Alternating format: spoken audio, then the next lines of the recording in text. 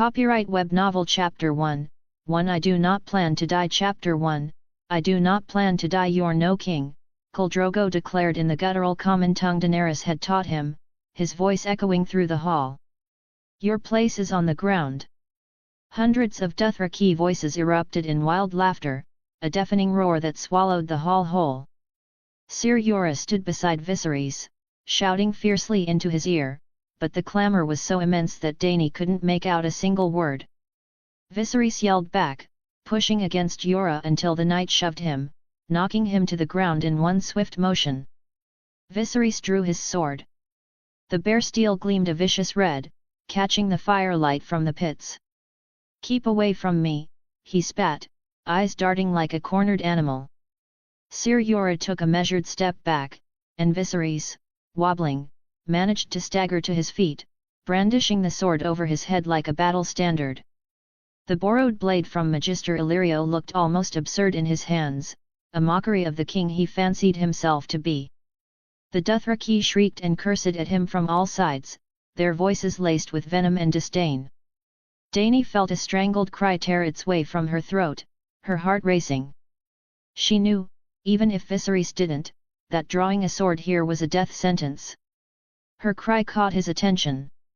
His head whipped around, and he finally saw her. There she is, he sneered, his gaze narrowing as he staggered toward her, slicing at the air as though parting a sea of enemies. No one moved to stop him. The blade you must not, she begged him. Please, Viserys. It is forbidden. Put down the sword and come share my cushions. There's drink, food. Is it the dragon's eggs you want? You can have them, only throw away the sword. Do as she tells you, fool, Ser Jorah shouted, before you get us all killed. Viserys only laughed, a broken sound that teetered between madness and despair. They can't kill us. They can't shed blood here in the sacred city, but I can. What he meant by that was soon clear as he laid the point of his sword between Daenerys's breasts and slid it downward over the curve of her belly. I want what I came for, he told her as her breathing stopped. Viserys, take the blade away. I want the crown he promised me. He bought you, but he never paid for you. Tell him I want what I bargained for, or I'm taking you back. You and the eggs both. He can keep his bloody foal. I'll cut the bastard out and leave it for him. The sword pricked through the thin silk at her navel. She could see the tears in his eyes, hear the sob that caught in his throat, mingling with a hollow, hysterical laugh. This man, her brother, or what was left of him. Somewhere behind her, Yahiki was sobbing, pleading in Dothraki, her words a desperate murmur. Dany wrapped an arm around her, drawing the girl close. Don't be afraid, she murmured. I shall tell him. She gathered what words she could, her tongue stumbling over the unfamiliar syllables. But when Khal Drogo's eyes met hers, she knew he understood. He stood from the high bench, a towering shadow outlined by firelight. Viserys recoiled, his face paling as the silence deepened. The only sound in the hall was the soft chiming of the bells in Drogo's braid with each step he took. His blood riders flanked him, copper shadows of death. Dany felt an icy calm settle over her as she met her brother's gaze. He says you'll have a crown, she told him, her voice steady. A splendid golden crown that men shall tremble to behold. Viserys grinned, but it stopped midway. In that moment, something shifted in Viserys' eyes. It seemed like magic to Dany's eyes, how sharply the change occurred. The drunken haze lifted from his eyes, and for an instant, he seemed lucid, awake with wide eyes as if for the first time in his life. What's going on with him? Daenerys asked herself, her breathing hitched as the sword did not pull back from her belly. My memories returned in the blink of an eye. What the fuck is going on? I screamed in my head, my hand trembling on the hilt of my sword. This situation. This is from Game of Thrones, isn't it? Who am I? My memories were clear in my head. Memories carrying the identity of two people. It had been more than 2 decades since I'd been born here, but for the first time ever, I felt awake. After hearing that single line, a splendid golden crown that men shall tremble to behold, my existence seemed to have awakened. My true memories, not those of Viserys Targaryen, a fucking TV character, but the ones I carried from Earth, stirred in my head. Was this a fever dream? It definitely didn't feel like one. Everything was too real, my 5 senses, my mind, and the 2 sets of memories. It wasn't a lucid dream that I had become Viserys Targaryen. At least, it didn't feel like one. Aren't you going to pull the sword away, Viserys? Meaning I was going to die. In a few minutes from now on, this bitch in front of me was going to see me die and do nothing about it. Shit, why am I calling her a bitch? She has all the right to kill Viserys after all he did. It seems living as Viserys for 22 years has created quite some problems in my character. Regardless, the matter of fact was that I was going to die. And I didn't really want to. I just regained my sense of self after dying on Earth. No way I was going to die again. I had to figure something out. My ears heard the dramatic rush of my adrenaline as I decided on a dumb and risky. But compared to the only other option. Crown. Khal Drogo had roared in the TV show. Here. A crown for a king. And upended the pot over the head of the man that I had now become. I didn't want to die, and this was the only possible way away from the Dothraki. Dany, my dear, I looked into the eyes of my sister, the future queen of dragons, as I pushed my sword a bit. She was still a little girl, and I had to use her to escape. Escort me out of here, will you? What? Daenerys sounded stupefied as I grabbed her neck from behind and pushed her forward. The Dothraki shouted, but Khal Drogo raised a hand to stop them. He didn't want to risk the sword that I still pressed against his yet-to-be-born son. This can be done. I had to be careful, but it was possible. I pushed her out, watching her struggle as she demanded in a sobbing voice why I was acting like this, but I didn't stop.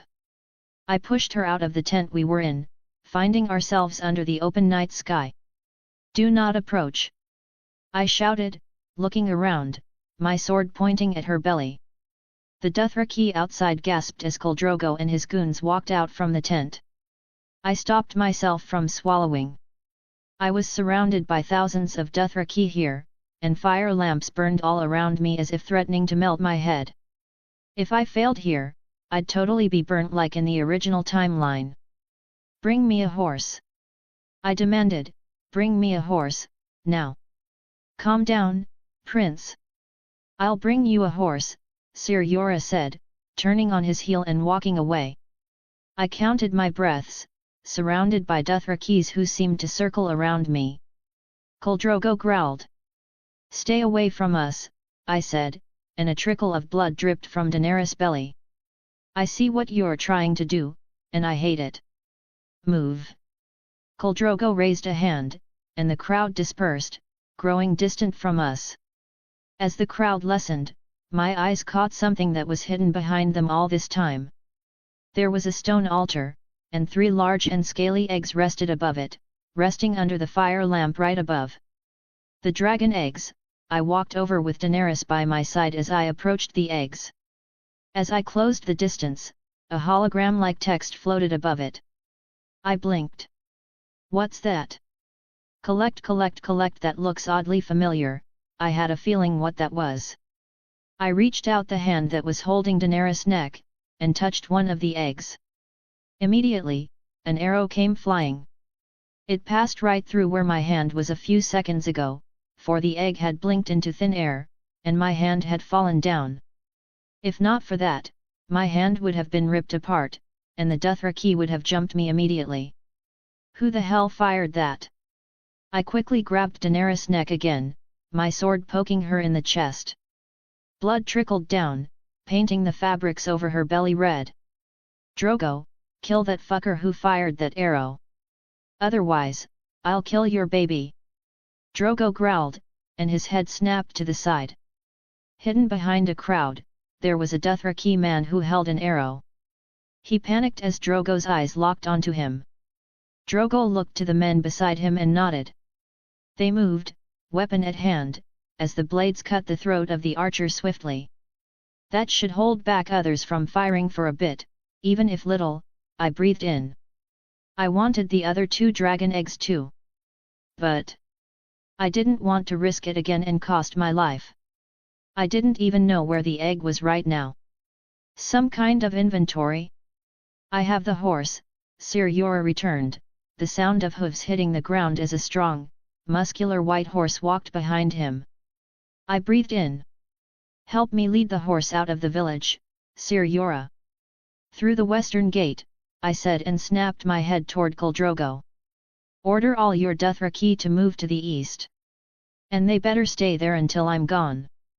Otherwise, you guys will lose your next call. I poked my crying sister's belly again, watching the Dothraki growl in anger all around me. Khal Drogo clapped his hand, shouting something in his language. All the Dothraki moved, focusing on one side of the village. I scoffed, "Ha! I can sense those hiding, Drogo. Tell them to come out too." I looked deep into his eyes, and he clapped his hands again. Dozens of Dothraki moved from behind tents and headed to the east. They growled, shooting me glares of anger. Sir Yora sighed and nodded. He led the horse toward the now empty part of the village, and I followed him with Daenerys in my grasp. I didn't turn my back to the Dothraki. That'd be suicide. I walked backward, barely following Sir Yora, as we approached the western part of the village. "This is foolish, Prince," Sir Yora said once we were out of range. "They were going to kill me, Sir," I muttered. "I know they were. Why else do you think I became sober in a second? I saw it, in the fire." I intentionally made it sound mystical. That way, Sir Yora would assume I had gained some magic. "I am sorry, little Dany," I told the crying Targaryen princess who was sobbing with her jaws clenched. "But your stupid husband wants me dead. Because of something you did yourself.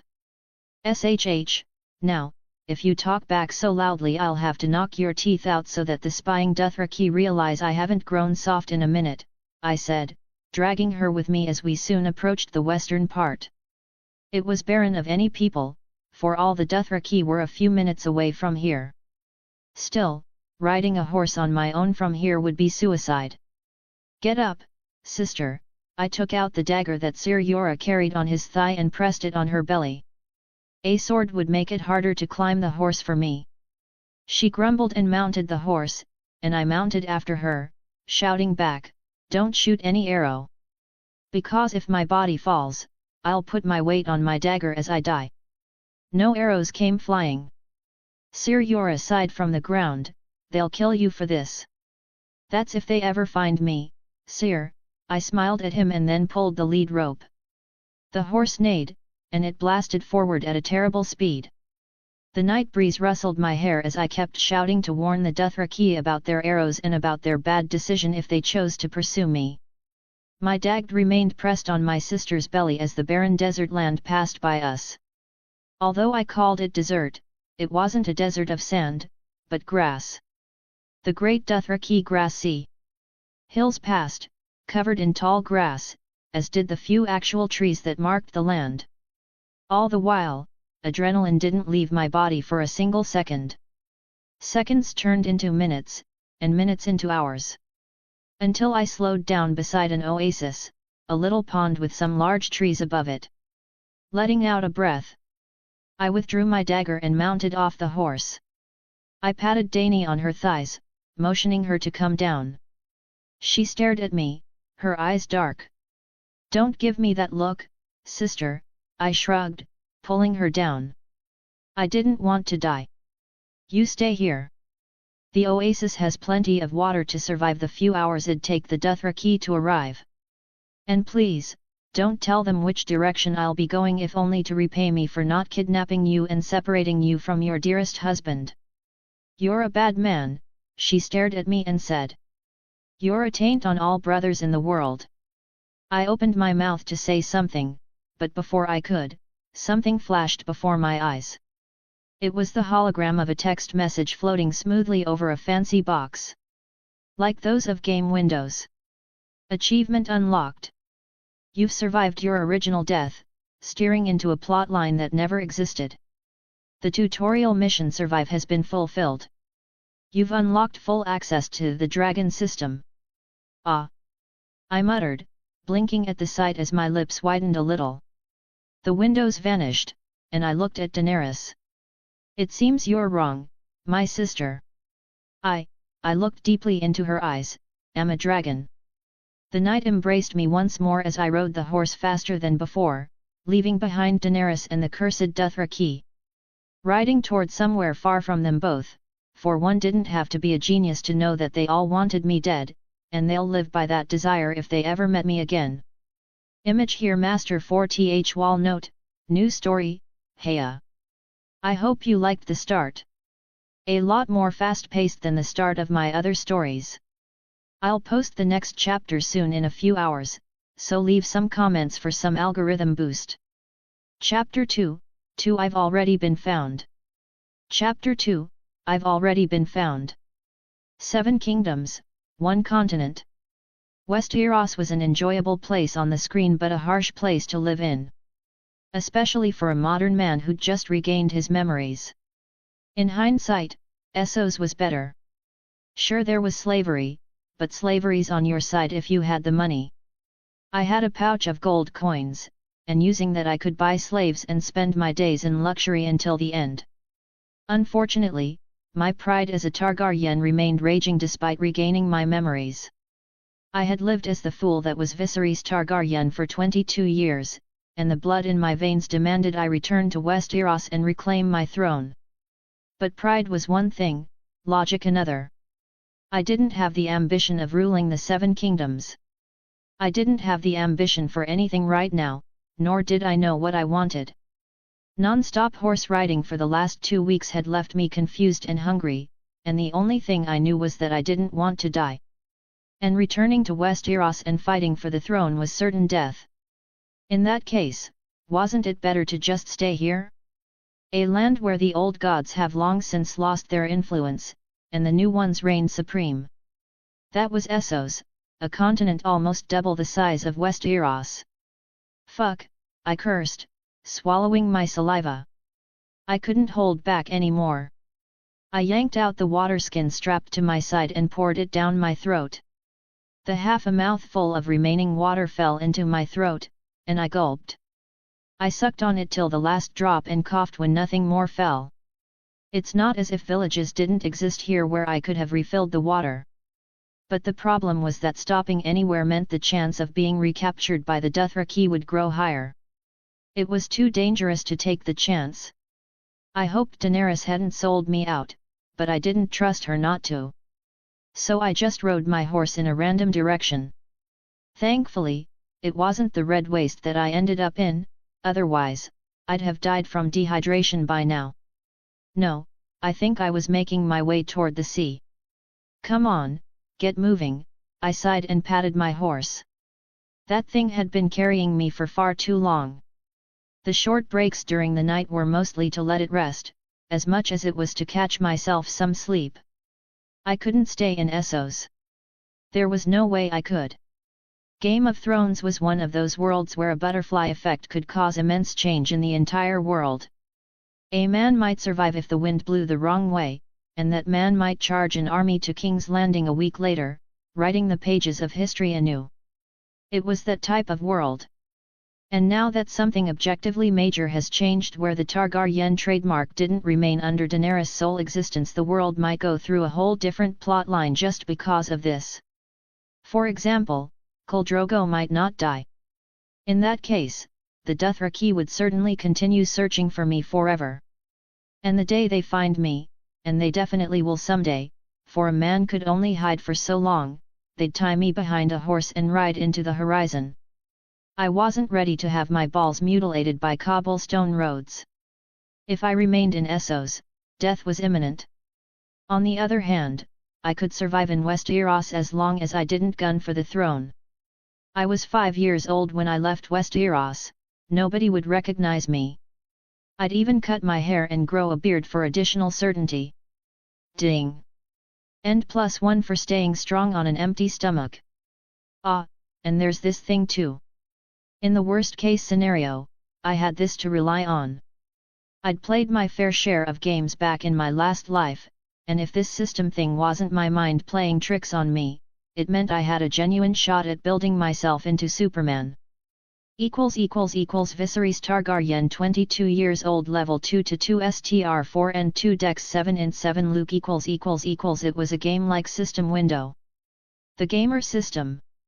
Although it lacked much of the original's features, which was probably the reason why it called itself the Dragon system, I could see myself rising high with its help. I had gained 1 level during this horse ride, and all of my stats increased by 1 through that. I definitely couldn't survive a second against 100,000 Dothraki though. Yep, I had to leave Essos. The decision was made. The original Viserys could never have taken this decision without an army, or else his balls would have jumped to his shoulders, but I was different. I knew the plot, and I had a system. I also had a new quest. Waking the Dragon. It was about the dragon egg I stole. There were much more details in the quest, some advice on how to hatch it, but I couldn't focus on that yet, so no point in wasting time thinking about it. I had yet to decide on a true goal, but for a start, I had to grab a ship to cross the seas. Wait. Ha, is that another mirage? I blinked at the sight in the distance. After leaving the Dothraki grass sea, I stumbled upon a land mostly barren with stones and hills. For the first time since then, I saw large signs of human civilization in the distance. There were high walls, and there was a sea. Was I seeing things again, or did I actually stumble upon a port city? I could see the light at the end of the tunnel. Then I fell. My horse wavered underneath me, falling on its knees, as I was sent tumbling forward, rolling on the soil. I coughed, rising up. Arg! Shit! Stupid little, I cursed the poor horse and sighed. I went silent and slowly approached it, hand reaching out to pet it. Nay! It looked worn out. Its majestic white fur was darkened from the week's journey. It had brought me here so far, so I couldn't bring myself to be harsh at it. I looked into its eyes and sighed. Fine, we'll rest for a bit. Don't die on me. It was risky, but I couldn't really walk from here even if I could see the city. The distance was too much, and it'd take hours. I should just rest for those hours instead. The rhythmic drum of hooves was the only sound breaking the stillness of the barren plains. The sun hung low, casting a dull orange hue across the horizon, while the distant outline of Volantis city slowly came into view. My eyes glinted in awe at the sight. I was approaching a real medieval city. The city rose like a sleeping beast, its ancient branches sprawling, its walls towering above the flat landscape. A slight breeze stirred the dry grass, carrying with it the scent of salt water from the nearby river, mixing with the dust that clung to everything. I could make out the silhouette of the long bridge, arching high above the Rhône like a spine, connecting the two halves of the city. It seemed peaceful from a distance, but I knew better. In Volantis, peace was a lie. Volantis was a city inhabited by mostly slaves. Volantis. One of the oldest cities in Essos, a place where the chains of the past never stopped rattling. Stupid old people loyal to old traditions ruled this land. As for how I knew for sure that it was Volantis city? The mini-map floating in the corner of my vision showed the name. Volantis city. Even though I, as Viserys Targaryen, hadn't seen the place before, I remembered seeing it in the show. The system wasn't just handing me game stats, it was giving me other useful tools too, like this map. The faint glow of the name made me recognize it. The closer I got, the more fresh the empty air felt. I had finally left the Dothraki Sea, the wastelands. But while the smell was fresh, the sight wasn't light. Slaves, more than I could count, milled about even outside the city walls. They stood with their heads lowered and collars wrapped tight around their necks. Human property. A common sight in Essos. Hey, I don't feel disgusted. I thought I would, given my modern side. But I was surprisingly fine with it. In this world, I was a highborn, what did it matter if slaves died around me? The guards spotted me as I approached the gates, their eyes narrowing, hands resting lazily on the hilts of their weapons. They weren't tense, just bored, for they must have seen 100 travelers today already. Calm, I said to my horse and pulled the reins, and my dainty white snorted in response, its exhaustion mirroring mine. After riding for what felt like an eternity, we were both about ready to collapse. You there, one of the guards grunted, stepping forward. His armor was dented and worn, but his eyes were sharp. State your business. I could smell alcohol from his breath even from here. How unprofessional. I swung my leg over and dismounted, my boots kicking up the dust that coated the ground. My hair, now short, barely brushed my collar. I had cut it earlier while resting with the horse, a small change, but one that might keep the wrong people from recognizing me. Not that anyone here would care too much about a stray Targaryen, last seen 17 years ago by the public. Just passing through, I said, wiping the sweat from my brow. How much for entry? The second guard chuckled. Gold coin, he said, extending his hand expectantly. His fingers wiggled in the air as if trying to pluck it straight from my pocket. Of course, it's gold. I fished out a coin from the pouch at my side, tossing it to the guard. He looked it around and bit into it with a grin before waving me through. Rich man. Welcome to Volantis. I ignored them and led my horse inside, walking beside it as we entered the city proper. The streets were busy, thrumming with the noise of traders, merchants, and the dull hum of slaves moving about, doing their master's bidding. Collars of iron and bronze around their necks marked their status. Some had tattoos branded on their faces, symbols indicating their role in this twisted system. I forgot what the different tattoos mean. I wondered, barely noticing a slave approaching me until he spoke. Sir, would you like me to take care of your horse? He asked, his voice low, eyes glued to the ground. I nodded. Ah yes, see to it. I gave the permission. There was no need to worry about the horse being stolen. Slaves didn't have the luxury of making those kinds of mistakes. With my horse handed over, I wandered deeper into the city. The air smelled of sweat, sea salt, and roasting meat. Shouts from market stalls filled the streets, mixed with the clanging of metal from nearby smithies. Yet, what stood out the most was the sight of so many slaves, their branded faces and beaten-down expressions so common they were part of the scenery.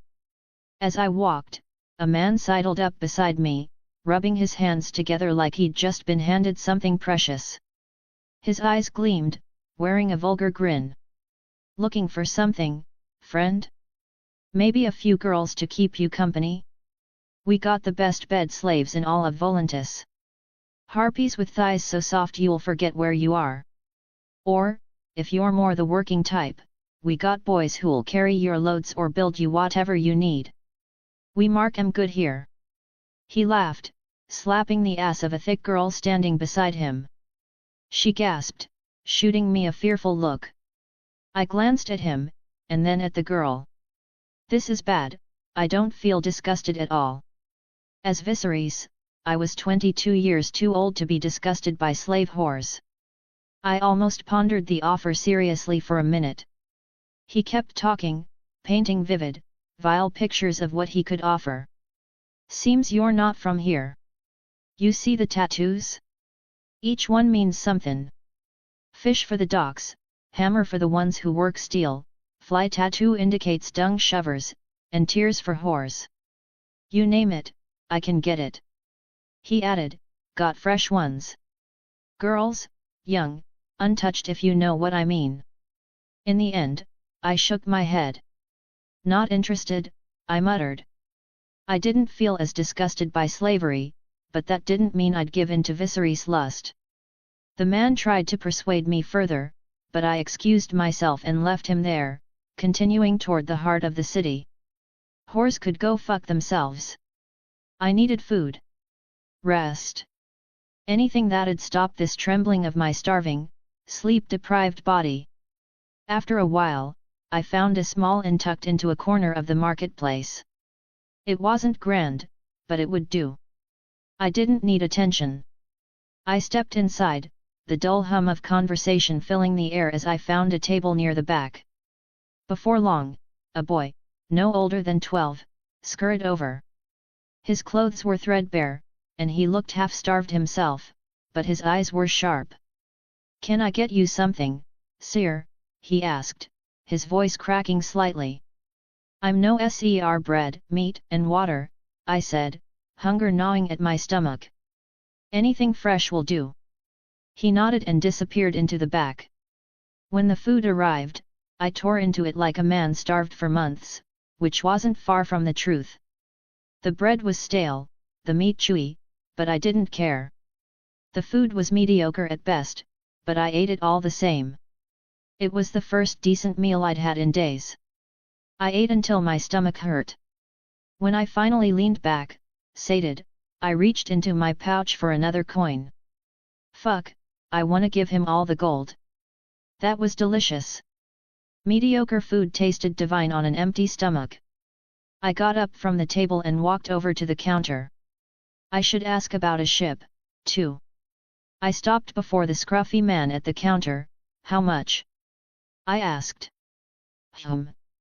The man looked at me and shrugged to wave me off.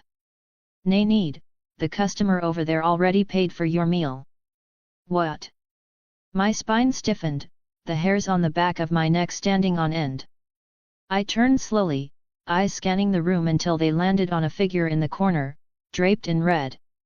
A hood concealed their face, but there was no mistaking the fact that they were watching me. They raised a hand and waved in a slow, deliberate motion. I swallowed hard. Have I been found out already? I had cut my hair and hidden myself as best I could. Yet somehow, someone had noticed. And they were sitting across the room, calmly watching me. My fingers itched toward the dagger at my side, but I didn't make a move. We locked into a silent stare-off. The hooded figure stayed silent, and the air around us grew heavier. Who the hell was that? She lowered her robe slightly and smiled at me. "Ah, yes." I blinked, lowering my dagger. A fucking red priestess, no wonder. They could recognize me even in hell. Image here. Author note: well, that's the 2 chapters for the day. Leave some comments, guys, and also power stones to win against the algorithm, and get more chapters. More importantly, reviews.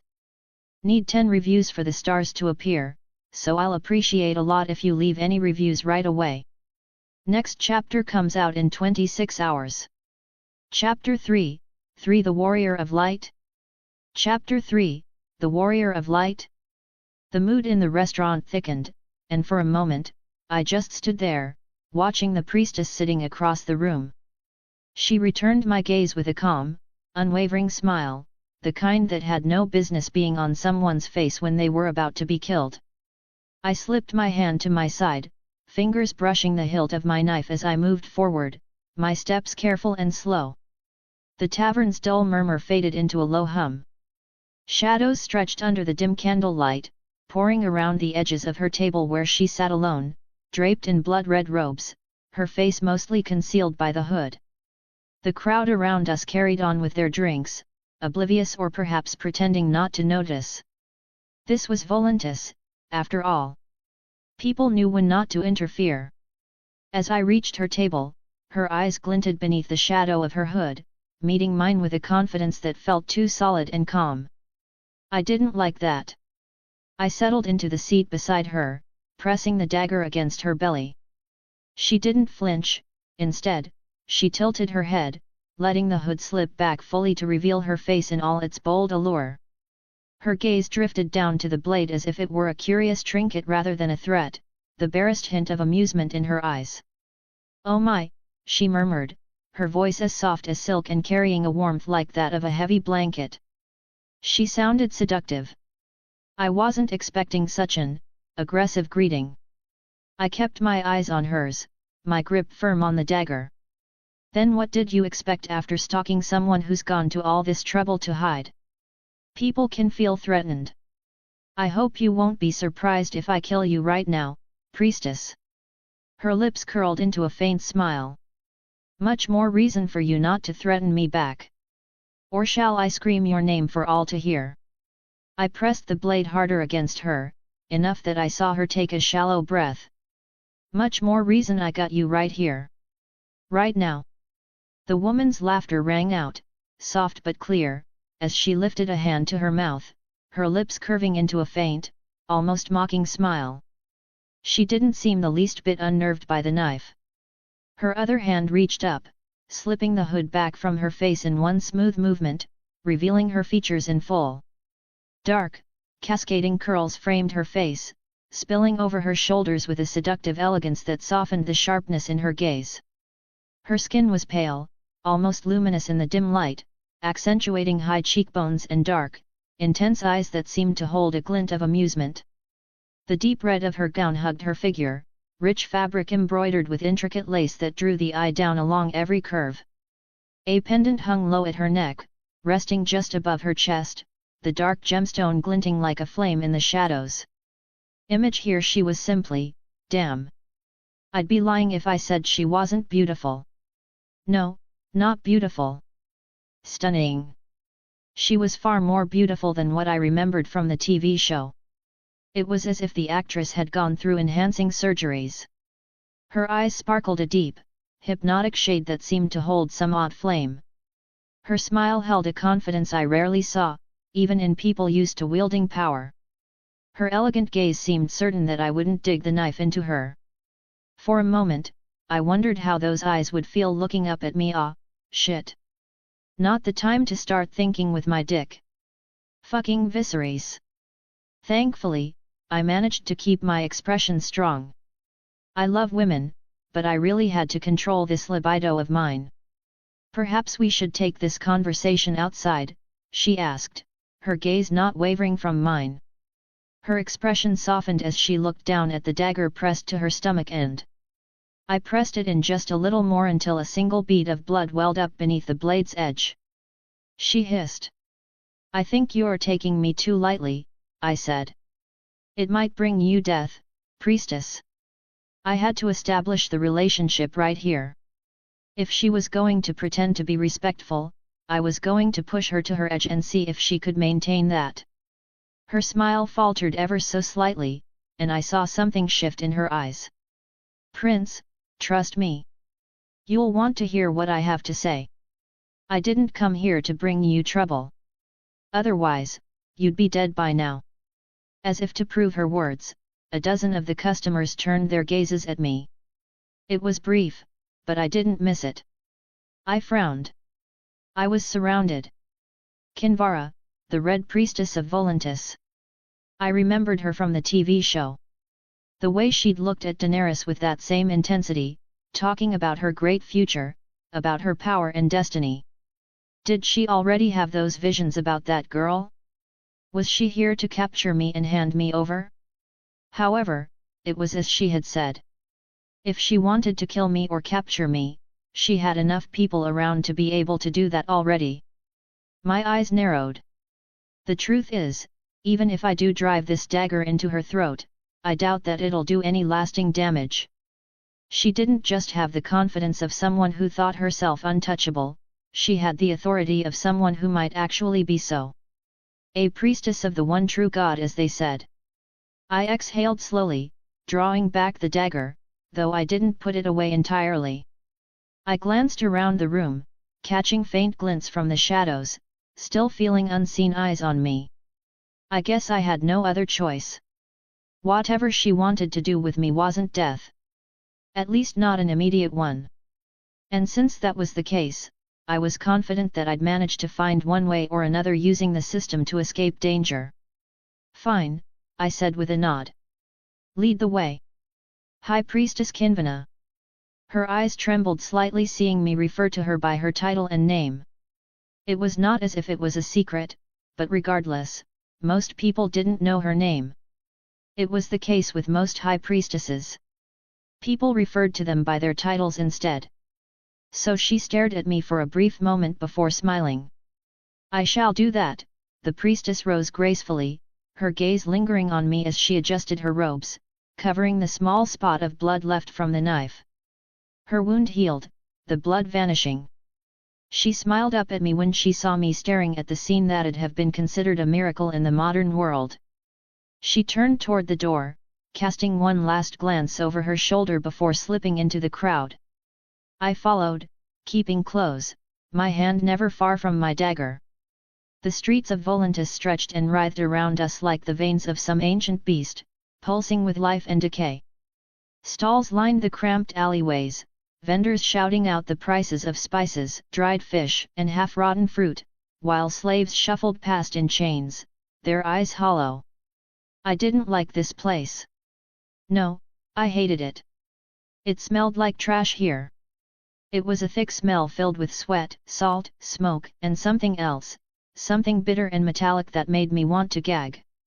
Around us, the noise was loud and relentless, but she glided through it, untouched, like the chaos existed only for everyone else. I kept my gaze on her, my grip tight on the hilt at my side. What exactly do you want to talk about? I muttered, just loud enough to reach her over the noise. Every nerve in my body was on edge, wary of eyes in the crowd, ears too close, and whispers that might carry my name. I really wanted to leave Essos as soon as possible. Also, I should do something about this hair. Blonde stood out. She shot me a sideways look, lips curled in that maddening smile. Oh, be patient, Prince. Do you really want to discuss such sensitive matters here, in front of everyone? I stopped cold, letting a few shifty-eyed passers-by bump into me with muttered curses. The Red Priestess stopped as well, turning to face me with that look that I had come to find annoying. Calm, condescending like I was an overeager child. Prince? What's the matter? I narrowed my eyes, clenching my jaws and showing her my irritation. I'm not about to follow some suspicious bitch to a secret meeting place.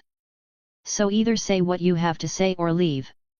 Was I being too paranoid? Too annoying and immature? Maybe. Since I was already surrounded by her people hidden in the crowd, it might have been pointless to complain. But still. I didn't feel like giving her whatever she wanted without resisting. Her smile widened, a flash of teeth against red lips. Had quite a foul mouth for royal blood, she said, the words dripping with amusement. I don't wish you harm, Prince. In truth, despite my subtle threat at the inn. None of those men can hurt you, neither can I, even if I wanted to, not when you've already defied death once. Silence. The crowd continued to push around us, but her words hung in the air, making everything else feel muted and distant. What are you talking about? My voice was low, steady. Testing. Her gaze softened like she was peering into me, past me, into something I wasn't even aware of. Ah, yes. It makes sense that you wouldn't know, would you? People are rarely aware of their coming death, she murmured like she was speaking to herself more than to me. The day you escaped the Dothraki, that was the day you were supposed to die. That was your fate. She moved closer, slowly, her hand reaching out until her fingers rested against my chest. They lingered there, cold and deliberate, like she was marking something only she could see. I stayed still, barely breathing, as her hand slid down. Her fingers were soft, her touch felt both too intimate and too calculated. Fate, she whispered, her voice barely louder than the hum of the crowd. The will of God. And yet, despite the order of things, you survived. You did not defy death, rather, the one true God simply changed his mind about taking your life. For reasons only he knows. Her fingers pressed slightly against my chest. So, when you came to Volantis of all places, I took it as a sign that our healer has chosen me to guide you. To help you achieve whatever goals you hold close to your heart. Because. Her voice softened, carrying a reverence that sent a chill down my spine. I think you're him. The chosen. A moment of silence stretched between us. I forced my voice to remain steady. Who? Her lips curved, and she leaned in, her breath brushing against my ear. The warrior of light, she whispered, her words laced with a worshipful kind of madness. My hero. Her hand left my chest, and she pulled back, her gaze never wavering, locking onto mine with a look that could have been mistaken for love if love was ever that intense, that consuming. Or perhaps you'd prefer my king more suitable. She lingered for a second more, smiling, and then, without another word, turned away. Her steps were now slow and deliberate, the sway of her hips seductively calculated. I watched her fade into the crowd, her red robes blending with the chaos of the market until she was nothing more than a smudge of crimson. The warrior of light. The hero. Somehow, I managed to hold back my laughter. She thought I was some kind of chosen one, some mythical figure her god had anointed. What a fool! But a useful tool if I played this right. If this woman wanted to make herself a willing tool, who was I to correct her? I could use a practitioner of blood magic more than ever right now. After all, I had something very precious that I wanted to awaken. Magic. To rejuvenate the world itself. Author note, won't ask for stones today, but tomorrow is Sunday, so I'll book your stones for tomorrow. Pensive face, raised hand. Need to reach the top, guys. The higher we reach in the rankings, the more chapters I'll shower y'all with us and give me reviews. Chapter 4, For a laughable plan, or is it? Chapter 4, A laughable plan, or is it? Author note, it's Sunday, and we need some boosting since the story is so new. Because of that, I'll set a Power Stone goal. I'll post Chapter 5 if we cross 100 Power Stones in the upcoming hour. I'll go through the promise even if we're very close to the goal but don't manage to cross it. So vote and push us high on the rankings. The mansion was a sprawling fortress of luxury, hidden deep within the black walls of Volantis. The black walls, ancient, dark stone fused by Valyrian fire, rose high above the city, separating the old blood from the masses below. Only the oldest, most powerful families, those whose blood traces back to the ancient and powerful Valyrian freehold, were permitted to live within its protective confines. Outside, Volantis sprawled in chaos and commerce, but inside these walls, order and supremacy reigned. I followed her up winding marble staircases through halls lined with tapestries depicting fire and light until we arrived at a grand structure that dwarfed the rest of the mansions around it. Of course, the Church of Light is rich, I thought as we climbed, staring up at her swaying hips, hidden by robes flowing around her like rivers of blood. We were at the Red Temple. The heart of our Hiller's influence in Volantis, its crimson spires rose high above the black walls, casting a shadow over the district as if declaring that the Lord of Light's reach extended over all. It was no surprise that the temple was opulent. Here, after a bit of walking through a hallway, we stopped before a door. She pushed it open and nudged me with a chin. "I'll be right back." "Very suspicious," I said, but it was too late. She smiled and turned on her heel while I walked inside. The room was luxurious. Rich, crimson tapestries adorned the walls, embroidered with swirling flames and intricate symbols of our Hiller. A grand chandelier hung from the ceiling, a golden frame glinting in the candlelight that filled the space with a warm, almost hypnotic glow. Plush cushions and velvet drapes covered low, ornate couches scattered around, and a table inlaid with red gemstones gleamed in the center of the room, holding bowls of exotic fruits and wine. Indeed, the Red God's faithful enjoyed power and wealth, and as the high priestess, she stood at the center of it. No wonder she acted so confident, as if she was untouchable. I could use her. She had the potential to bring me much. I looked at the large, high window facing the city. I walked toward it and glanced outside, catching a glimpse of the city spilling out below the walls, all the way to the summer sea. The fresh salt air swept in, filling my lungs as I watched the ocean that I'd have to cross soon. It was strange and refreshing, to be this high up, looking out over the world as if it were mine for the taking. I wouldn't lie. I felt a little greedy. Soon, the door creaked open behind me, and I turned. She entered, a silver tray in her hands piled high with gleaming fruits. With her usual calm, she crossed the room and presented the tray to me as if it were some kind of peace offering. Here. I looked down at the fruit, then up at her, meeting her gaze with a flat expression.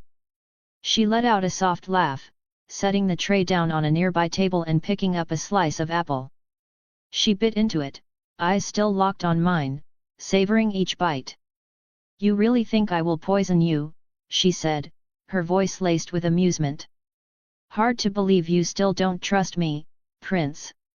I kept my expression cold. "We haven't done anything to establish trust yet, Priestess." Her lips curved into a teasing smile. She stepped closer, pressing her body into mine until her chest was flush against me, her hand trailing up to rest on my shoulder. Would you like to, then?" Her voice was low and sultry, her gaze laced with a dark glint of seduction. "Do something to establish trust, I mean." I clenched my jaw, staying still. The temptation was there, Viserys' lust wanting to surface, but I could hold it in. "I didn't expect a red priestess to act like a bed slave," I said, my tone sharp. She laughed, tilting her head back, her breath warm against my skin. "I find it amusing how free you are with your words, even when they're directed at a high priestess." Her fingers traced a line along my jaw. "If a true believer heard you say that, they might die from the shock alone. Perhaps after gutting you with a knife." "Well, I'm not a believer," I shot back, my gaze never wavering. And then I couldn't hold back any longer. My hand slid around her waist, pulling her close as she gasped softly, her eyes widening.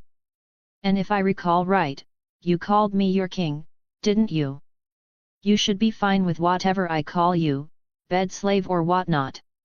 For a moment, her expression was unreadable, her eyes searching mine as if looking for something deeper, something hidden. But then she smiled, her voice soft as silk. "Ah yes. Of course," she said, "you're really different from what the rumors say." I released her, turning away to look out at the city again, needing a moment to pull myself back from the edge. I could feel her gaze on me, but I ignored it, focusing instead on the sprawling view beyond the walls. "I need a ship," I said, breaking the silence. "I have to return to Westeros.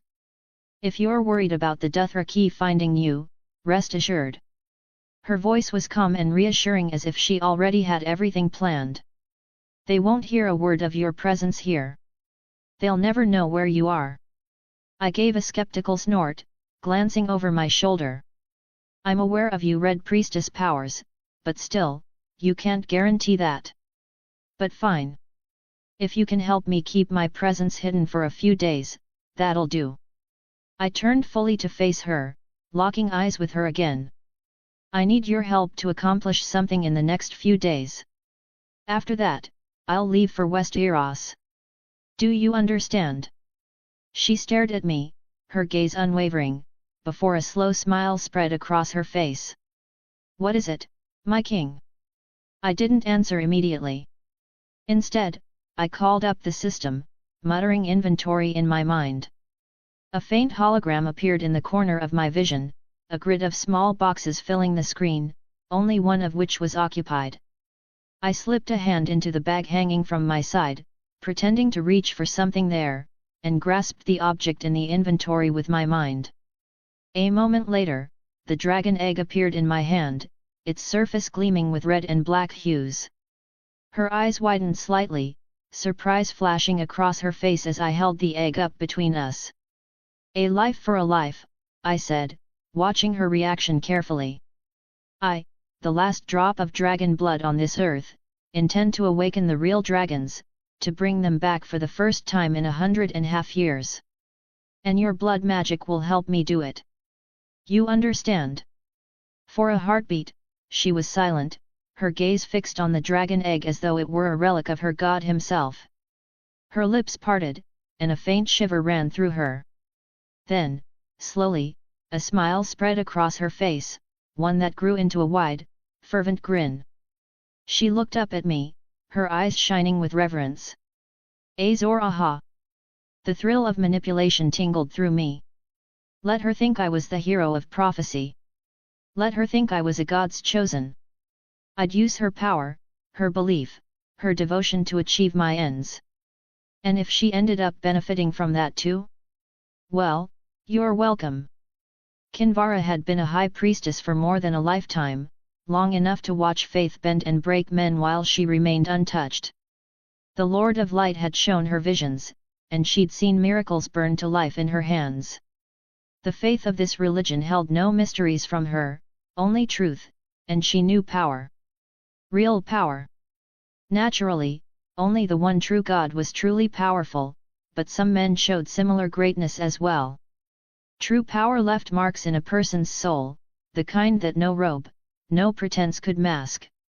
It made them appear strong, brave, and uncaring of death. She had met kings, commanders, and men with blood who claimed to match the dragons in their intensity, and she'd seen through them all. Some spoke the truth, but many wore masks of strength and held nothing of substance underneath. They were just men too afraid to face the emptiness inside.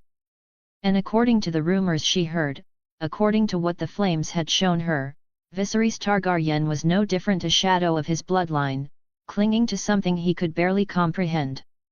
So she expected a coward. She expected weakness cloaked in arrogance when she decided to meet him. But when she did meet him at the inn, it was a different story.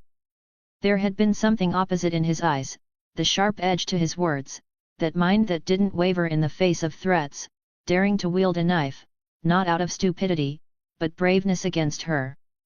Perhaps he had once been that weak prince that the rumors spoke of, but he wasn't anymore. The incident of overcoming his death and his fate must have changed him. She'd seen that change before, usually forged across years of hard battle, but he had earned it overnight. A cautious, dangerous man. It was something she'd been trained to recognize, a potential. Kinvara hoped her experienced senses weren't wrong.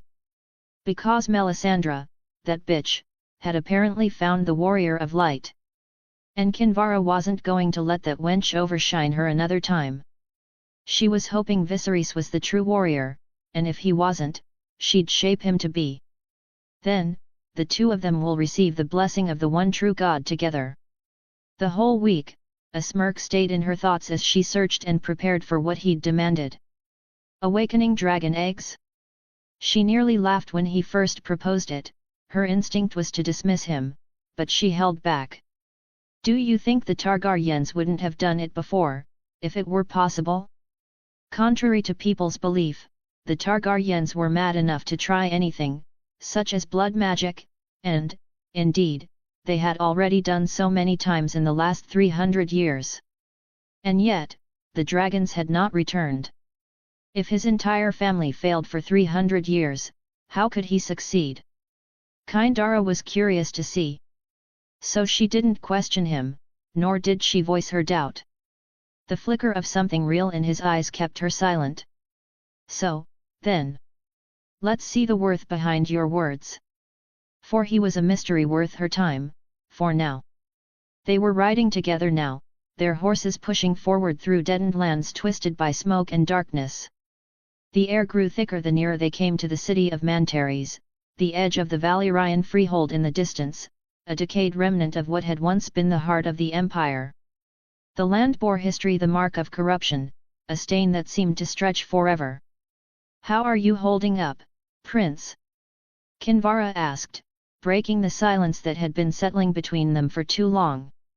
She kept her gaze forward, but she could feel him beside her, hear the hooves of his horse before he even spoke. The stench is bothersome, he muttered, hand briefly at his nose. But I'm managing. He patted his horse, a white beast, elegant and striking. She looked at the horse briefly. He'd named it Dany White, of all things, a strange choice given his sister's nickname was Dany. Was this his idea of humiliating the Khaleesi? Or was this his way of showing affection? Kinvara couldn't tell. The stench is the least of our worries here, near Mantares, she replied, looking out at the twisted horizon ahead as if the city itself were bending and shifting in the shadows. He only raised an eyebrow, casting her a look of skepticism. What could possibly be worse? She almost laughed. Mantares is no ordinary city, Prince, she replied smoothly. It lies to the southeast of Volantis, at the very edge of the smoking sea. The doom of Valyria left its deepest scars here. The land around it has been poisoned by old sorceries, dark magic lingering long after Valyria fell. He glanced over, half amused. Speaking of magic, I'm curious since people always said Targaryens had it in their blood. Are there other forms to it other than blood magic? Maybe I can learn them. Sometimes she'd realized this the past week they'd been traveling. She couldn't be sure if he was truly curious about something or just asking her to seem stupid. Regardless, she answered in her usual tone. To be fair, the claim of magic in Targaryen blood remains to be proven, she replied, though she knew it used to be true back in the day. But the people of Mantares are different. They are deformations. Monsters, some would say. Some say they bear the mark of the doom in their very flesh. He snorted. Sounds like a nursery tale. Again. He seemed to be lying. Her unmatched experience in human nature told her that he was lying. That he indeed believed her. But why was he lying then? Sometimes, he showed her less than what he was for some reason. Perhaps, she said, shrugging. But Mantares has a sinister reputation across the land. It's known that horrific deformities are common among its people: mutations, twisted limbs, strange growths. It could be the lingering effects of the doom, or perhaps just the result of old sorcery gone wrong. She shot him a glance. Either way, travelers avoid Mantares whenever they can. That's why we're doing the same, despite the high number of witches we can find there. Good thing I'm not one to be frightened by ghost stories. Besides, he added, his smirk widening, I've got Arhiller's favorite priestess by my side. Shouldn't that count for something? I think they'll be scared by you. She laughed at the comment, the faintest smile on her lips as her eyes drifted to the road ahead. At least he's growing more relaxed around me. I think they'll be more scared of you instead. You're building muscles from those exercises you've been doing all the time that you're not riding the horse, she said. I hope so, he replied, his gaze focused ahead. That is. Just a short distance away, she could see the faint outline of a village, barely discernible through the haze. That's the place I told you about, she said. Smoke curled from the tops of low buildings, filling the air with the acrid scent of charred wood and dust. They slowed as they approached, drawing the attention of villagers who peered at them with wary eyes. Huts rose, and kids hid behind them. Everyone's gazes lingered on Kinvara's red robes, and one by one, they murmured among themselves, some bowing, others nodding with reverence. The awe in their expressions was expected. That was the influence she wielded in Essos. Kinvara dismounted, letting her gaze sweep over the gathered faces, seeking the one she had come for. Yara Vesh Duol, she called, and there a woman stood just at the edge of the crowd, her face marked by age and hardship. The woman blinked, looking around to make sure it was her name that was called. Her clothes were ragged, the lines of fatigue etched deeply into her features. Me, lady?" the Magi asked, and Kinvara nodded. "Yes, you. Come, Prince," she turned to Viserys and murmured, who too dismounted from his horse. He approached the woman, who eyed the two of them with a mix of awe and fear. A moment later the old woman dipped her head low, hands clasped tightly together as she stepped forward, her body trembling as she came before Kinvara. Her hair was a mess of tangles streaked with grey, and her hands were rough, calloused from years of hard labor. "She'll do," Viserys said, his eyes examining her. Kinvara wondered what someone who knew nothing of blood magic could see. Regardless, the decision was not hers to make. Her gaze softened just enough to appear kind as she spoke. "The great Lord of Light has chosen you," Kinvara intoned. "The Lord has a purpose for you, a deed that will bring you closer to his eternal flame." Her words were flowery, but her tone did not present it as an offer. It left no room for refusal. "Say your goodbyes and prepare to leave with us." The woman's gaze darted to the side, her eyes meeting those of her children, a few grandchildren standing timidly behind them. She swallowed and hesitated. Kinvara understands her hesitation, the ache of someone bound by earthly ties. It is a look she has seen countless times before.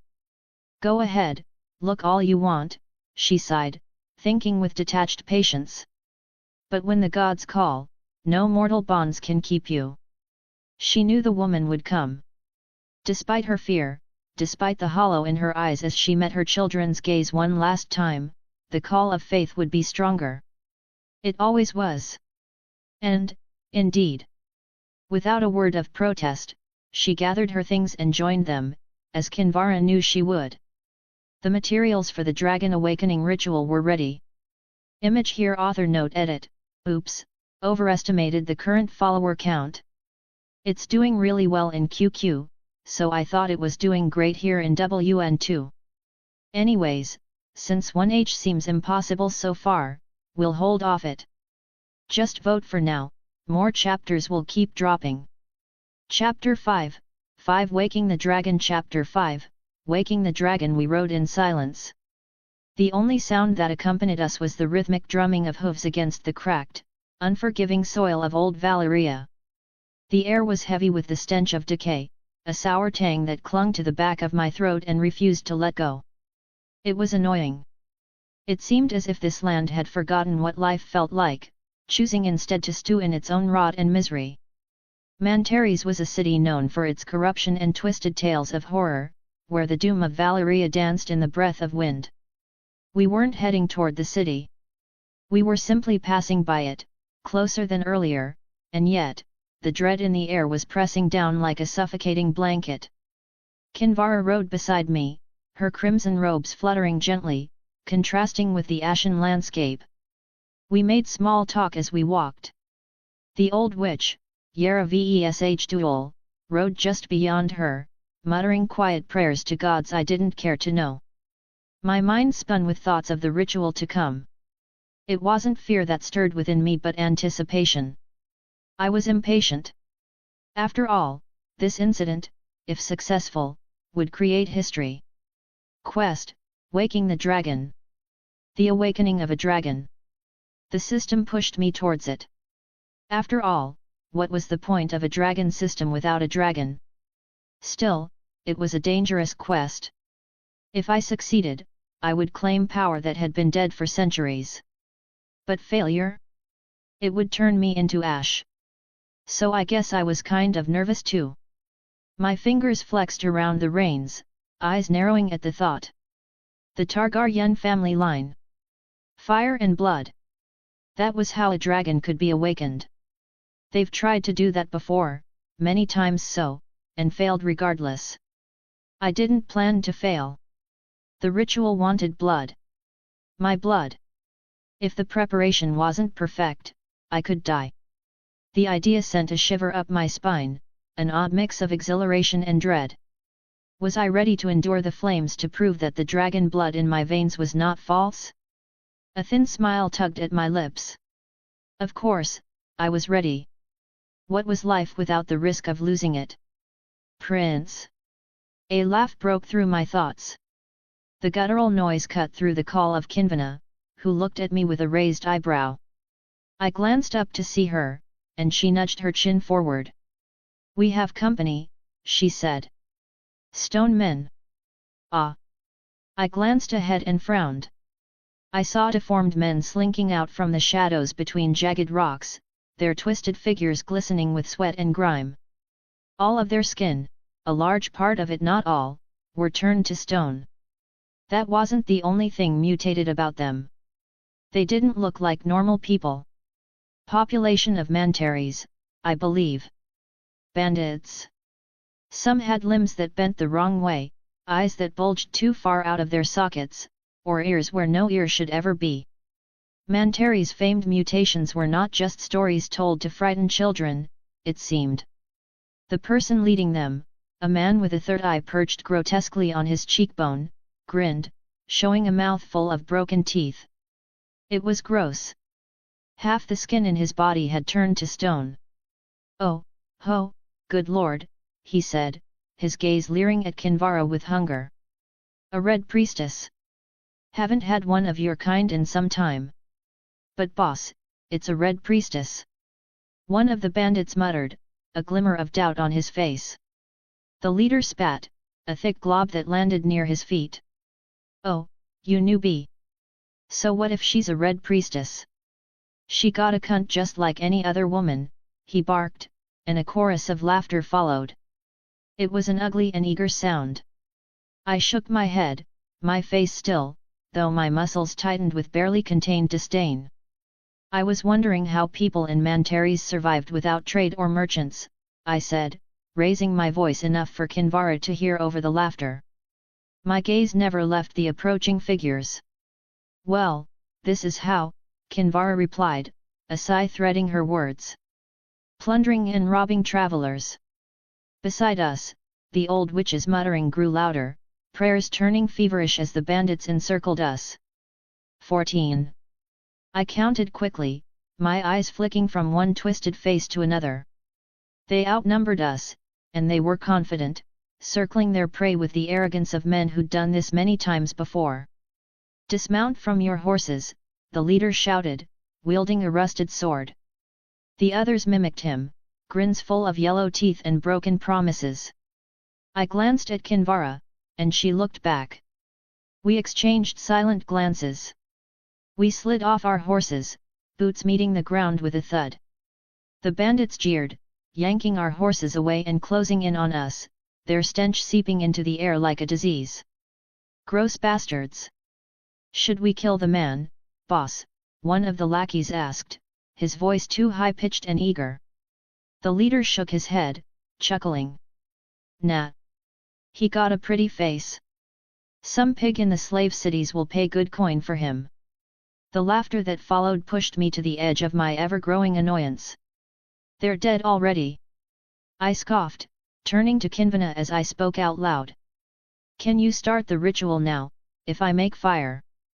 I asked her, turning my eyes to the men as they exchanged confused glances. Kinvara blinked, confusion and surprise flickering across her face before she nodded. "Yes," she whispered. I turned my attention back to the bandits, a smile forming. "Do any of you know blood magic?" I asked. They stared, confusion warping their faces before one broke into a hoarse laugh. "Ha, this dumb motherfucker thinks we're wizards," another hooted. "We won't be raping people like you if we were." "Pity," I muttered and slipped a hand into my pocket. The leader snapped to attention, raising his weapon. "Hands out, or I'll cut them off," he snarled, swinging his blade. I obliged, slowly lifting my hand, palm open. I guess I had no other choice. I wanted to keep it a secret from Kinvara for a bit longer, but whatever. One moment my palm was empty, and then a glass filled with strange liquid shimmered into existence, cool and weighty in my grasp. The sudden appearance caught their laughter and died in their throats. Before they could react, I tossed the liquid onto the leader. He flinched back, some of the liquid splattering across his face and chest. His brows furrowed, confusion turning to rage. "What was that?" A burning torch appeared in my hand next, summoned from my inventory as if I'd always carried it in my hand. "It is called naphtha," I said as I threw the fire at him, the flames roaring to life. He tried to shout, but the flames consumed him and leaped to the men closest to him. Their screams shredded the silence, a song of agony as fire crawled over them, skin blistering and blackening. "Now," I snapped at Kinvara. "How?" She looked momentarily stunned at what I had done. Even she couldn't bring things out of thin air. Yet she managed to move her hands through her surprise, making gestures with the practiced precision of a sorceress. Her hands weaved the flames outward and guided them into the throng of bandits, who shrieked and fell like burning dolls. The smell of charred flesh thickened the air. "Why, you bastards!" One man who was untouched by the flames rushed at me with a roar, eyes wide and white with fury. "Fool," I said. He should have known that I might have more in my space. I kept a lot of things in my inventory, things I had asked Kinvara to provide me before we left Volantis. A spear formed in my hand, a better choice than a sword for a newbie such as myself. I thrust it forward, steel meeting resistance as it plunged through his chest. It wasn't very smooth, but it did its work. His charge faltered, breath rattling out as blood trickled from his gaping mouth. I pulled the spear free, and he collapsed, lifeless. "You've killed a stone man. You've earned experience points. You've leveled up. You've reached level 6. "Oh," I whispered, the notification catching me off guard. That was my first kill in this world. I had gained 3 levels in the last week, working out with my body weight every chance I got, which basically meant every minute I wasn't riding the horse. All that hard work, and I had only gained 3 levels. But now? I killed a man and gained a level in a second. A tremor of power ran through me. The system rewarded me for killing. The rest of the bandits writhed, still engulfed by flames, their screams reaching a fever pitch. I frowned. It was unclear if I'd get experience points from their deaths as they were burning in the fire of ritual, spread by Kinvana, even if it was me who started the fire first. The urge to finish them off surged through me. A disgusting scent of burning flesh filled the air, mixing with heat. I could feel the flames pressing in, ready to consume everything, including me. I decided and then moved quickly, spear stabbing down into faces and hearts, silencing each scream with a conclusiveness that resonated in my chest. The notifications from the system blurred my vision, rapid-fire confirmations of each kill and experience points. "You've killed a stone man. You've earned experience points. You've killed a stone man. You've earned experience points. You've leveled up. You've killed a stone man. You've earned experience points. You've killed a stone man. You've earned experience points. You've leveled up. You've leveled up. You've reached level 9. Prince. Let's step out of that place." Kinvara's sharp and frantic voice cut through the inferno. She stood at the edge of the flames, her face flushed from the heat, her eyes filled with urgency. "It's dangerous." I looked at her, the world around me reduced to the roar of flames and the thrum of blood in my ears. I wondered for a moment and then pulled something from the system. A hovering hologram in the corner of my vision gleamed with an ethereal blue light. Quest, Waking the Dragon objective, awaken the dormant dragon egg and restore the legacy of House Targaryen by bringing a true dragon into the world. Details: you, Viserys Targaryen, have embarked on a quest that few would dare to dream of. To awaken the dragon egg in his possession, you must perform a ritual of fire and blood magic, a process steeped in ancient Valyrian tradition and arcane knowledge. This ritual is perilous, requiring precision, sacrifice, and the true fire of the old gods. Ritual site, conducted in a sacred or ancient power-infused place. Blood glyphs, drawn around the pyre using blood to channel magic. Blood sacrifice, a soul of great quality, or of many quantities, must be offered, willing or bound by fate. Additionally, a blood witch has to be offered. Chanting, the blood witch who's being sacrificed must chant and guide the magic. If not, a second blood mage can chant from outside. Pyre ignition, egg placed at the center, surrounded by sacred flames. Flame endurance, you, Viserys, must step into the fire to prove your worth as the dragon. Embrace the egg, endure the fire, and sacrifice a number of your levels to bring it to life. Rewards: Dragon Hatchling, a creature of unmatched power and influence who'll see you as its parent. Title: the Dragonking, enhances reputation and fire resistance. Stat boost, level UPS. +5 end, +3 STR new, +10 authority. Penalties for failure: injury/death, severe burns or death. Loss of the egg, irreplaceable loss. Broken alliance, loss of Kinvara's support. Title false heir, damaged reputation, harder to gain allies. I took a deep breath, my pulse hammering like a war drum. No, I replied, leaving her staring at me with wide, disbelieving eyes. Prince! This is madness. Her voice wavered, split between urgency and something else. Worry? No, I told myself. High priestesses didn't worry, they plotted. Is it? Yes. Targaryens are not immune to flames. This isn't a story, and you're not. Trust me. The grin that stretched my lips felt foreign, forced even, but I needed her to believe it. The flames that burned around me hurt me. I felt the heat, but it stopped hurting when the ritual began. I could tell. If this didn't work, I'd be nothing but a charred corpse and a forgotten fool. The author of the franchise once stated that Daenerys Targaryen's survival of the ritual fire was a one-time incident. It was because it was a ritual that she didn't get hurt. Unlike what she came to believe, she wasn't immune to flames. My death to the molten gold also didn't mean I lacked dragon blood. I could do the exact thing she did as long as the ritual proceeded. The flames were here, so the ritual could indeed proceed. I just had to endure for a while.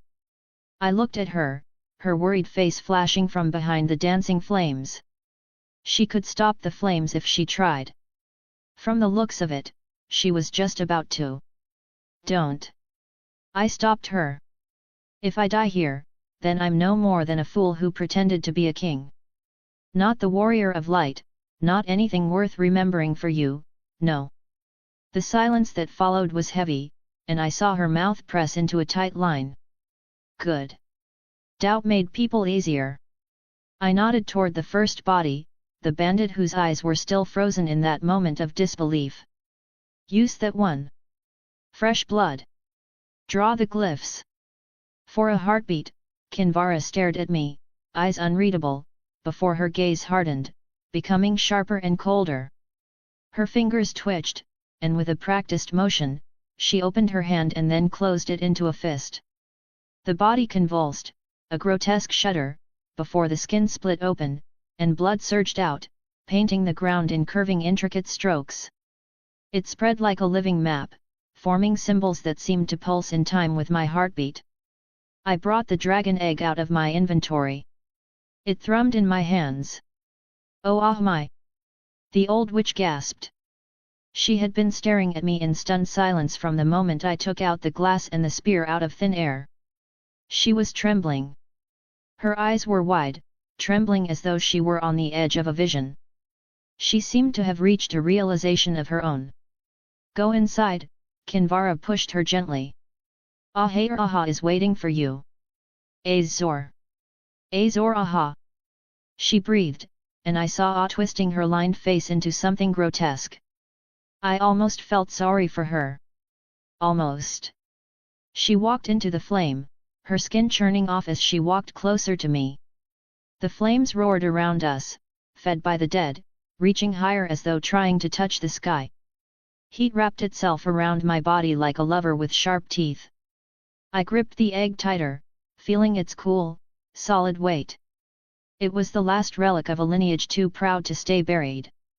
I stepped closer to the inferno, my boots scraping against the blood-slick ground. The flames concentrated around me while the witch touched her forehead on the ground. She started to chant. Kinvara's gaze flickered between me and the fire, her mouth opening as if to speak, but she said nothing. Good. Words wouldn't change anything now. The heat stole my breath, pain flowering across my skin as I settled cross-legged on the ground, the egg cradled in my arms. I closed my eyes, the witch's chanting weaving through the crackling of flames, the edges of my mind fraying with each second. Every nerve screamed, and my teeth ground together, a snarl tearing itself free as the fire wrapped around me. But somewhere in that agony, where the edges of life and death met, the egg in my arms throbbed, warm, hungry, and alive. Minutes or hours, I couldn't tell how long passed. The flames obscured the sky, I couldn't even tell if the sun had set or not. My focus was all here as the system flashed notifications before me. The dragon egg is asking for food. Would you like to feed it 5 levels? Yes, no, the choice was simple. The fire burned brighter, and Kinvara's chanting grew louder outside. Something cracked. Until kriak. Kriak. A sharp cry pierced the fire, something small and fierce. Warmth brushed my cheek, different from the searing pain. It was a rough tongue that licked at my skin, pulling me back from the abyss. My eyes cracked open to see 2 bright, wild eyes staring back at me as a winged golden lizard croaked on my arms. The flames died out slowly as the sun rose in the morning sky. Kinvara walked over, eyes wide and trembling, while a crazy grin quivered on her lips. She muttered a curse, followed by a gasp of moan. Oh, my God! It's a dragon! It was. I had awakened it. A golden little thing. A gold dragon with separate arms and wings. Viserys, the dragon who'd become the strongest. The most powerful. Image here. Author note, I hope you like the story so far, if so throw us power stones for more updates, faster updates. I was wondering which dragon to choose among the 3. I was urged to go with Drogon, but in the end, I chose Viserys to allow Daenerys to keep some personal power. Plus Viserys was the dragon that was named after Viserys, it's only natural that it should be the egg he stole. Question, future dragon girl or nat? Do we just keep it as a pet? Additionally, I have a Discord to come and hang out with me and 6,000 more members. And I also have a Patreon for those interested in supporting me and / or wanting to read chapters before public releases. Of course, Patreon is merely a donation service for me, so chapters will always be coming here for free as usual, so never worry about that. I think I'll be going with a 5 chapters / weekly update for this until motivation runs dry, which usually takes a year for me, so rest assured and keep voting stones to keep me hyped. Happy reading! Links, Patreon, patreon.com/master4thwall Discord, https://discord.gg/dku27jbvf Chapter 6, 6 Future Plans and the Solution to Viserys Problem Chapter 6, Future Plans and the Solution to Viserys Problem. The steam rose lazily around me, curling into the vaulted ceiling, where it dissipated like ghosts. The bath water was heated just shy of scorching, soaking into my muscles, pulling out aches I hadn't realized were there. My eyes fell to the tiny, gold-scaled creature perched on my chest. Viserys, my dragon, snapped her jaws playfully, emitting a high-pitched screech that echoed through the chamber. I smirked and reached into the air beside me. The empty space rippled as my fingers closed around a chunk of cured meat drawn from the invisible folds of my inventory. Here, I said, offering the meat to her. She sniffed it, eyes narrowing for a heartbeat before she lunged, tearing into it with sharp, eager bites. She's so adorable, I said to myself. I didn't know how genders worked for dragons of this world, and this creature didn't have any obvious trait that confirmed its gender. But I knew she-dragons were a thing. Dragons that lay eggs. So I'd decided to call her she in the hope that it'd become one and make more dragons for me in the future. But I'd feel stupid if calling it a she didn't do anything, and it turned out to be a man. Blood dripped down the edge of her maw, staining her golden scales with streaks of red. I laughed, a low, hollow sound that seemed to bounce off the marble walls. A dragon. I had a dragon. The weight of what I'd accomplished was finally beginning to sink in. I had fully accepted the reality that I was in the world of Game of Thrones, and now I had a dragon as my companion. That ritual steeped in blood and fire had borne fruit. Or rather, it had hatched one. The possibilities swirled through my mind like the steam around me. I had awakened as an exiled prince with nothing but a name, but that had changed fast. Now I had power. Real power, where I could melt cities with my personal nuke. A dragon was more than a symbol. It was an instrument of conquest. Although, it got me thinking. What did this mean for me? For my plans? I wanted to leave Essos because I feared the Dothraki's wrath. Compared to that, if I just dyed my hair black, I should be fine in Westeros. But now, I had a dragon. Should I still leave Essos? The question gnawed at me. Even if I dyed my hair, Westeros would welcome me with nothing but open swords since I had a dragon at my side. But there were also insane benefits. The game changed. I could wait out a few years and then go to Westeros. By that time, my Viserys should be large enough to melt cities. Certainly, that was a choice better than going with a baby dragon. Essos had its advantages too. The web of politics that I could twist to my favor thanks to Kinvara's support, the wealth and the freedom to grow stronger without eyes watching my every move. I could also make an army for myself. Initially, I had no desire for the Iron Throne, but now. The flames from the ritual were seared into my memory, but the scent of power, the burnt iron rich and intoxicating scent, lingered even stronger. When I fled from the Dothraki, I only wanted to survive. That had been my goal. Now, things were a lot different. Ha! So many choices. I'd need a bit of time to decide. The sharp sound of approaching footsteps pulled me from my thoughts. I didn't need to look up to know who it was. Kinvara's presence filled the room before she did, an aura of heat and purpose. She moved like a dancer, cloaked in light crimson robes. She stopped at the edge of the water, eyes dark with something unreadable. She reached out a hand, grabbing her dress on the cut near the shoulder. Image here with one slow, fluid motion, the robe fell away, pooling at her feet. My gaze followed the curve of her hips, the dip of her waist, the flawless skin that gleamed under the dim torchlight. And of course, those magnificent breasts. What a strange world this was. She somehow looked much hotter than the Hollywood actress who'd played her in the show. She slid into the water, the ripples gliding over her like silk. I watched in silence as she sat, too far away, the steam obscuring half of her face. "Why so far?" I said, my tone teasing but edged with command. I patted the water on my right. "Come, sit beside me. The water's too cool, warm me up." A smirk ghosted across her lips before she pushed herself forward, the hot water parting for her. She crawled with the slow precision of a predator, stopping when she was between my legs, her back pressing into my chest. The heat of her body matched the warmth of the water, and she tilted her head back slightly, resting it against my shoulder. "Oh," I muttered, more to myself than to her. The sensation of her skin against mine sent a shiver across my body, urging me to lean down and devour her. "What a gorgeous slut!" She murmured, her voice smooth and rich as she feigned ignorance.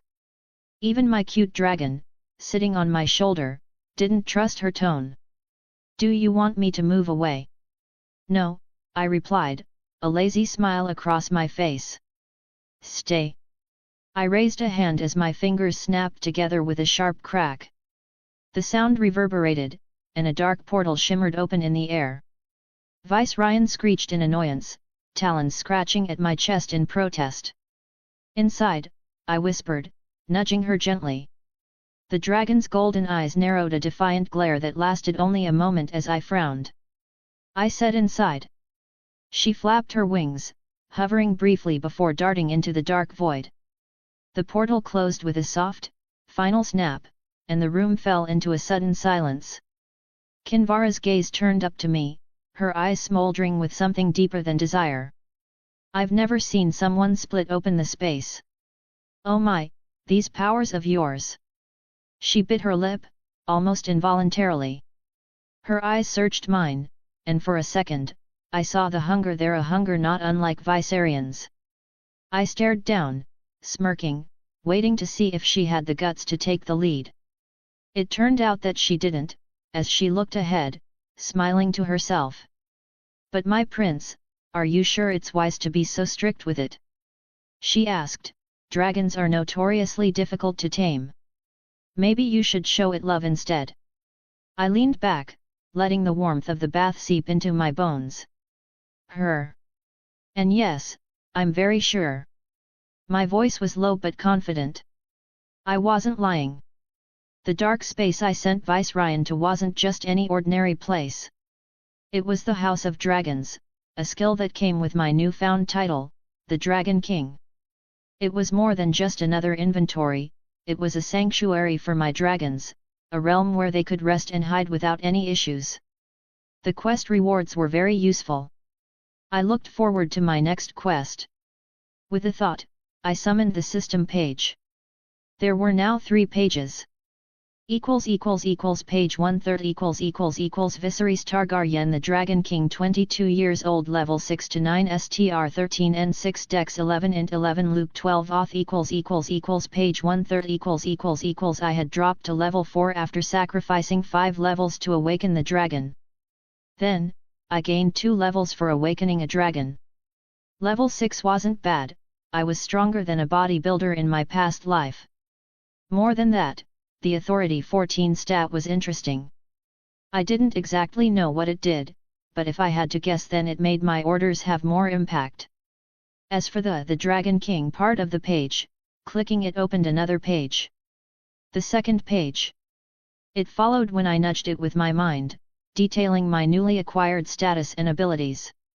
Page 2/3 Class, the Dragon King Skills, Dragon Management System S, House of Dragons S, Fire Resistance E.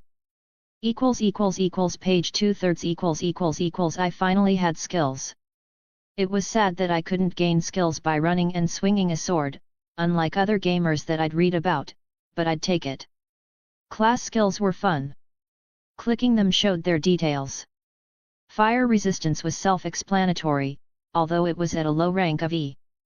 I hoped to raise it to S someday, which I presumed was the max rank.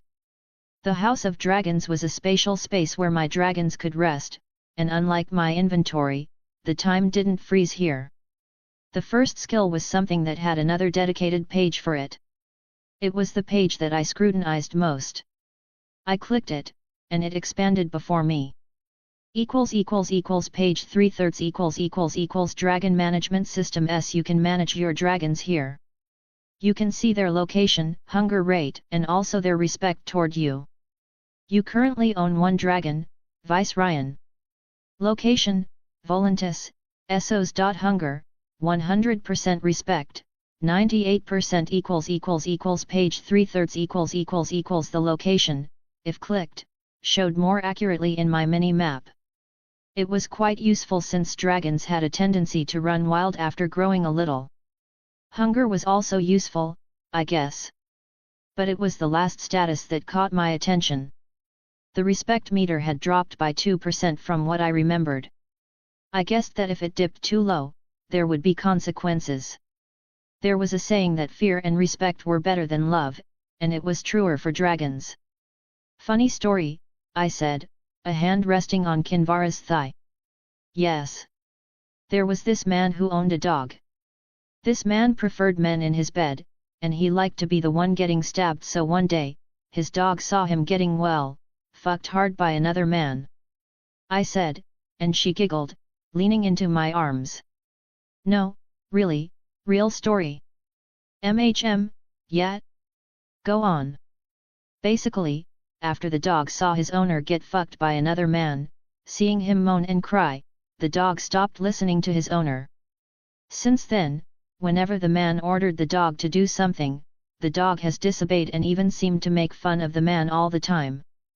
The man was sad at the development that his dog stopped taking him seriously, but if you ask me, what did he expect after getting found by his dog, moaning for another man? All the respect was gone from the dog. Kinvara burst out laughing while I continued, so, wild animals, be it dogs or dragons, need to be treated strictly. They also need to be shown the strong side of their master to maintain respect. Love isn't going to keep them loyal forever. To be fair, love might work for a dog, they're loyal creatures, but not a dragon, she said, looking up at me with her head tilted upward, a hand reaching out to caress my face. I think You think right, I replied, squeezing her thigh softly. Kinvara smiled. I still can't believe it.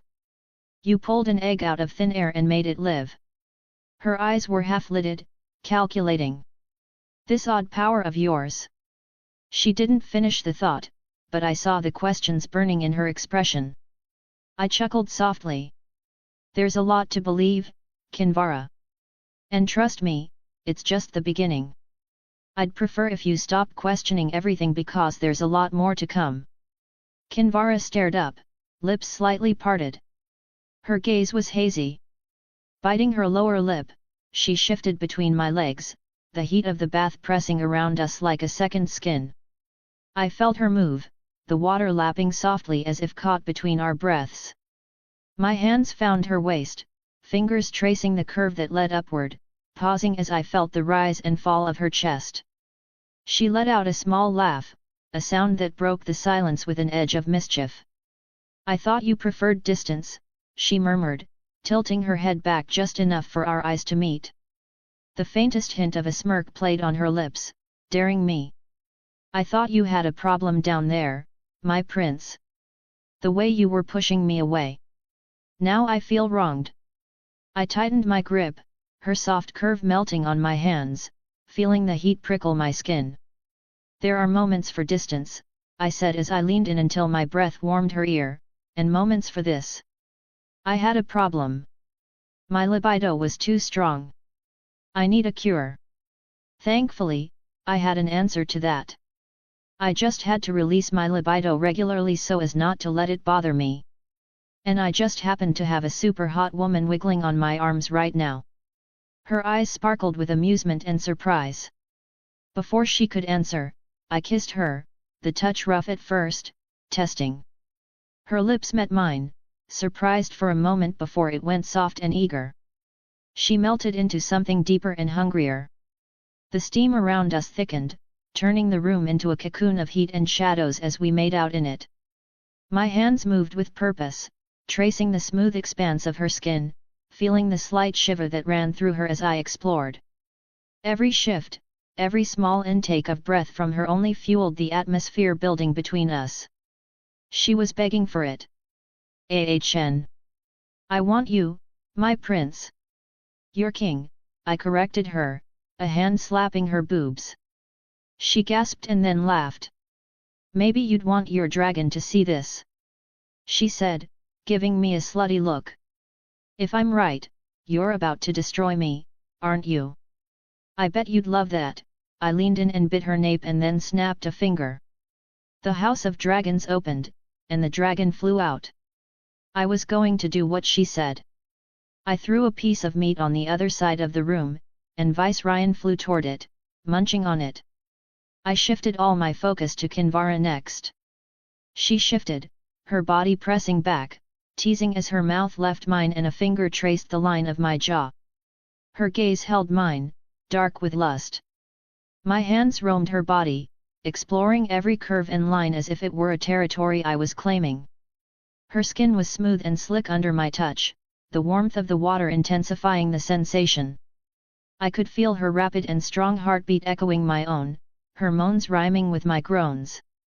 Embrace me already, my king, she said, and I slowly adjusted her position, lifting her in the water slightly so that she was poised above my cock.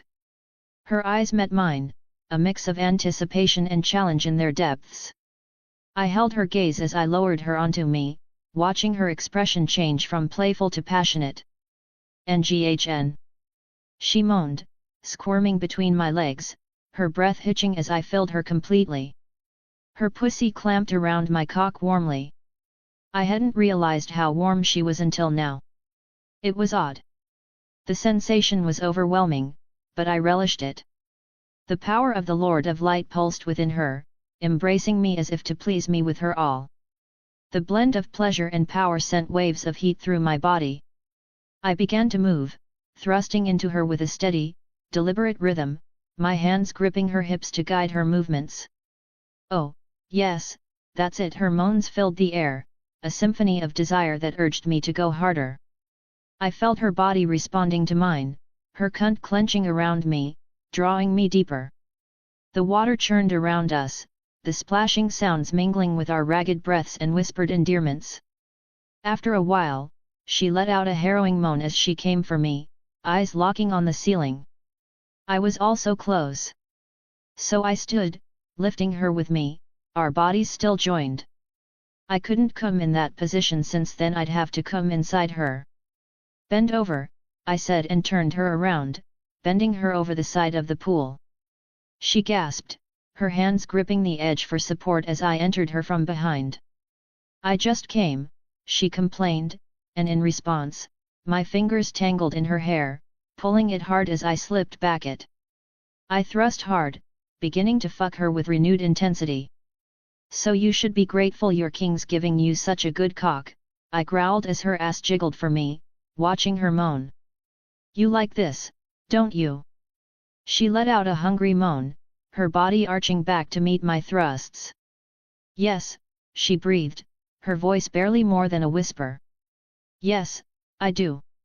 More, fuck me more. I could feel the tension building within me, the pressure mounting as I drove into her again and again.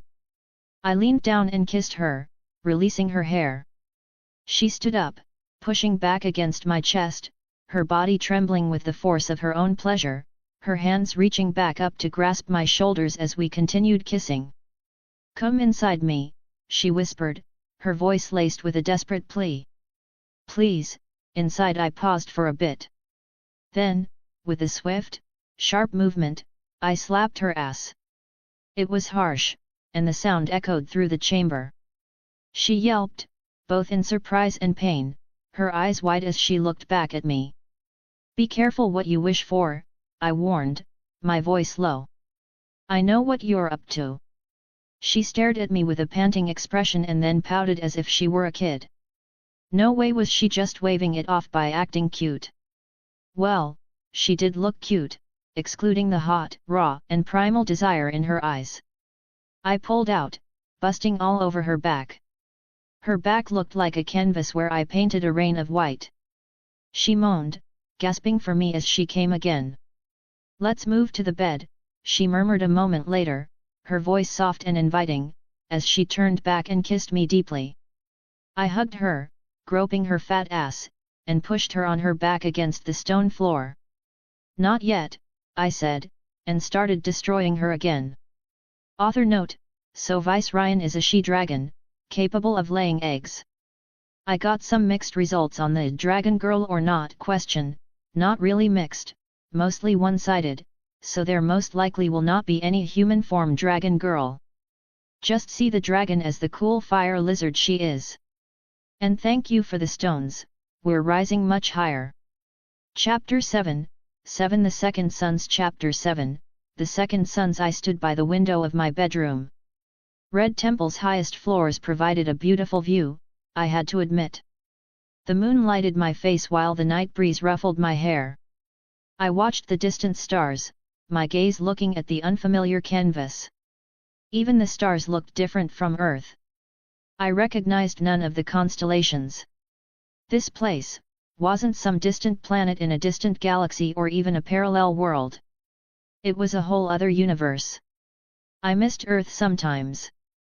I wasn't someone important back in that place, but it was still home. I guess this is my home now, even with my 22 years of memory as Viserys. That seemed a hard truth to swallow. But at least I managed to swallow it at all. You seem lost, my king, a soft voice, so melodic that men might mistake it for a song, called from behind. I didn't turn. Warm hands wrapped around me from behind as a warm, naked body pressed against my shirtless back. Kinvara hugged me, resting her head on my back. She was showing incredible affection after my performance from yesterday morning till tonight. Just 13 points in end, and I could go for almost 2 days.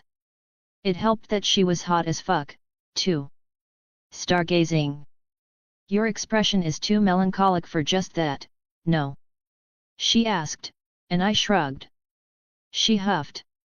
More than stars, why not appreciate that red line?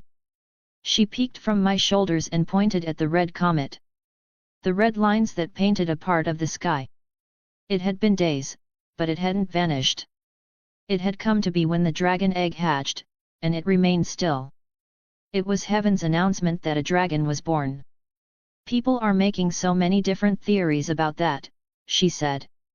Someday they'd know the truth. Someday. Speaking of that, when are you planning to reveal your dragons? If you do that, a lot of noble families from Westeros will show you their support, Kinvara said. I put a hand behind me, yanking her arm, and made her sit on the window. Leaning in and kissing her, I pulled back as she smirked. You could have just said it if you wanted me to shut up. You're a smart woman, I smiled back. So stop saying dumb stuff. Just my name would earn me 1,000 assassins. And if my enemies learn that I own a dragon now? King Robert 2 weeks ago, and Ned Stark will get executed tomorrow. Robert Baratheon wants my sister dead simply because she carries Drogo's child. His son will sit on the throne, and he will not hesitate to send an army to kill me and my dragon. Ha, you're very aware of the political situation, Kinvara said. Then what are you planning? Do you plan to hide your dragon in that dark space forever? She's a wild creature. She needs to spread her wings to become bigger. To become helpful to you. Not forever. I'll let Viserys fly soon, I said. As for my plans, I plan to go to Westeros and ally myself with Dorne. I was engaged to Princess Arianne Martell 17 years ago. It was only broken because I had to flee Westeros after Robert took the throne. The Dornish are still loyal to my house. They'll accept me. Especially when I show my dragon to them. They won't leak the information either. But as sure as I am, there can always be variables. So I'll need an army to fix that. To make them trust me more. A dragon is a solid bargain. For the last 300 years, it was armies that won war, not dragons. There's no way around it. I explained myself, and she hummed. Have you thought of the Unsullied? Have you decided to lend me 10,000 gold coins to buy them? She smiled cheekily and looked away. Unfortunately, the money of the Church of Light isn't mine to spend, my dearest king. That's what I thought, I shook my head and sighed. Even if she saw me as Ahai or Aha, she wasn't the only high priestess in the world. She couldn't do as she pleased.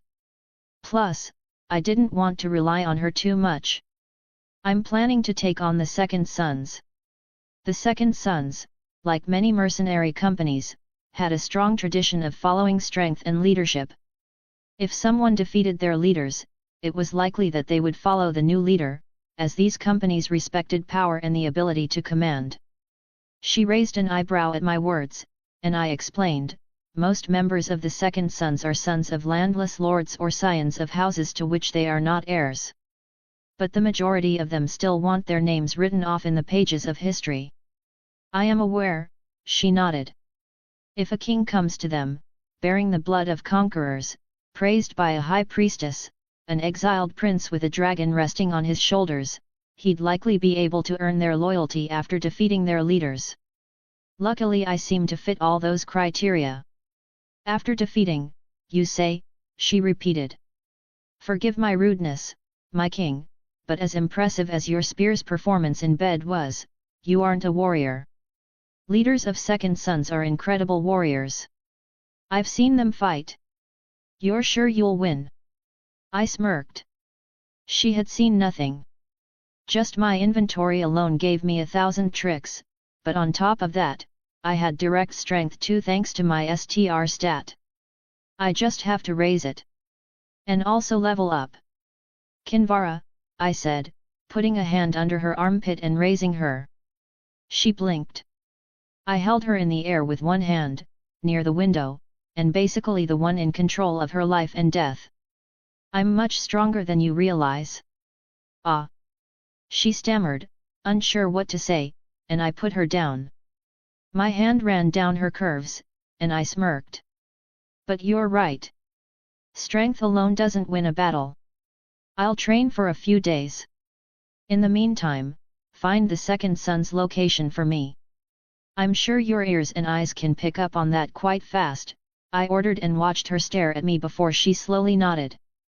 As my king commands, she smiled, her momentary uneasiness and shock melting in thin air, as she leaned up to kiss me and then walked away with a sway of her hips. The next day, I heard the news. Eddard Stark had been executed. The entire Westeros was in uproar, and the effect even reached as far as Essos. It went to show how legendary that man was. Unfortunately, with this incident, the great tragedy of House Stark had begun. I had made a decision since that day in the bath. I was going to take the Iron Throne, something that was rightfully mine. It was not a dream I'd have dreamt if I didn't have a dragon flying around my head right now, especially if I didn't have the system. But now, the decision was made. I had met a pitiful end in my last life and was given a chance to live another. I was not going to settle for mediocrity when I had all the necessary cards to aim for the pinnacle. So I did. My goals had layers, but I didn't want to dream about the higher layers at the moment, as it would sound delusional. I'd keep my eye on the Iron Throne for now. I trained in spearmanship for the next 2 weeks. Kinvara found me a good spearmanship instructor who could show me the ropes. He was Bravasi and taught me the spear techniques of lightning dance. It was an SSC spear martial arts, primarily taught in Bravus. I assumed it was a family technique of the dance that Arya Stark learned, named water dance. It was a weird thing and extremely hard to pull off. But thankfully, I wasn't a total newbie in the way of the spear. As useless as the original Viserys was, he'd received spear training when he was a kid. That experience allowed me some edge on the lessons, and somehow I learned very fast. At least, the instructor said I did. I didn't think he was giving mindless praise. He didn't know my identity, I was wearing a black hair wig, and he had no reason to give false praise. "Wo!" The instructor gasped when I parried another of his attacks, sending him staggering back a little. That was an impressive attack. "You've come far, young man." We were in a small yard in the middle of the Red Temple, where we'd been training for the last few days. My teacher was no Baristan Selmy or any other legendary figure, but he taught the spear well enough. Spear was easier to learn than swords, and somehow I was learning it even faster. I think it was my int that helped me speed things up. I couldn't be sure, but the results spoke for themselves. I was no master spearman yet, but this should be enough to defend myself with the blade without just hacking down on people. Lightning dance was a bit showy, which is the reason behind the dance part, but I liked it. On top of that, as his praise left his lips, a system notification greeted me. Skill Spearmanship, C, has risen to Spearmanship, B. When I first started taking these lessons, I finally gained a skill on my own after hours of meticulous training. That proved that skills could be earned if I spent enough time on them. Or maybe it was only limited to fighting techniques. I'd have to figure that out too. "Thanks," I said, bowing in respect as I dropped my spear. It was broken in two. Footsteps came from the hallways then, and Kinvara entered the yard. She smiled. "It seems we don't need your lessons any longer, instructor," she smiled at the instructor. "Collect your payment from a servant. I have some private matters with Vis here." The Bravasi man bowed and then left. Kinvara walked over, her steps slow, as she stopped in front of me. "You keep surprising me. He's one of the best around, and his students usually spend years taking lessons from him. I definitely haven't absorbed everything he can teach, but this should be enough," I said. I wasn't being humble, either. It'd have taken me a few months to absorb all the things he could teach. The man wasn't lacking materials to teach. "Oh." She smiled. "I saw your fight, it was impressive. But are you confident you'd be able to win against the Second Sons without the full package? I suppose you've found their location since you're talking like that?" I asked, prompting her to just smile in response. The rhythmic thudding of hooves cut through the early dusk, the sounds dulled by the distant hum of the camp ahead. The second son's encampment sprawled before us in a patchwork of tents and makeshift pavilions, smoke curling lazily into the sky from scattered fires. It was a modest camp by the standards of Essos, housing only 500 men, but the air of defiance and discipline that was in this place was unmistakable. Well, in some parts anyway. Most of them look far too lax. Under their current leader, Marrow, the second sons had fallen off their glory. Perhaps since there was no great war to fight in? They were too unruly. Although one part of the camp seemed to be training. Probably the Strong Crows, the team directly under Dario. I shifted slightly atop the horse, eyes narrowing as I took in the movement beyond the camp's perimeter. There were mercenaries lounging, sharpening blades, and some sparring shirtless in the warm evening. Those were strong warrior men. Despite being small in number, they're so notorious because of their discipline. Beside me, Kinvara said as her crimson robes caught the fading sunlight. Well, in the past, anyway. We weren't alone this time. The guards she had brought with her flanked us, their stony expressions hidden under helmets. Discipline in fighting perhaps, not in character. Some might argue that I was the last person to talk about character, but as expected, soon a teasing whistle came from a wiry man leaning against a tent pole. He grinned with eyes glittering as he took in Kinvara. Others followed, a low chorus of chuckles and smirks spreading through the crowd. They were as unruly as the stone men we'd fought, with zero respect for a priestess. Kinvara's lips curled into a subtle smirk, unfazed. She didn't seem bothered. She knew what she showed, and she did so knowing that. Slow down, I said to my dainty white, and it did. We were in front of the main entrance that loomed ahead, guarded by 4 men, their spears forming a cross that barred our path. One of them stepped forward, his face lined with scars and suspicion. No entry, he growled. The leaders are busy tending to an important guest. I blinked, barely concealing the flicker of curiosity. An important guest? Here? Kinvara leaned forward, eyes sharp. The High Priestess of the Red Temple requests an audience. Inform your leaders if they would choose to turn me away. The guard's posture shifted, uncertainty creeping into his rigid stance. With a sharp nod, he turned and disappeared into the maze of tents, leaving us in a silence that buzzed with watchful eyes. The moments dragged, and I spent it looking around. When he returned, his breath came in short gasps, eyes darting between us and the path behind him. They will see you, he said, stepping aside with a reluctant motion. I exchanged a glance with Kinvara, who nodded. I urged my horse forward, and she followed, her expression veiled with an air of indifference, though I'd come to know her well enough to sense the anticipation crackling beneath it. She was curious about the show that'd soon unfold.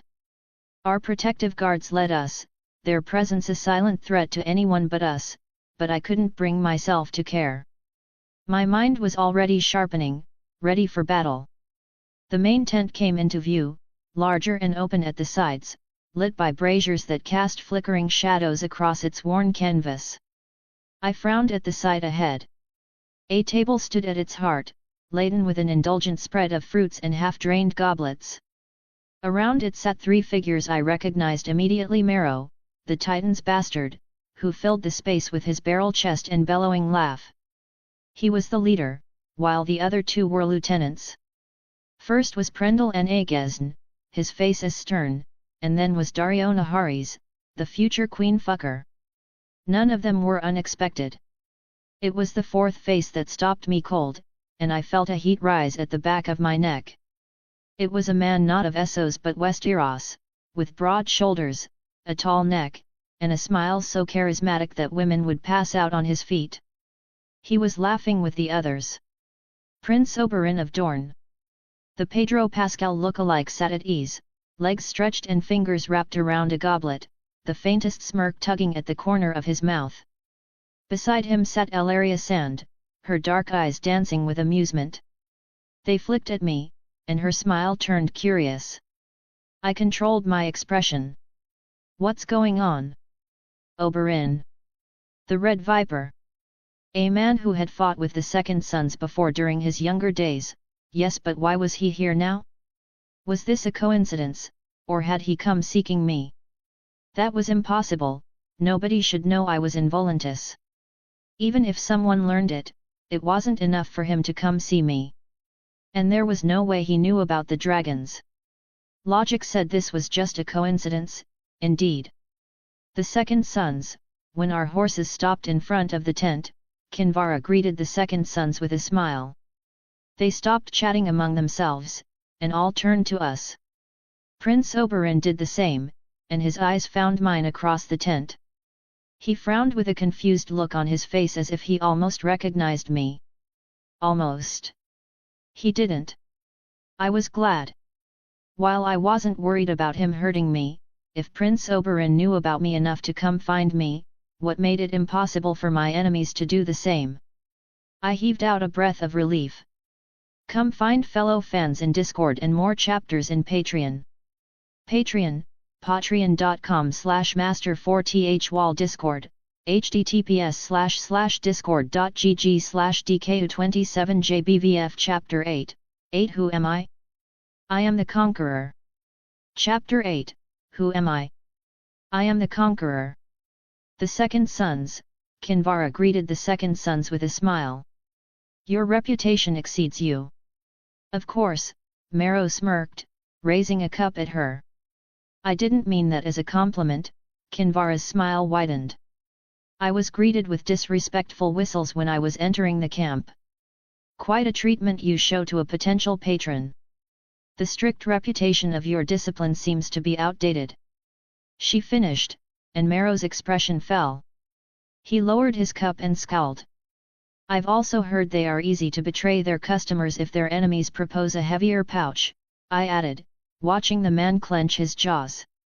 Is this true, Marrow?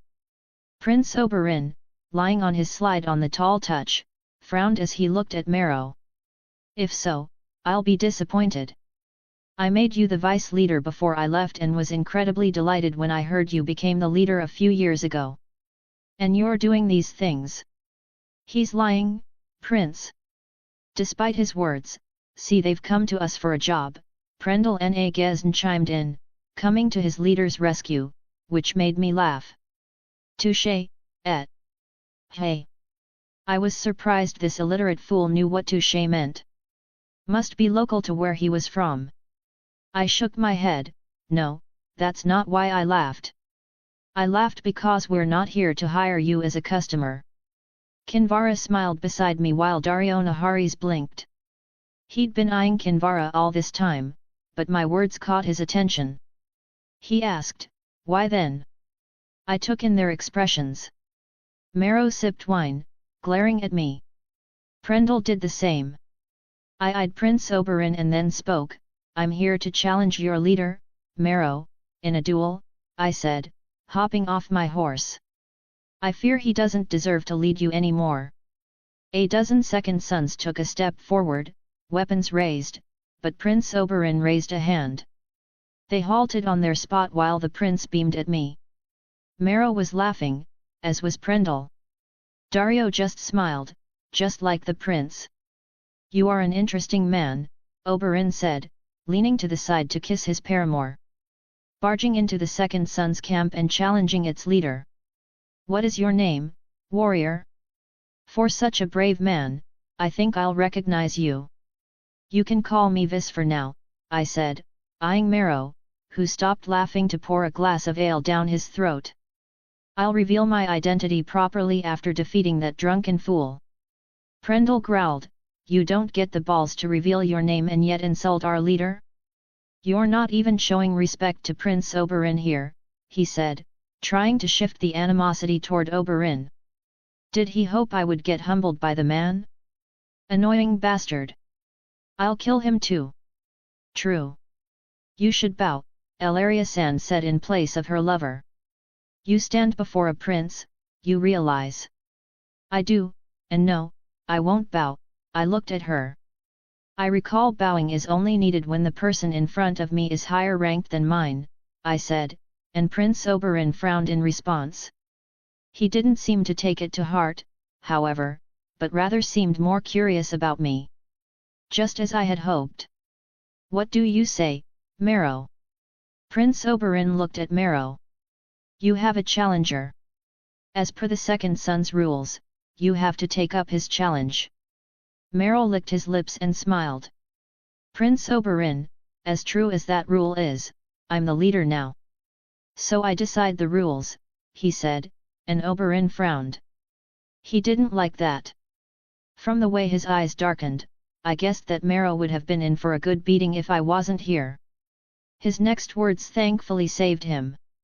But fine, Marrow said, standing up. He's got an annoying face, I'd love to cut that in two. And then take that woman, he smirked at Kinvara, who smiled back. You smirking bitch! Take your clothes off and come sit on my lap, and I may let you live. Kinvara giggled, finding it far too amusing, which the fool somehow took for flirting as he smiled. He then turned to me, as for your desire to take over the second sons, you fool. It's never going to happen, even if you somehow trick me into losing. The second sons don't have such a stupid rule that we'd go under anyone who defeats our leader, no. We have the rule of killing any bastard that hurts our leader. So good luck on leaving this camp alive, even if you win by the luck of some god. He burst out laughing and grabbed his weapon mid-air, which a minion had thrown. It was a massive, curved sword, which seemed to be modeled after the scimitars and other curved swords typical in Essos. Marrow walked over and stood before me, smirking, scimitar glinting in his hand as if it had already tasted blood. Kinvara and our guards had dismounted by then and were moving away to clear space for our fight. The man eyed Kinvara again and then laughed at my face. His confidence was as thick as the stench of ale around him, eyes narrowed, daring me to make the first move. Spear, I clapped my hands, keeping my palms closed as I slowly withdrew them. A spear formed between them as if I was doing a magic trick. Marrow was blinking rapidly at the sight, probably wondering if he was seeing things. I gripped my spear and eyed him with a provocative smirk. He scoffed, tricks. He said so but still didn't attack first. I tightened my grip on the spear, feeling its weight become an extension of me, every breath slipping me deeper into the familiar rhythm of the lightning dance. I'd practiced it for a long time, and thanks to the system, each of its moves had become second nature, a current running through my veins. I could trust it. Marrow sneered, shifting his stance. Let's see what you got, coward, he taunted, lifting the scimitar high as if his raw strength alone would crush me. I didn't answer. Let him swing. Let him think he had the advantage. He charged, boots slamming against the ground, sword raised in a wild arc. I could see every movement, slow as if he moved through water. A slight twist of my body and his blade whooshed past, close enough to feel the breeze but never close enough to land. Marrow staggered, furious, catching himself just in time to shoot me a look of pure hatred. You slippery snake, he spat, roaring as he lunged again, even faster this time. But that was the beauty of the lightning dance. My spear moved with me, a natural rhythm flowing through the air in perfect, quiet arcs. I didn't just dodge his attacks. No, I drifted, letting each movement fall into the next. Marrow's blade cut into nothing, slicing the air, and I felt him grow more annoyed with each miss. That was making him more reckless, as I messed with him with taunting steps right out of his reach. His face twisted, frustration burning behind his gaze, and I could practically feel the rage boiling off him. Each failed strike made him angrier, his slashes more frantic, but I stayed just a breath away. Techniques or whatever, my stats were likely to double his. It gave me an unmistakable edge that he couldn't overcome with his experience.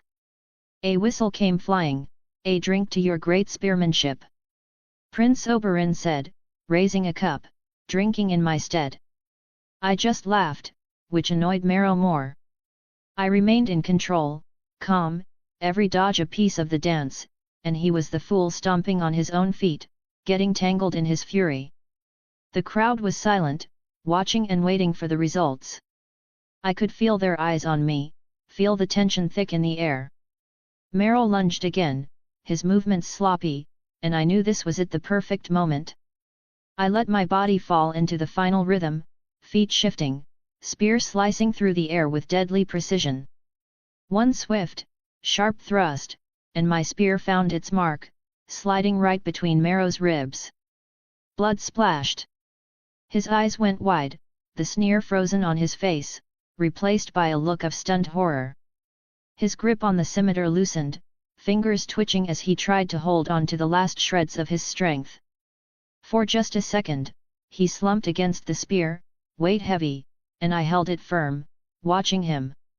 He was already gone, the life draining from him in a silent gasp. "You've killed a human. You've received experience points." I pulled the spear free, stepping back as he collapsed at my feet. Silence blanketed the camp briefly, every mercenary's gaze flicking between Merrow's body and me, something like awe dawning in their eyes. The dance was over. And I was the one left standing. Everyone. Not for long, unfortunately. "Kill that bastard!"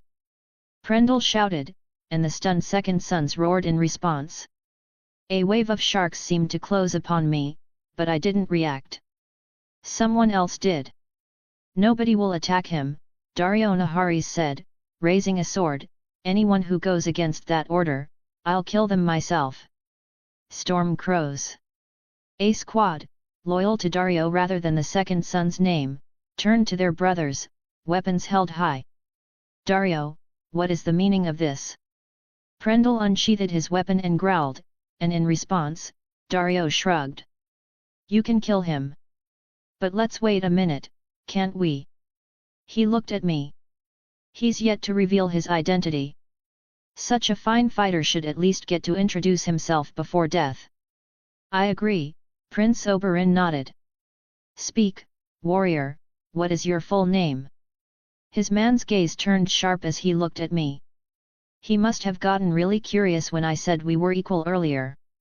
The silence around us was thick and charged, every eye fixed on me like they were staring down the edge of a blade. I didn't need to say a word, just let the tension build, heavy as the air before a storm. Slowly, I lifted a hand, reaching up to my hair, fingers slipping between the strands.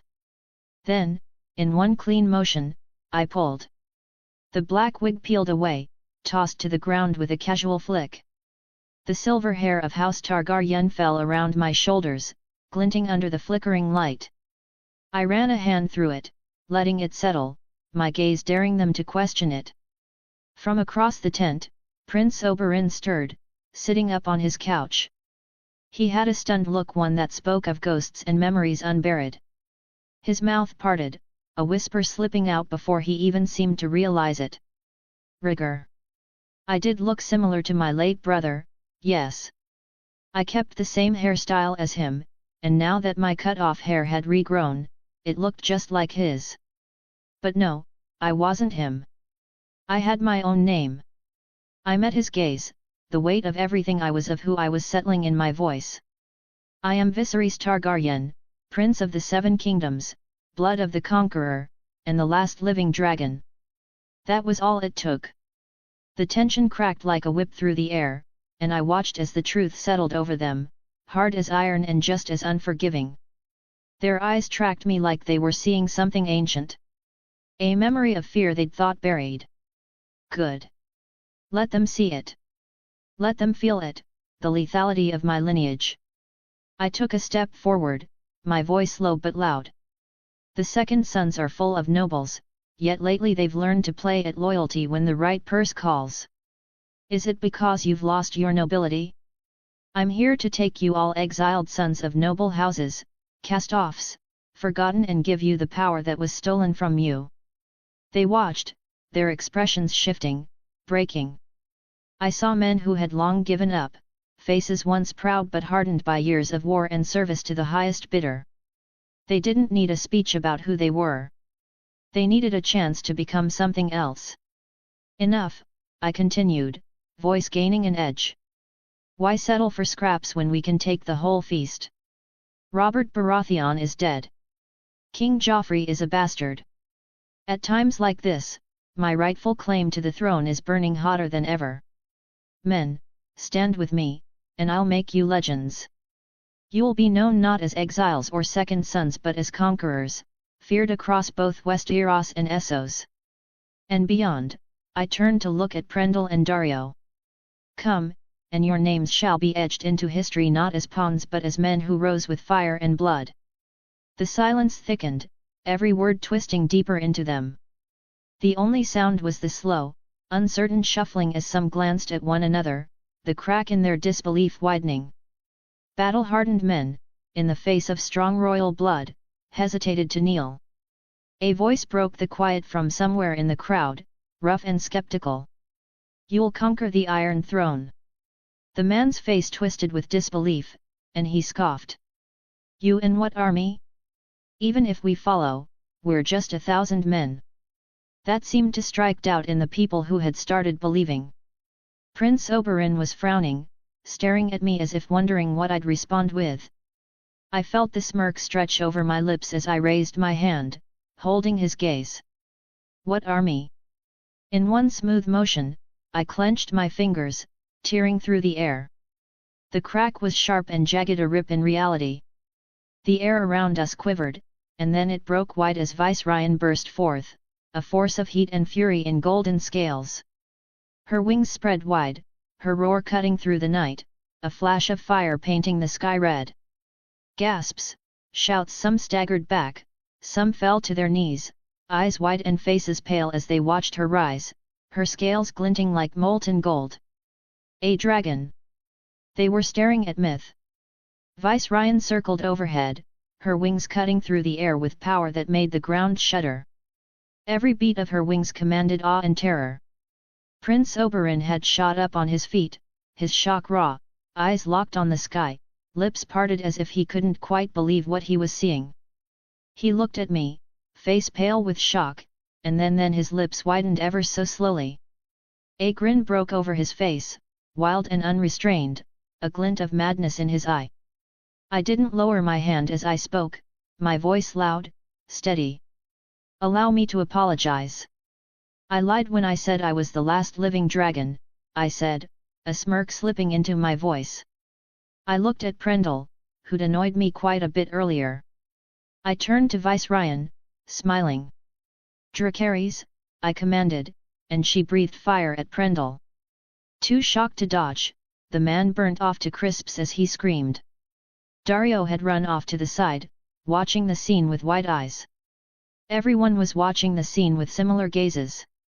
Your dragon, Viserys, has killed a human. You've received experience points. With what army, you asked? I faced the man who'd questioned me earlier. He fell back, unable to bear my gaze, and swallowed. With my dragon, who will tower over the largest of castles in a year. With her, I have armies of hundreds of thousands in no time. But I need loyal men to make the first strike, and I want you to feel lucky that I've chosen you lots over any other option. The crowd stayed silent, awe and disbelief mixing in the air as Viserys roared, flame licking the night. Prince Oberyn's wide grin grew wilder, something raw and reckless in his expression. Kinvara stepped beside me, silent but her presence bright. Her hand slipped through my arm as she looked out at the crowd. The second sons stared at us, their faces shifting between fear, wonder, and something else, something fierce, something loyal. In their eyes, I could see it. The spark of fire that had been waiting for someone to stoke it back to life. I had succeeded in my mission. Author note: last chapter of the week, next one comes out on Sunday. Chapter 9, 9 Strategy of Dragons. Chapter 9, Strategy of Dragons. The firelight danced over the faces gathered around, throwing shadows across their eyes as if to mask the calculations spinning behind them. The tent was open to the night air, its flaps rustling faintly, while the crackling torches cast a warm, flickering glow on the faces of those in attendance. Somewhere in the distance, the low hum of camp life played out, though here in this space, we might as well have been a world apart.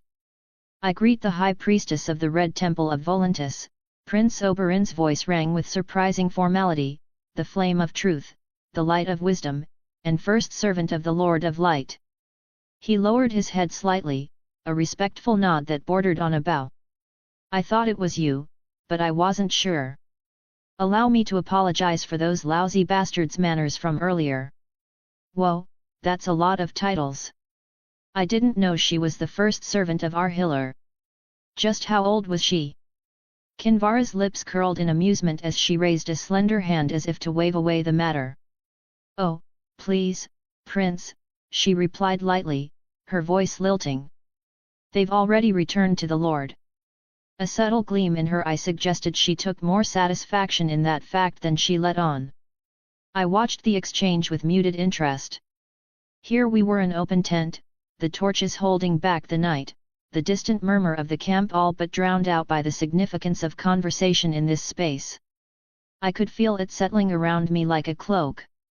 These men, these warriors, half of them already belonged to me in name and loyalty, but I knew they needed something more, something that tied their purpose to a future worth believing in. They needed their king to show them results for all their hearts to move. This is a very pleasant meeting, Prince Oberyn, I said, shifting my gaze to meet his. The last of the Targaryens haven't forgotten the friendship of the Dornishmen. As such, I was thinking of visiting Dorne soon. Who knew I'd meet the Red Viper of Dorne here? Oberyn's smile grew, its warmth almost alarming. Of course. You have no idea how glad I am to hear that. My niece, your fiancée, she misses you dearly. That was polite fiction at best. I knew about her character, and although not in depth, it was enough for me to know that was a lie. If Arianne Martell missed me at all, it was likely because of what my name represented, not because of who I was. She could have been the Queen of Westeros if that engagement had remained, after all. Still, the words were meant kindly enough, and they fit his role well. I allowed a small smile to play on my lips. As far as I'm aware, that engagement has been broken by the Martells. I said with a softer smile, and he shook his head. Only in front. You have to understand that we had no choice but to play by the new king's rules.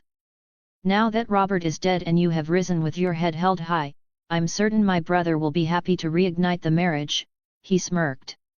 Or you can have one of my daughters. They're a little venomous, but I'm sure a dragon will manage. I laughed, and he laughed along, raising a glass of wine at me. I held back my thoughts from forming on my lips, returned the gesture, and sipped my own drink. Kinvara shifted beside me, her attention turning to Oberyn. It eases my worries to see you guys get along. As you might have guessed, Prince Oberyn, I have chosen to support Viserys, the rightful king, in his cause, she said, her voice carrying a calming conviction.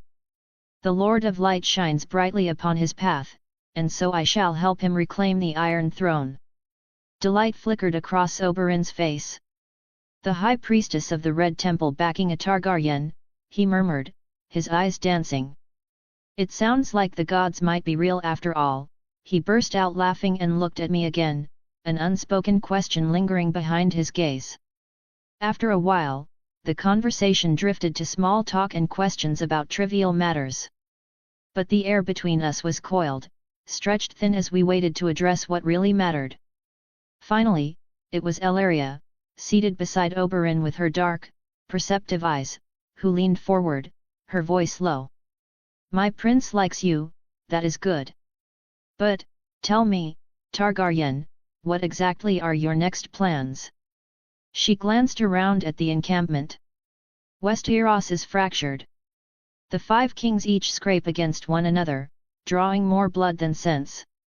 Your new soldiers are an impressive bunch, I'll admit, since my prince was a part of Second Sons before, but they're just 1,000 men. It's spare change against 5 kingdoms.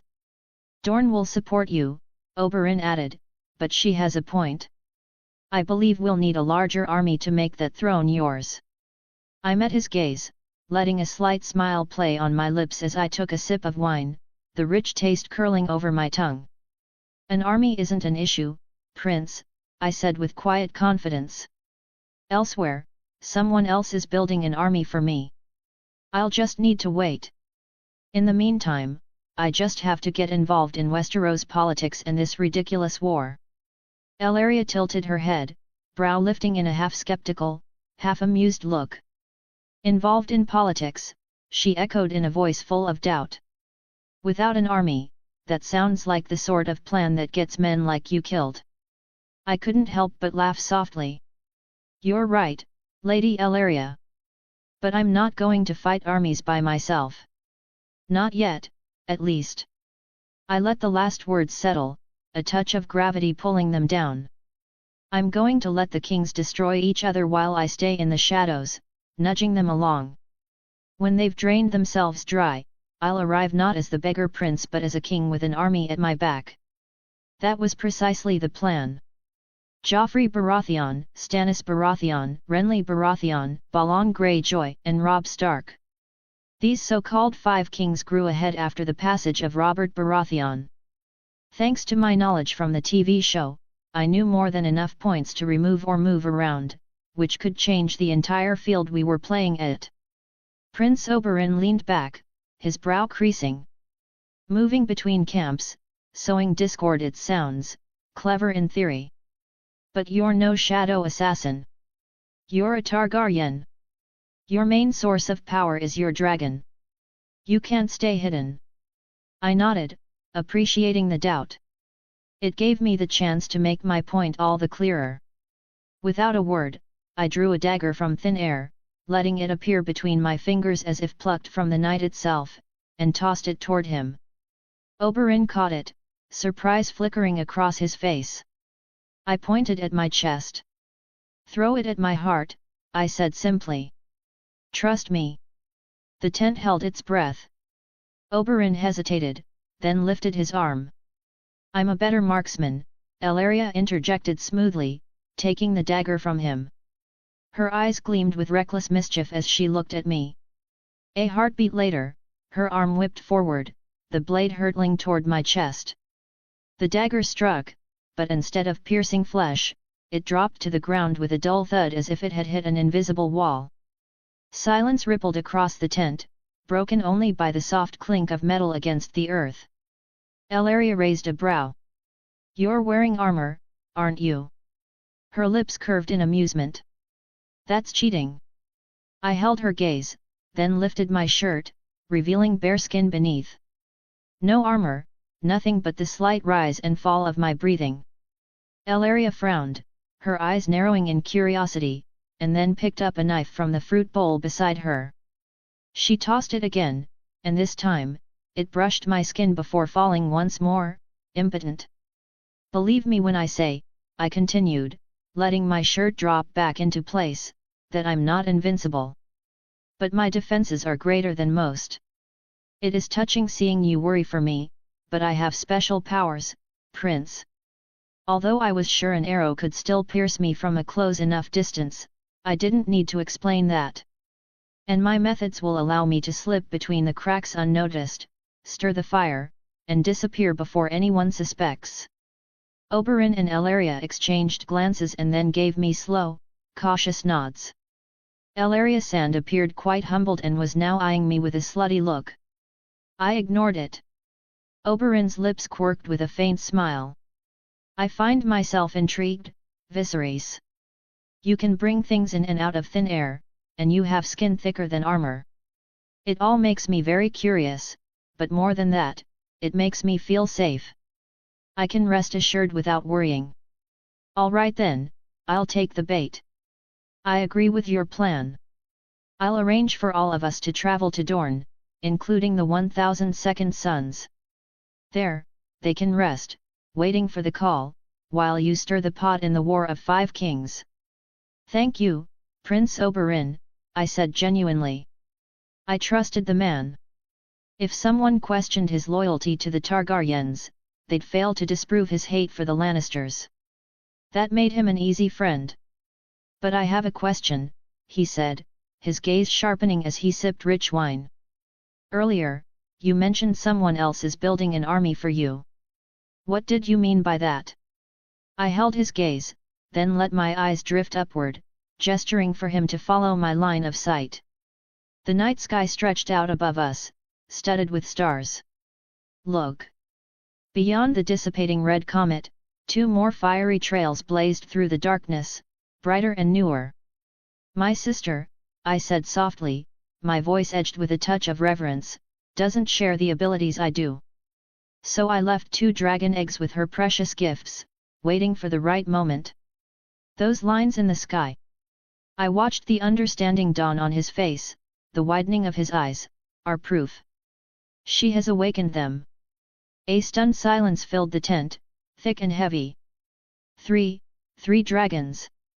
Oberyn whispered, more to himself than anyone. Prince Oberyn, his whore, and Kinvara all understood the implications of my words. No matter what the rumor about me and my sister's animosity was, they'd believe my words more than those rumors. To them, she and I were working together. I'll let the plot in Essos move as the original. My dearest Dany would carve her way through Essos, building a force while I bring Westeros to its knees. And when the right time came, I'd reunite with my dear sister and make her submit. Together, we'd claim what was ours. Far above, the stars shifted, and the comet's tail stretched wider across the sky, a silent reminder that for all my plans, the fire I intended to unleash was a force beyond any of them. Author note: unlike last week, we have a much larger collection now. So a goal of 100 stones in an hour should be easy. Let's do it then. Start voting. Goal: if we cross 100 stones in the upcoming 60 minutes of posting this, I'll post the next chapter immediately. So, Chapter 10. Of course, tomorrow will also be a chapter. Additional goal: super hard, but it's supposed to be so.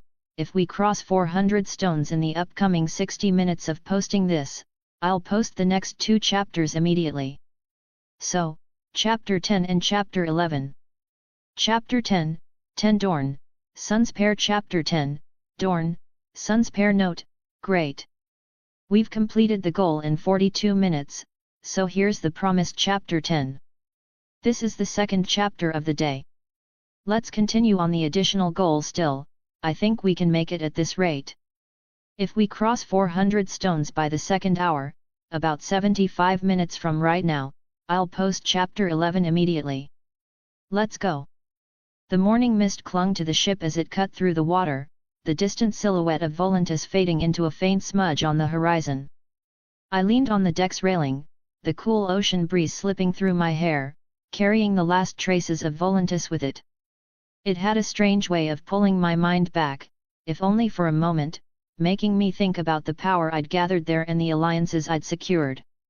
I watched the city shrink, its temples and towers dissolving into the haze. No part of me felt nostalgic. I'd done what I needed to, and that place was behind me now. Viserys flew around me, soaring the sea, catching a fish with her claws. She was growing.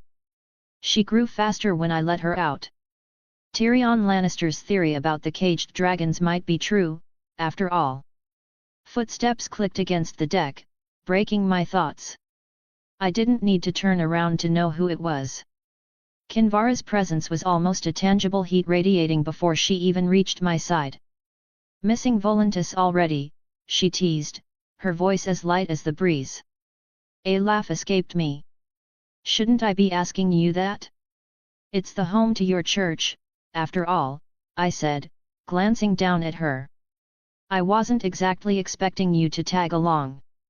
Oh my king, why will I not tag along? Any other priestess can do the church's work. But this matter can only come to fruit through me. She leaned against me, her hand trailing up to rest on my shoulder, fingers pressing just enough to remind me she wasn't fragile. I'm hurt. Are you already pushing me away? Her eyes glinted with mischief. Or are you just so eager to meet your little fiancé? Had. I'm glad you're coming along, I replied, my gaze drifting back to the open water. I'm going to need your powers, Kinvara. And as for my fiancé, well, we'll see. Oh please, she said, giggling as she pushed herself against my body. Princess Ariane Martell wasn't a character I was familiar with. She was a character that only existed in the A Song of Ice and Fire books, not in the Game of Thrones TV show. But my nerd of a friend back in my old life had once mentioned her in passing, describing Ariane Martell with no small amount of enthusiasm. Apparently, she was an eager girl, someone who found her way around men even before she'd come of age. Well, what did I expect from a Dornish woman? Absolute horse. My mind drifted briefly. I wasn't walking into Dorne expecting a delicate flower. Still, the engagement. Whether it could be rekindled. I didn't think so. I didn't want to, anyway. Her reputation aside, she had a personality problem. She was a brat. The name Viserys Targaryen will soon be far larger than Dorne. So why must I tie myself down to a Dornish princess then? The marriage of the Viserys Targaryen can be used as a negotiating tool in the future. So, I was leaning towards not letting the engagement relight. But we'll see. Kinvara shifted, her body pressing closer, eyes holding that teasing gleam. Aren't you worried? I said, smirking. The men are staring. What will they think, seeing a priestess behaving like this? MHM. Let them think whatever they want. Unless their stares scare you. Her voice was low, and her hand trailed down my chest as though daring me to make a move. A scoff left my lips as I lifted my hand, letting it fall with a swift spank across her curvy ass. She gasped, arching toward me, her smirk deepening as my hand lingered, squeezing her firmly. Let's take this to my chambers, I murmured, grabbing her hand and leading her below deck. She laughed softly, her fingers lacing with mine as I pulled her through the narrow corridor, pushing open the door to the dim room. I let her go, watching as she staggered a step, her lips curved in a challenging smirk. Without a word, I shoved her back onto the bed, her robes falling in disarray around her as she hit the mattress. Ah, she gasped, looking shocked, and then giggled. Oh, the dragon's aggressive today, she said, and my eyes traced her form. The cloth slipped from her shoulder, bearing just enough to stir that heat. She looked up, the shadows of the room casting her eyes in a dark gleam, her smile daring me. I didn't need a second invitation as I yanked her clothes apart and started ravaging her into a moaning mess. The desert seemed endless, a vast sea of dunes that had carried us for days. The sun was a half-buried coin on the horizon, painting the sands in shades of gold and red. Ahead, Sun's Pair finally took shape, its towers breaking the sky like the jagged teeth of some ancient beast. From this distance, it felt unreal, half mirage, half truth. I kept my face wrapped, a piece of cloth hiding everything but my eyes, while the wig scratched against my scalp. Beside me, Kinvara rode in silence, her form cloaked from head to toe, her presence subdued. Neither she nor I wanted to catch attention. We were shadows in the desert, trailing behind Prince Oberyn and Elaria Sand, while the second sons followed in disciplined silence. Oberyn cast a glance back, catching my gaze with a smirk. Quite the sight, isn't it? His voice was tinged with pride. I could understand why. That is Sun's Pair, my home. She's protected on 3 sides by the sea and on the 4th by the Shadow City. To those who don't belong, she's a labyrinth, a trap. But to the Dornishmen, she's as open as the sky. I watched the city grow closer, the walls high as if to touch the sky. A meticulous work of art, I replied, and it was a genuine compliment. It was an Arabian masterpiece of a city from the Middle Ages. Your home's a painting, Prince. Oberyn's smirk deepened at my words. Compliments did charming work on anyone. That's one way of putting it. But as beautiful as Dorne is, the Dornishmen are strong. We're survivors. And our enemies always make the mistake of forgetting that. He liked to talk about his people, and I was glad to humor him since those same men were going to fight for me soon. We traveled the rest of the path in small talk. As we approached, the outer city Sunspear's shadow unfolded around us. Narrow streets wound like veins, packed with people who stopped to watch us pass. They whispered to each other, some even calling out Oberyn's name. They adored the man. Eyes lingered on our procession, a curious gaze that only grew sharper as they noticed the armed men marching in our wake. But there was no fear, not with Oberyn at the head. The Dornish held him in their gaze as one would watch the desert sun daring it to burn them but never turning away. If not for his adventurous nature, Prince Oberyn would have ruled Dorne far better than his brother. We reached the gates soon after that as Oberyn spoke. That imposing structure is the threefold gate, he said, nudging his chin toward the structure that had doors stacked like shields guarding the heart of Sun's pair. The old palace looms beyond. Can you see? I can, I nodded. The royal castle's spires reached up like defiant fists, crowned by the spear tower and the great domed tower of the Sunday. The weight of Dorne's legacy pressed down on us as we rode forward. Immature, a guard stepped out from the gate, bowing low as he addressed Oberyn. Welcome back, Prince Oberyn, he greeted, the respect in his voice clear, though his eyes flicked briefly over the rest of us, lingering on the second sons. Shall I arrange quarters for your company? Oberyn chuckled, dismissing the formality with a wave.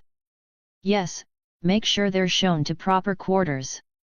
They're the men of this important friend I've brought alone, and I don't want my men getting lost in the alleys. Wouldn't want them spooking the locals, now would we? Dario Naharis took that as his cue, guiding his horse to my side with a chuckle. His gaze, as usual, bordered on insolence. My lord, he murmured, bowing his head with that exaggerated flourish of his. You know where to find me should you need me. I gave him a brief nod, and he pulled back, blending into the parade as the guards guided the second sons to the place they'd be staying. In the meantime, some other guards moved to escort us toward the old palace. Beautiful place, Kinvara brought her horse closer and said. First time coming here? I asked. She shook her head. No. I've visited Dorne before, a long time ago. She said and smiled at me, making me raise an eyebrow. We stayed close, silent, as we entered the palace grounds, leaving the sounds of the city behind. Within the walls, Sunspear's age and legacy seemed to seep from every stone, like a silent declaration that it would endure long after we were gone. Welcome, Oberyn turned to me and said. To the old castle. The air was thick with the scent of incense, mingling with the faint trace of flowers from hidden gardens. The halls swallowed sound, our steps muffled as if the palace itself held its breath. And then we reached the chamber, where Doran Martell sat waiting, a man carved by the years, his body confined to a wheelchair, yet his gaze as sharp and watchful as a hawk. Beside him stood a giant of a man, dark-skinned. Ario Hota noticed my gaze and stared back. He was as tall as the hound but larger. Quite imposing to look at. Oberyn dismounted with fluid grace, spreading his arms wide, his grin full of boyish mischief that belied his age. Brother, he called, his voice warm. Oberyn, you're back from your vacation, Doran Martell smiled at his younger brother, his gaze flickering to Elaria, who nodded in respect. I thought you'd remain there for a bit longer. I was planning to. But after hearing the situation in Westeros, the one too many people calling themselves kings, I couldn't remain still, Oberyn said and then grinned. Brother, I bring you a gift. One so precious I didn't dare trust the news to a raven. Doran's gaze moved from Oberyn to us, his expression unreadable. His eyes lingered on Kinvara, and I saw the flicker of unease in his face. She slowly took off the robe that hid her face, and Doran's eyes widened. He tried to hide his reaction but didn't quite succeed. A red priestess, he murmured, his tone carefully neutral, though the distaste wasn't lost on me. The Dornishmen worshipped the seven gods, after all. Kinvara only smiled, inclining her head with a serenity that bordered on mockery. The Lord of Light's blessings upon you, Prince Doran, she said softly, her voice smooth as silk but carrying an edge that made Doran's fingers twitch on the armrest of his chair. I smirked at that exchange. I was starting to like her antics. Much of her priest talk was just jabbing at people, it was funny. Thankfully, my face was hidden, so the smirk went unnoticed. Doran inclined his head in acknowledgement, his eyes wary. But then his gaze turned to me, curiosity mingling with suspicion as he looked into my eyes. "I assume it's him who's the gift," he said, dismissing the idea that Kinvara could be the said gift. "Yes, it is him," Oberyn said, turning to me. I slowly took off the cloth that wrapped my face. I let it fall, watching Doran stare at me carefully. He didn't recognize me yet. Then I reached for the edge of the wig. With a single motion, I pulled it free, letting my silver hair fall loose, the stark color catching the torchlight. Gasps rippled through the guards, a whisper of recognition passing through the air. Prince Doran's eyes trembled. I took a step forward, meeting Doran's gaze directly, a faint smile playing on my lips. "Prince Doran," I greeted, bowing my head slightly. "He's Viserys Targaryen, the blood of the conqueror," Kinvara stepped forward to introduce me. I liked that. The words lost their weight if I was the one to introduce myself all the time. "He's come here not as a stranger but as an old friend." The silence that followed was absolute, the weight of my words settling like stone. Doran's expression tightened, his gaze cutting through me like a blade. His eyes held mine, and for a moment, I could see the conflict there, the way his mind turned over the implications.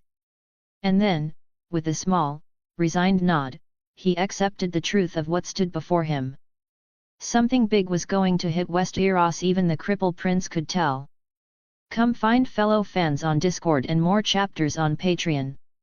Patreon, patreon.com/master4thwall Discord, https://discord.gg/dku27jbvf Chapter 11, Princess Arianne Martell Chapter 11, Princess Arianne Martell. The late afternoon sun filtered through the lattice windows of the old palace, casting a warm, golden hue over the chamber. Fruits sat heaped in bowls, figs, pomegranates, and grapes glistening like jewels, while Oberyn leaned back in his chair, stretching his long legs in a posture as relaxed as his gaze. He plucked a grape and popped it into his mouth, his eyes twinkling with barely concealed mischief as he watched his brother. Across from him, Doran sat upright, fingers folded, his gaze distant and wary. "So, brother," Oberyn started, his tone almost playful, "what do you think of my gift?" Doran sighed, rubbing a hand over his temple. "Perhaps it's wiser to take a bath before we discuss this. You've been riding through the sands, and surely even you need rest." Oberyn laughed. "Rest? I've waited too long to bring this up. Besides, I've already sent word for Arianne. She'll be here any moment." He leaned back, his smile fading only slightly. "I can't contain myself. Dorne has slept long enough. Perhaps it's time." Doran's expression tightened. He didn't seem to like the implications behind those words. "This will bring Dorne into open war, Oberyn," he said. "Are you prepared for that? Do you really want that? For innocent Dornishmen to die for a meaningless war?" Oberyn's gaze sharpened, and he leaned forward, his fingers pressing against the table. "Brother, it wouldn't be a meaningless war. Do you truly not want revenge? Against those sick Lannisters? A Lannister bastard sits on the throne right now, it's the best of any time to seek revenge. The man I brought to Sunspear doesn't only have dragon blood in name, he has a real dragon." Doran raised an eyebrow, an expression of pure skepticism coloring his features. "The last dragon that lived was the size of a kitten when it died. I don't distrust you if you say he has a dragon, but if he does, and I haven't seen him when he met it, it must have been hiding in his robes. The size of a kitten, this one too. Such a small creature is hardly the weapon we need." "Oberyn."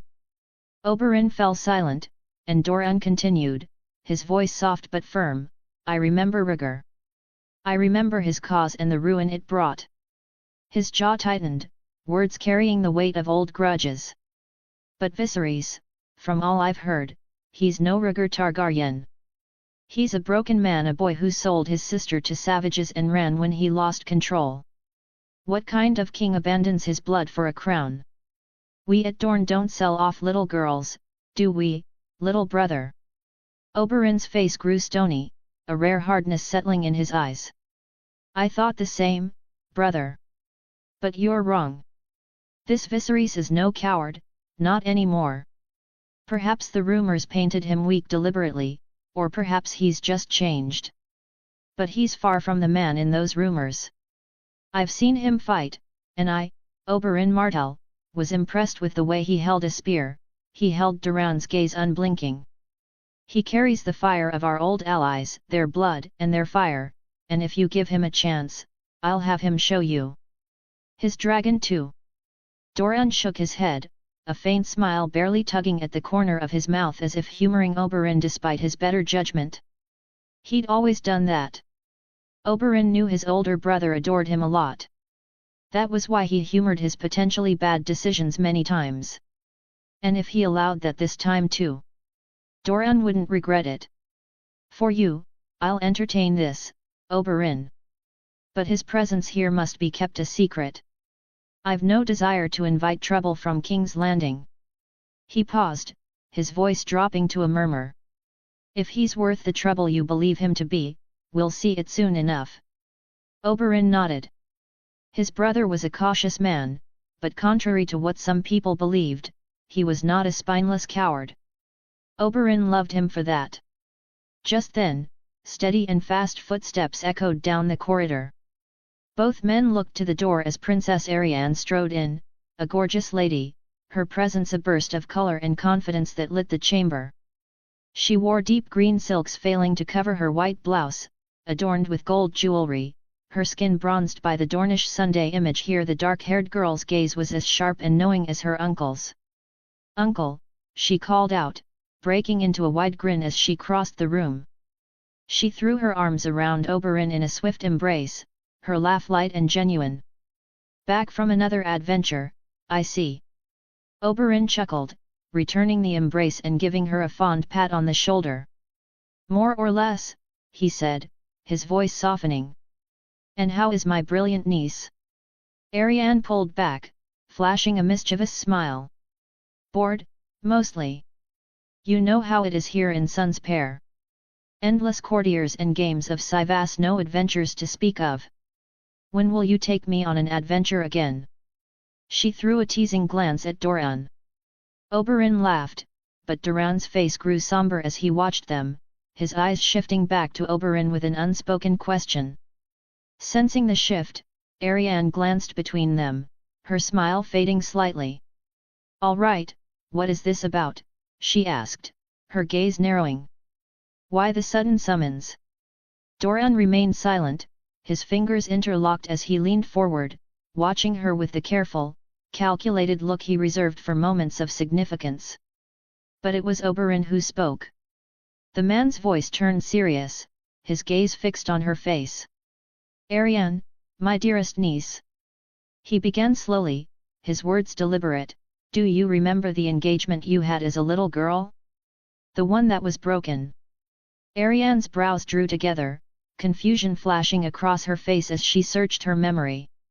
She looked at Oberyn and then back at her father.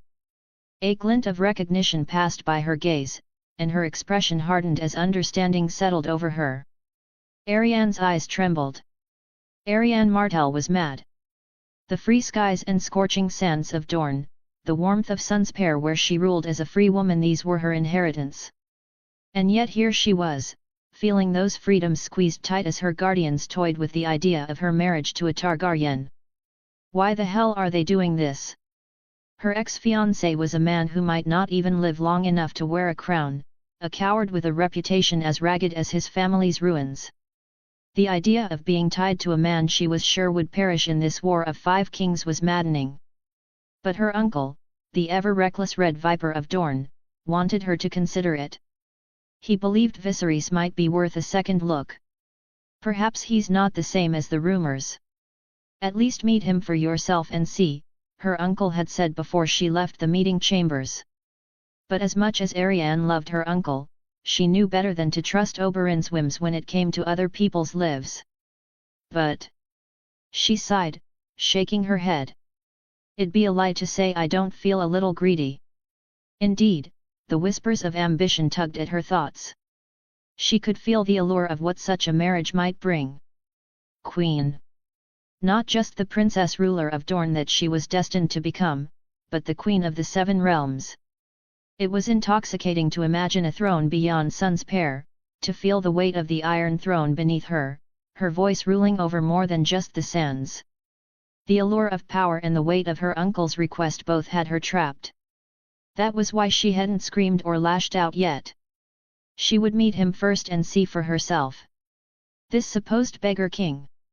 And so, now, she followed Sir Andry Dalt down Old Palace's shadowed corridors, the setting sun casting a molten gold light through narrow windows.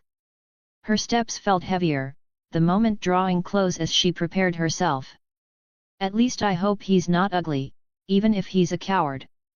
Soon, they stopped in front of a door, and Sir Andry knocked, his gaze averted in the respectful way he knew she preferred. A voice called from inside, low and unhurried, "Come in." She sighed, then pushed the door open, eyes scanning the dim room. She blinked, and then her breath hitched as she caught sight of the shirtless figure by the window. The silver-haired man's back was broad and muscled, slightly wet from the bath he must have taken, catching the waning light lit by the setting sun. He didn't turn right away, he lingered there, facing the sun, his profile cast in shadow. When he finally turned, her gaze traced the lines of his chiseled jaw, strong and angled, sharp against the soft light. The fury that had simmered in her chest shifted and softened. Just a little. Princess Ariane allowed a small smile. "Sir Andry," she murmured, a dismissive nod toward the knight, "you can leave." Her eyes remained locked on Viserys as she stepped inside, closing the door quietly behind her. In a matter of seconds, her anger was replaced with a glimmer of curiosity. Author note: hope you liked the chapter, and thank you for the votes. We're top 3 now. Let's gun for top 1, keep voting. Chapter 12, The Clash of Ideals. Chapter 12, The Clash of Ideals. Dorne was a beautiful place. Unlike Volantis, which stank of overpopulation, iron shackles, and men's greed, Dorne was alive, a free, raw beauty that didn't hide its edges. The sunset poured its last light through my window, dyeing the sky with an amber glow. But that hardly mattered to me now. The true view stood before me. Princess Ariane Martell. "Princess Ariane," I greeted, a slight smile playing at my lips as she approached with that dangerous grace Dornish women had perfected. I took her hand, bowing my head to brush my lips across her knuckles. "Prince Viserys." Her voice was rich, layered with interest and amusement as she withdrew her hand, silver eyes meeting mine. Her smile lingered, and I could see why men lost themselves over her. She was beautiful and hot-tempered, both a pleasure and a danger. Then we exchanged pleasantries. It was a formality that neither of us truly believed in but performed out of habit. She asked how I liked Dorne, her eyes flicking over me as though searching for whatever truth lay beneath my words. I took a slow breath, giving her a smile as I began. "Dorne," I said, glancing toward the open window where the last hints of sunset streaked the sky with hues of orange and gold, "is a place of undeniable beauty that is impossible to capture in words. It has an edge to it, a rawness that feels untamed yet elegant." I held her gaze. "The sands are relentless, sculpting this land in ways that make it unforgiving for outsiders, but there's beauty in that. The dunes, the oasis towns, the freedom in the air, every corner seems to hide something wild and enchanting." Ariane raised an eyebrow, the faintest of smiles playing on her lips as if she was both amused and intrigued. "A poetic observation, Prince Viserys." "I wasn't expecting that," she said, her voice carrying a hint of tease. "But Dorne isn't merely the land. There's more to it than the dunes and sunsets." I leaned in slightly, letting my gaze linger on her with unmistakable intent. "I know," I replied, my voice low.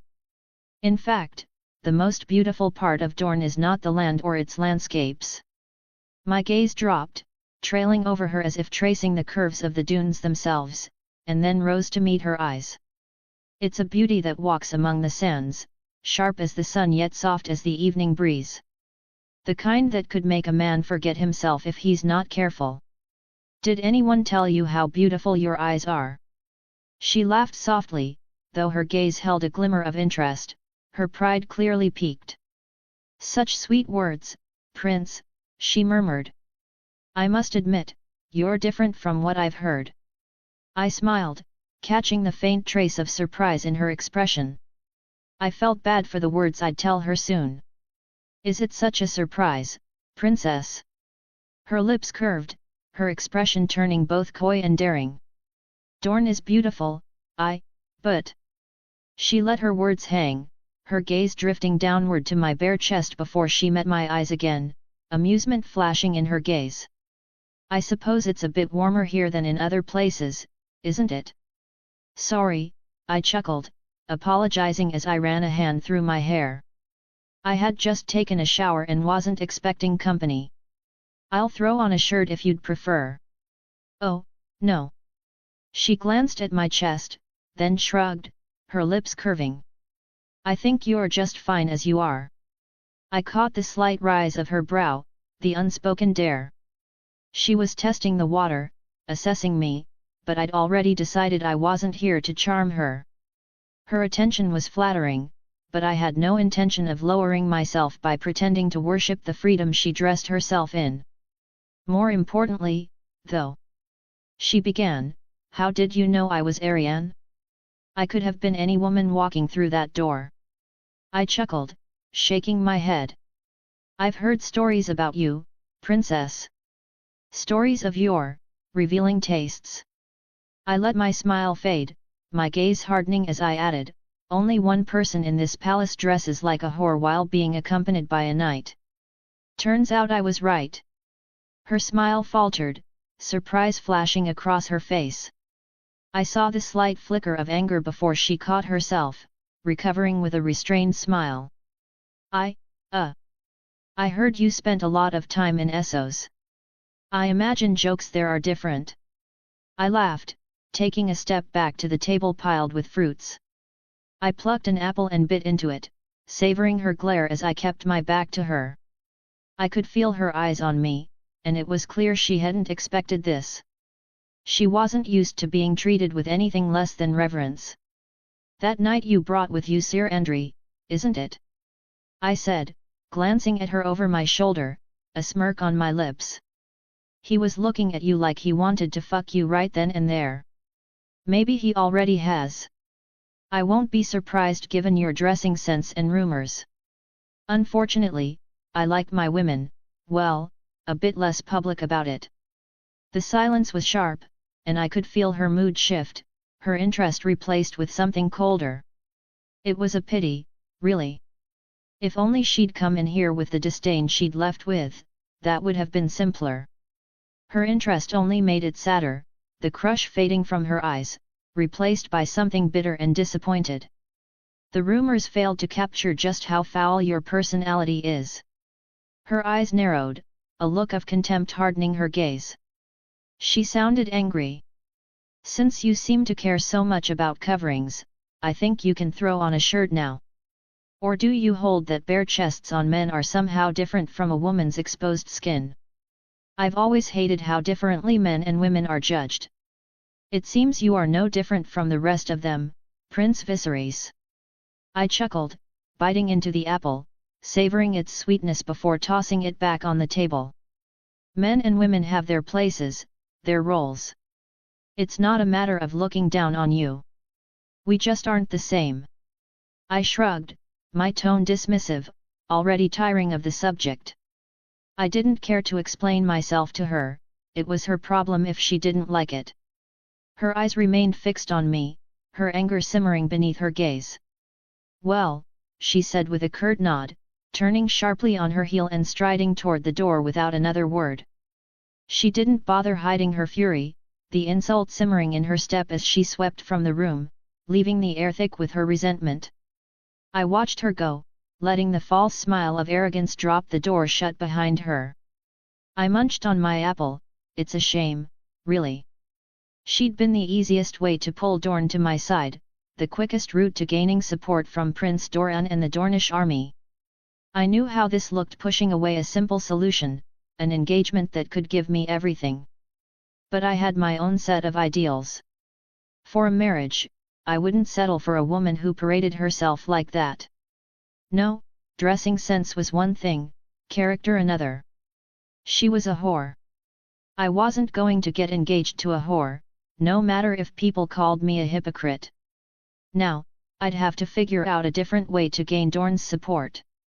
Arianne Martell's head burned with rage. How dare he insult her like that? The audacity of that man, standing there with his dismissive tone and those piercing, relaxed arrogant eyes. Her hands clenched into fists as she stalked down the corridors, barely noticing the guards and attendants who quickly stepped aside to avoid her wrath. When she reached the meeting chamber, she pushed the doors open a bit too hard for royal etiquette. Inside, her father and uncle were still talking, but her uncle Oberyn had freshly bathed, his hair still damp, leaning back with a look of ease. Doran looked as he always did, quiet and contemplative. When she stormed in, her father's gaze sharpened with curiosity, and Oberyn smiled. "Oh, you're back already," her uncle began, but she cut him off, fixing her father with a hard stare. "Father," she said, her voice tight, "I feel dishonored by this meeting with my ex-fiancé, Viserys Targaryen. He is just like every other arrogant man from outside Dorne, and I refuse to entertain any marriage with him. I am not going to marry someone who looks down on women, someone who would..." Her voice faltered with frustration. "He called me a whore in all but name." Doran blinked, taken aback by her vehemence. He turned his gaze to Oberyn, who cleared his throat, looking away from her while holding back a shrug. "Maybe I should have prepared you," Oberyn muttered, running a hand through his hair. The prince isn't exactly subtle with his words. Men from powerful lineages are often arrogant. Plus you have to understand the culture he comes from too. To them, Dornish men and women are, well, not holy." Doran shook his head with a sigh. "Arianne, you don't have to marry someone you don't like." His voice was calm, even gentle. "I have no intention of selling my daughter for a political marriage, certainly not one that brings us no benefit." Arianne felt her anger flare again, but not toward her father. Her father's measured words and his unyielding refusal to sacrifice her for mere strategy were reassuring.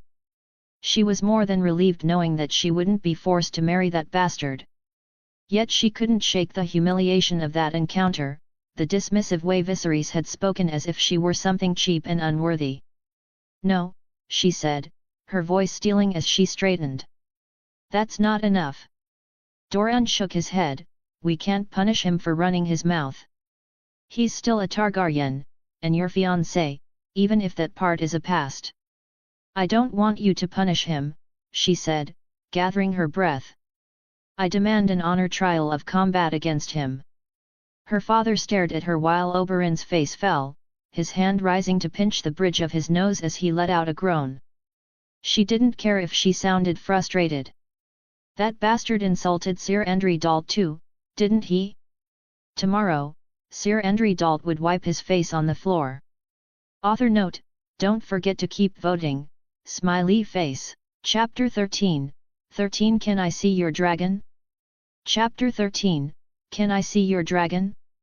The air in the old palace thrummed with anticipation, cheers swelling and fading like waves crashing against the ancient stone.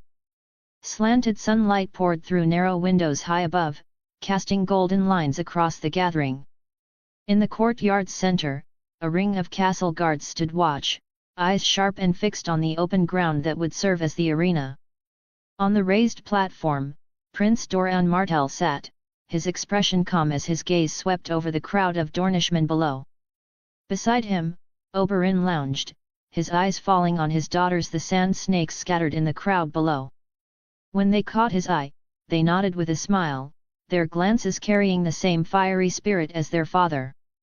Near them, Elaria watched with quiet amusement, her eyes warm as she soaked in the lively, charged energy of the crowd. "This is going to be interesting," she said. "I agree," Kinvara wanted over. She strided to the platform with that peculiar smile of hers, the flames of excitement reflected in her gaze. She inclined her head to the two princes, who nodded back and settled beside them. "Quite the lively start to the day," she murmured, her gaze sweeping the arena with a flicker of curiosity. "But are you sure about this, Prince Oberyn? You've seen what he can do." "Ah, well," Oberyn chuckled, though Doran frowned, a hint of curiosity in his expression. "I did request Prince Viserys to go easy. Hopefully, he'll listen." Doran was about to ask what was going on, when the crowd's focus shifted as Princess Arianne made her entrance. Murmurs followed her like ripples, voices low and filled with admiration. They cheered for her, and she waved at them. She moved through the assembly with the graceful ease of one born to be the center of attention, her dark hair catching the sunlight, her gaze steady and sure as she met their eyes. "Father! Uncle!" She greeted the princes, bowing a little, as the crowd's energy seemed to gather around her, rising higher as she took her place beside her father. Kinvara's gaze flicked to Arianne, her smile deepening slightly as she inclined her head. Arianne's response was polite, her nod restrained, though a faint tension edged her lips. Her distaste for the priestess was subtle but not unnoticeable. She didn't like the religion of the God of Light, as a follower of the faith of the Seven.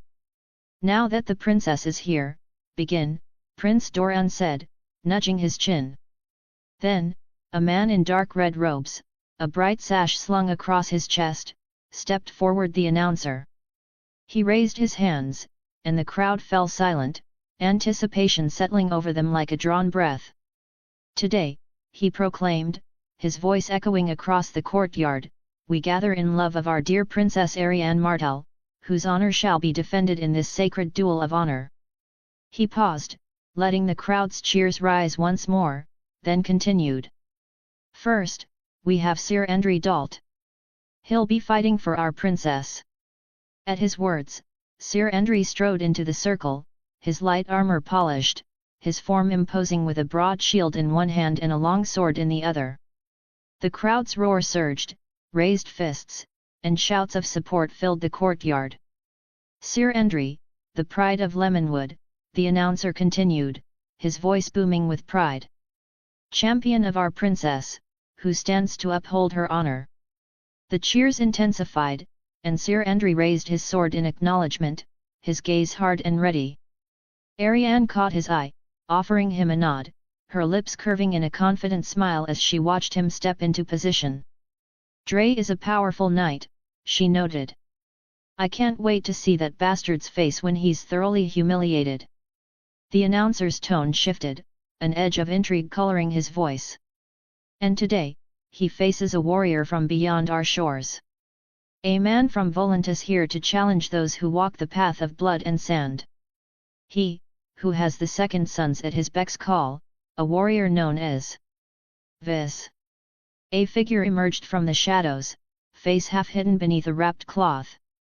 Viserys stepped forward, moving with a casual, almost dismissive grace. Clad in dark clothing, his Targaryen features concealed by a simple wig, he held nothing but a spear. It was an arrogant contrast to Sir Andry's armored form. His stance relaxed, his gaze unflinching.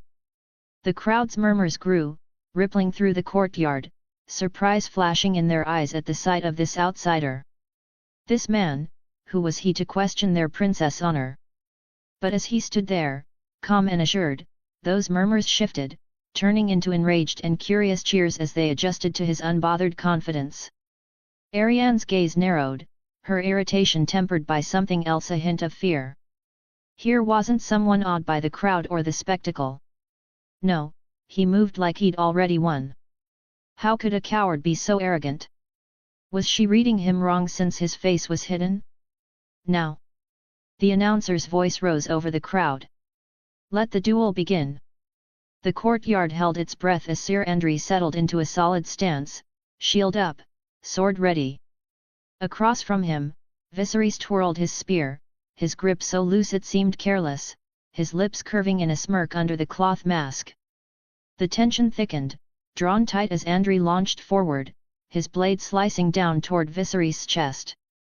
Viserys sidestepped with ease, letting the sword pass by inches, and flicked his spear lightly against Andry's shield, a playful tap, more a taunt than an attack. "Get him for me, Dre!" Arianne called, a teasing lilt to her voice, her grin widening as she watched her chosen knight advance. Sir Andry's every step was heavy and deliberate, each swing of his sword powerful and precise. He was a knight that made his allies feel safe, and enemies scared.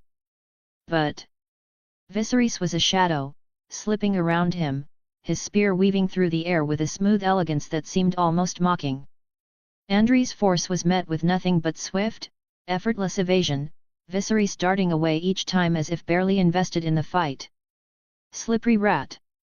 Frustration flashed in Andry's eyes, his strikes coming harder, his breaths growing rough as he fought to corner his elusive foe. Viserys' expression remained untouched, his eyes looking almost amused. His dodges were a clear taunt, as of mocking and shouting that Andry's strength held no threat here. He was like a spark of lightning dancing on earth. The crowd watched, spellbound, the tension thick as they took in the clash of styles, the brute strength of Sir Andry against Viserys' calm, unbothered agility. Each parry, every fluid sidestep, seemed to underscore the difference between them, and a ripple of realization passed through the spectators as it became obvious who held control. "Boring fight," Viserys said when Sir Andry started to pant and slow down. Then, with a swift, calculated sweep, he brought his spear down in a powerful arc, meeting Andry's blade with precise force. Metal rang out, sharp in the silent courtyard, and Andry's sword shattered under the blow, pieces clattering to the ground. Stunned, Sir Andry faltered, his grip slipping as he took a step back, momentarily defenseless. Viserys had already moved, appearing behind him with a swift kick to Andry's back. The knight flew forward, his armored form crashing to the ground as he coughed blood. His weapon lay in pieces beside him as he lay still, dazed in the dust. Viserys rolled his shoulders, a smirk on his lips, his gaze finding Arianne's. He tilted his head, his voice rising over the silence. "So, Princess," he called out, his tone filled with mock innocence, "what does it mean, to lose a duel of honor?" Arianne's eyes burned with pride wounded, anger simmering beneath her gaze as she met his challenge.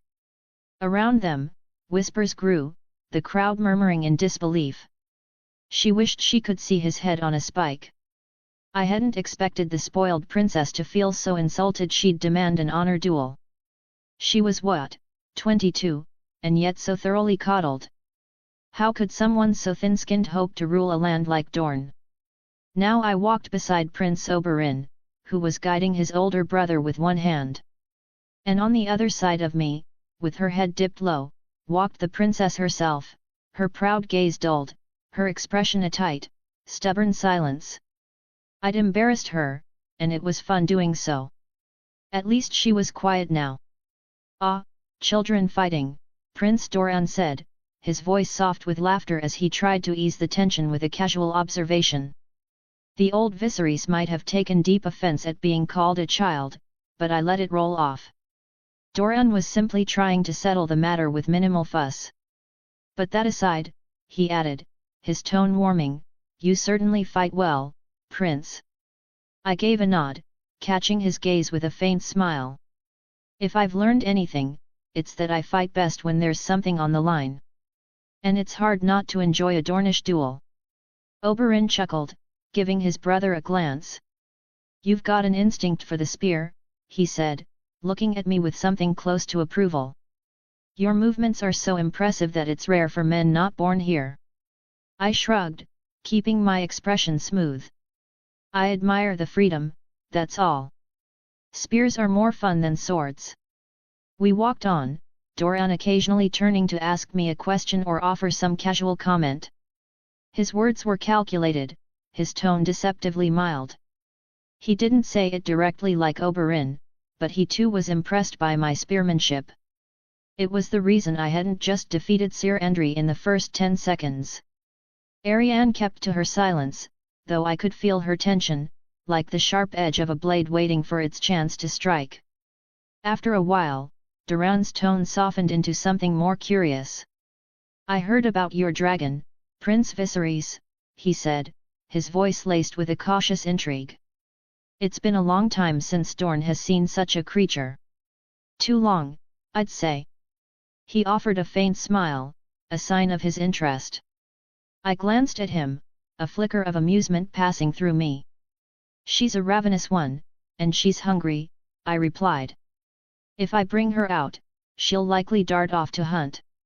Unless, of course, you happen to have fresh meat at hand. Oberyn laughed, his eyes glinting with understanding. Fresh meat is easy enough to find here. Doran nodded, his gaze considering. You're in luck, then. I had some sheep butchered earlier today. They're waiting just nearby, if you would like to show us this dragon of yours. I inclined my head, following the two princes down a narrow passage until we emerged into a courtyard. Several sheep carcasses hung suspended on ropes, their bodies limp and lifeless. Behind them, there was a farm where live sheep were eating grass. It was a sad scene if one thought about it.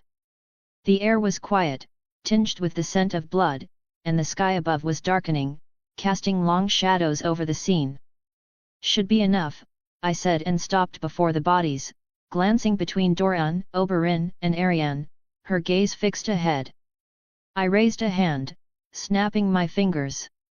They all watched as the air cracked, splitting open with a shiver as space itself seemed to tear apart. From that rift, a dog-sized figure sprang forward, a flash of glistening scales and sharp talons.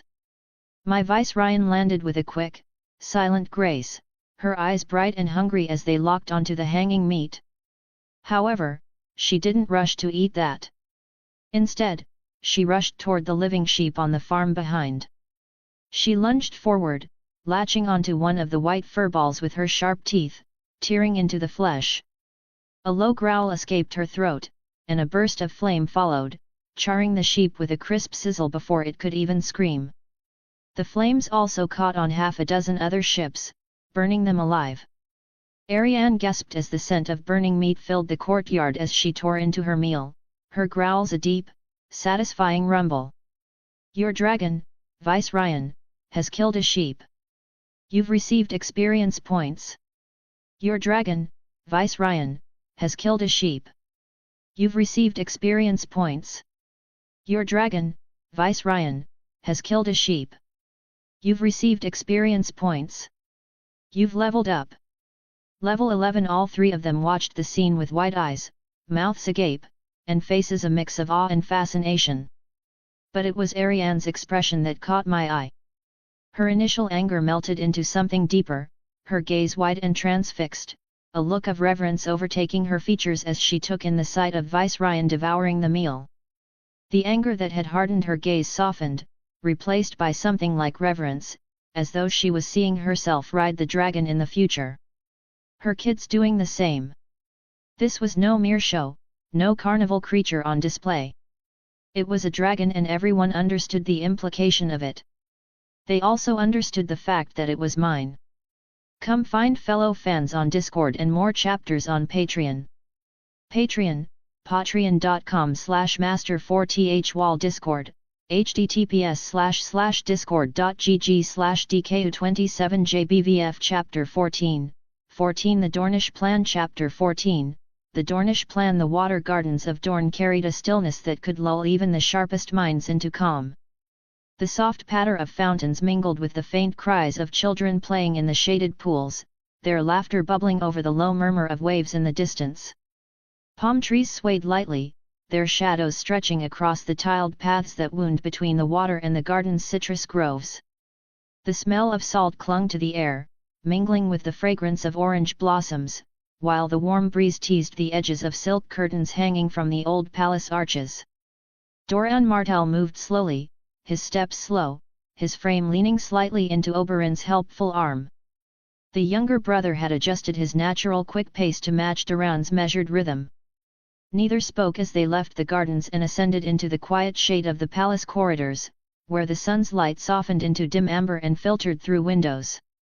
Inside a grand chamber, Oberyn helped Doran onto a low couch. The elder prince sank back with a quiet sigh, one hand resting lightly on the armrest, his other lifting to rub at his temple. So, Oberyn broke the silence as he leaned against the back of a carved chair, his sharp gaze fixed on his brother. "What do you think of him, then? After seeing his fighting style, and that dragon?" Doran closed his eyes briefly as if to shut out the weight of Oberyn's excitement. "You said he wants to invade the armies of the 5 kings on his own first?" he asked, voice slow and calculated. Oberyn nodded, failing to hold back a smug smile. "That's what he says." Doran opened his eyes again, his fingers tapping lightly on the armrest. "Then I don't see any reason not to support him." Oberyn's grin widened, his hand clapping briefly against the chair's wooden back as he straightened. "So, you agree," he said, the satisfaction clear in his voice. "I knew you'd be able to see the opportunity in this, brother. This is going to be big." Doran tilted his head, his smile faint but pointed. "I can see that. If he fails, what's lost to us?" he asked, his tone soft. "If he dies, no one will trace him to Dorne. No one will know he ever stood in our gardens. And the second sons? They'll retreat across the narrow sea, and will be left untouched."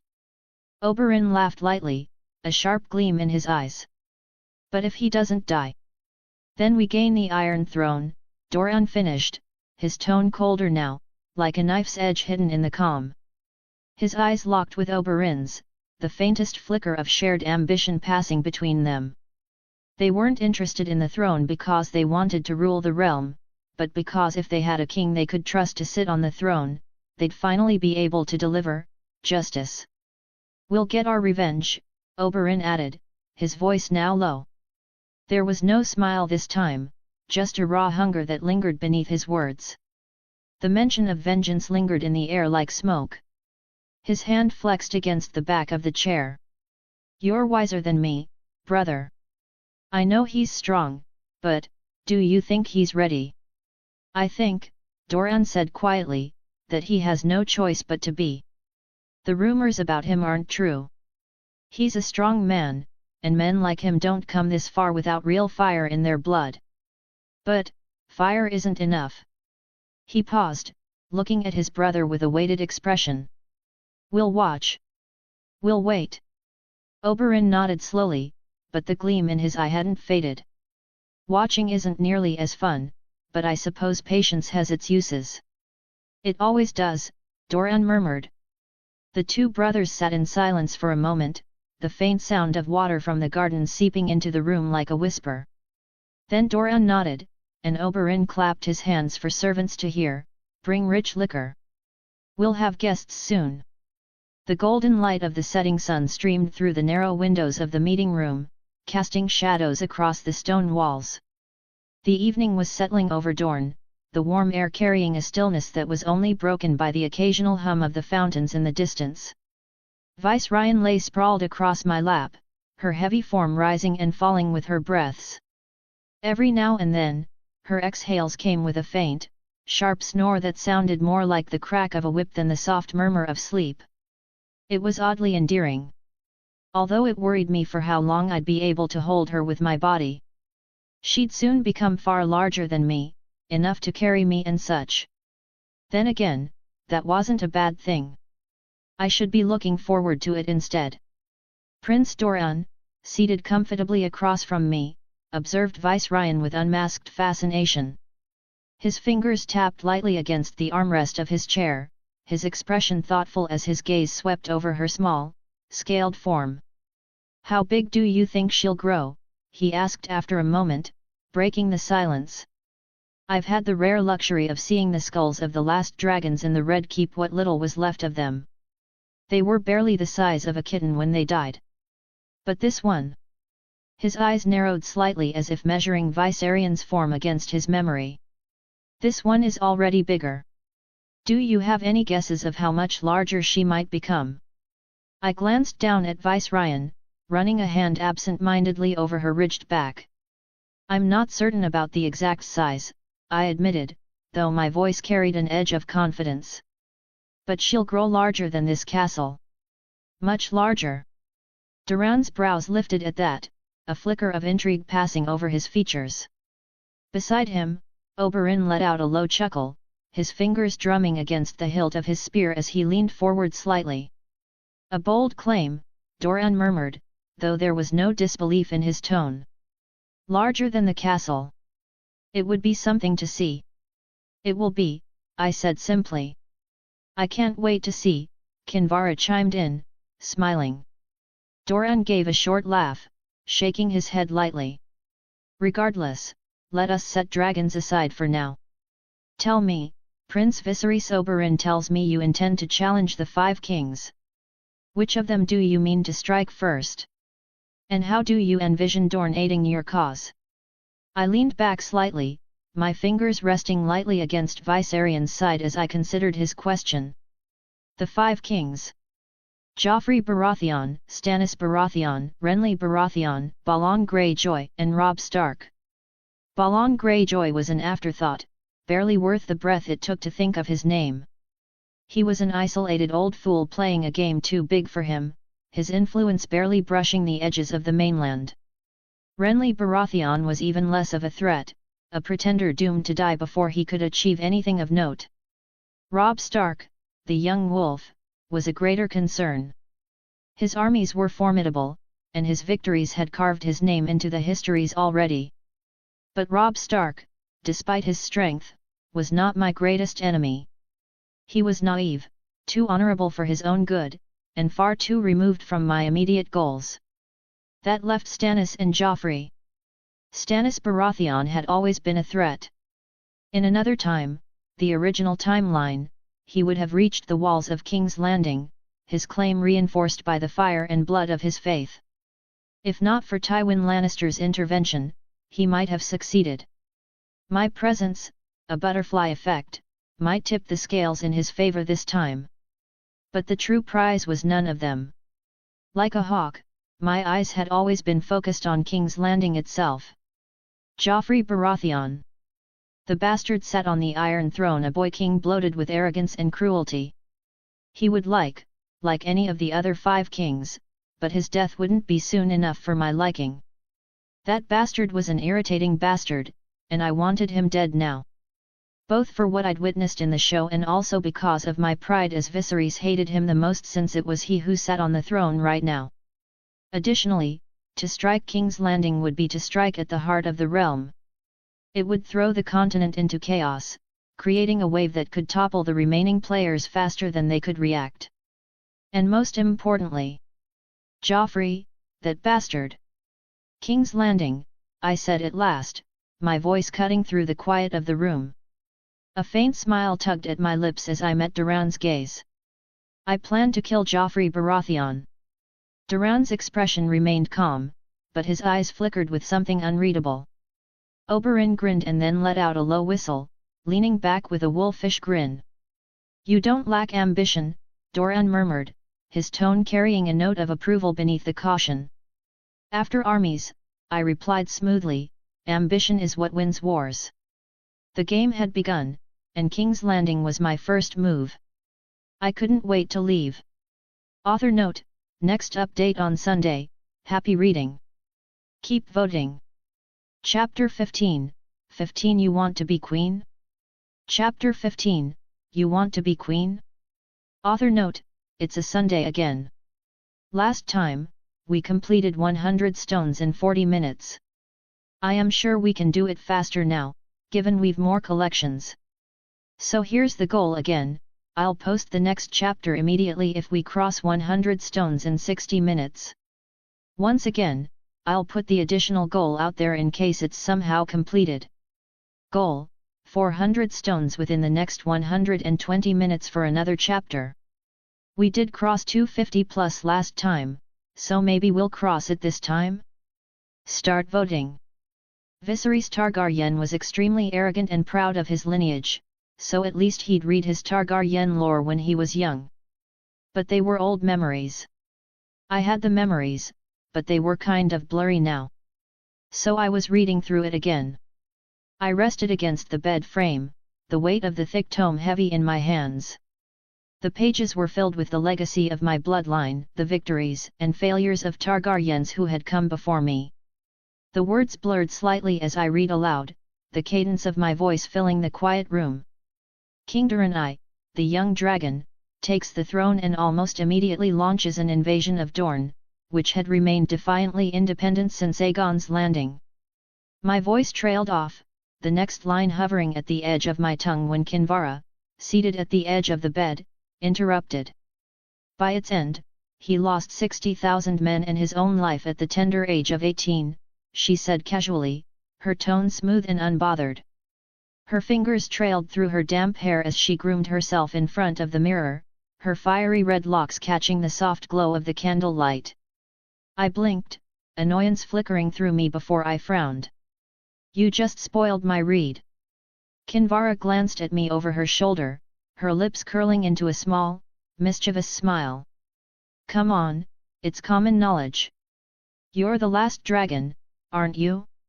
Shouldn't this all be second nature to you by now? I clicked my tongue, snapping the book shut with a sharp sound. I've read it before, but it's not as if I recite the damn thing every night. And besides, I added, my gaze narrowing at her teasing smirk, it's more enjoyable without interruptions. A knock echoed at the door before she could reply, the sound hesitant and uncertain. I glanced at Kinvara, who raised an eyebrow in silent question, before calling out. Who is it? It's me. The voice on the other side was soft, unsure. Ariane. Kinvara looked at me, her smile deepening as she rose from the bed with an almost predatory grace. I gave a short nod, and the door creaked open. Ariane Martell stepped inside, pausing as her gaze immediately landed on Kinvara, who stood beside the bed, her hair damp, her movements deliberate as she adjusted her robes. For a moment, the room was steeped in silence. Ariane's expression was tight, her lips pressed into a thin line as she glanced between the two of us. Kinvara broke the tension with a smile, stepping forward as she placed a hand briefly on Ariane's shoulder. The Lord of Light shines upon you, she said smoothly before brushing past her and leaving the room. Ariane's eyes twitched as she watched her leave, and I barely managed to suppress the laugh rising in my chest. Kinvara was a troll, and she knew exactly what she was doing. She just came out of the bath, Ariane said, her voice low but sharp as her gaze swung back to me. In your room? Why? And? I replied, leaning back against the bed frame, my expression neutral as I rested the book on my lap. Why was she doing her hair here too? She demanded. I smiled faintly, tilting my head. Oh, princess, you should know better than anyone why. I was making her bite the sheets earlier. Her eyes flared with anger as I casually set the book aside. What do you need? Ariane scoffed, folding her arms across her chest, ignoring my question, and yet you judge me as if I'm the whore. I shrugged, my tone light as I leaned forward slightly. I believe in the lock and key analogy. Is it not popular in Dorne? Her scowl deepened, and I laughed, continuing. A key that can open many locks is a master key, but a lock that can be opened by many keys shut up. Her voice was sharp as she glared at me, her eyes blazing. I've heard that stupid saying before. Women are not objects. Neither are men. I compared men with keys. Who's offended? I leaned back again, watching the irritation bloom across her face. I'm just messing with you, princess. Although yes, I wasn't lying when I said those are my preferences. They may be hypocritical, but they're mine. Surely you can't judge me for that. Her jaw tightened, but she said nothing, her silence speaking volumes. A moment stretched between us, thick with unspoken tension, before she sighed and straightened her posture. I heard you're leaving soon. So? I've decided, she began, her tone quieter now. Decided what? I asked, feigning disinterest as I reached for my book again.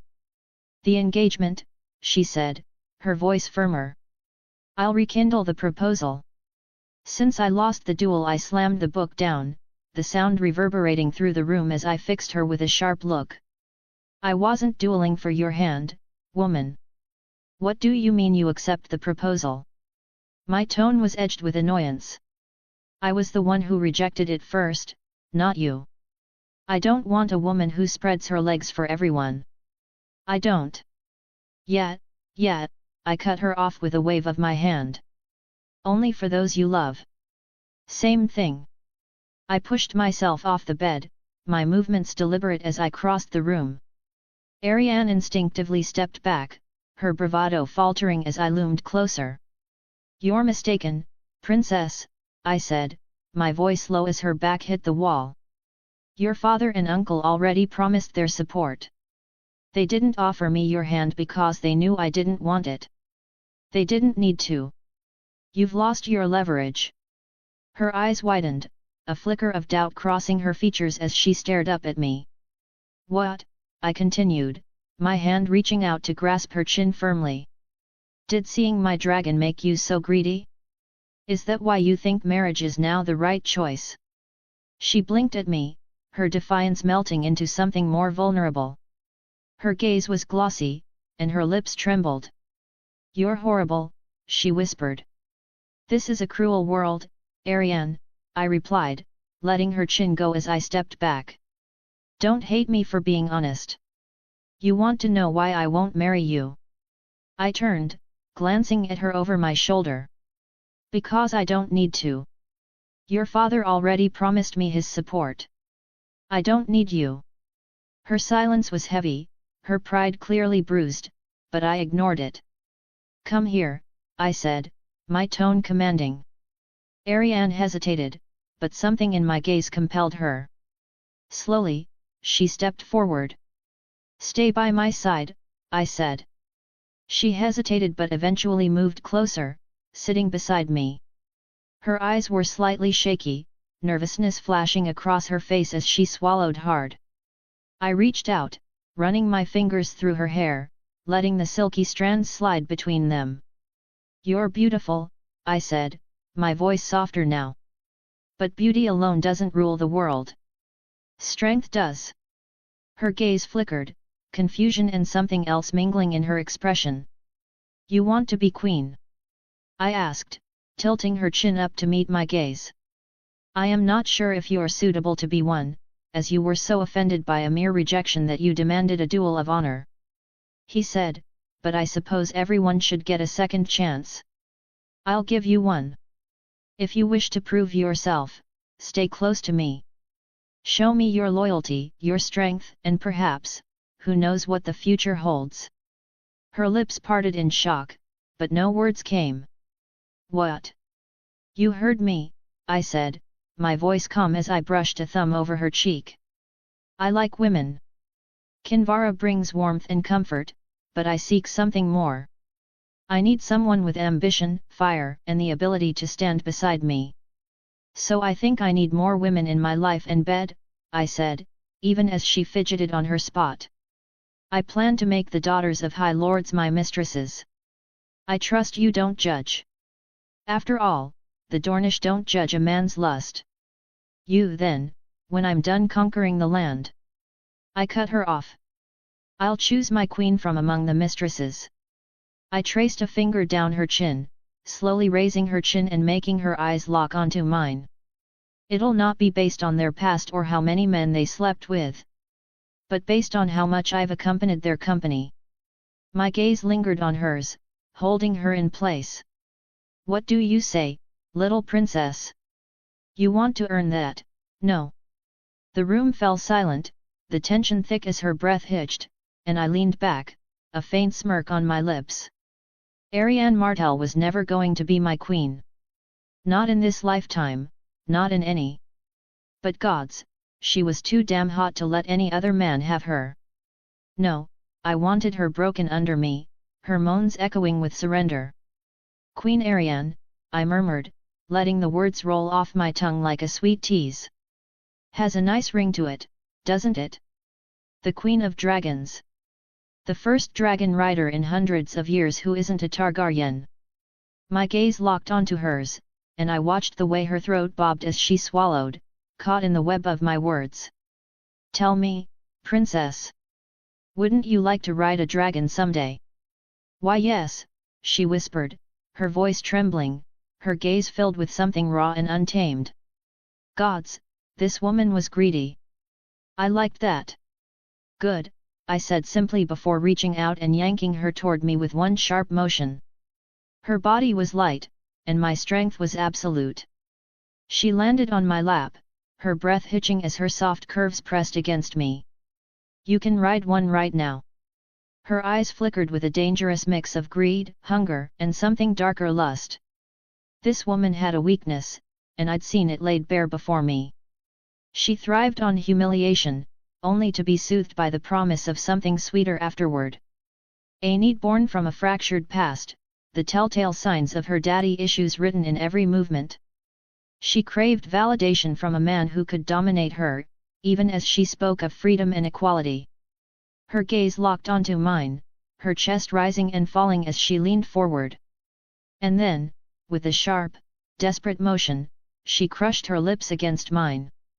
Her kiss was fierce, almost punishing, her body squirming against me as if demanding attention. And gods, wasn't it intoxicating to watch her unravel? I allowed her to lead for a moment, her tongue dancing against mine with desperate hunger. MGH. Her fingers clawed at my shirt, her breaths coming in sharp, ragged gasps as she sought to claim some semblance of control. But I wasn't about to yield so easily. My hands slid up her back, tangling in her hair, and with a firm tug, I pulled her head back, breaking the kiss. Why? Her eyes widened, her lips glistening and parted, her chest heaving with each breath. I held her gaze, smirking as I leaned in, my voice a low, husky whisper. SHH. Not so fast, princess. You don't call the shots here, do you? She whimpered, her eyes flashing with a mix of defiance and desire. I kept one hand firmly tangled in her hair, the other sliding down to cup her breast through her dress. Her breath hitched as my thumb circled her dark nipple that she was so proud of, feeling it harden beneath the fabric. Don't be shy now. I like my girls honest. So answer truthfully. This is what you want, isn't it? I murmured, my lips brushing against her ear. You want me to take control, to make you feel liberated.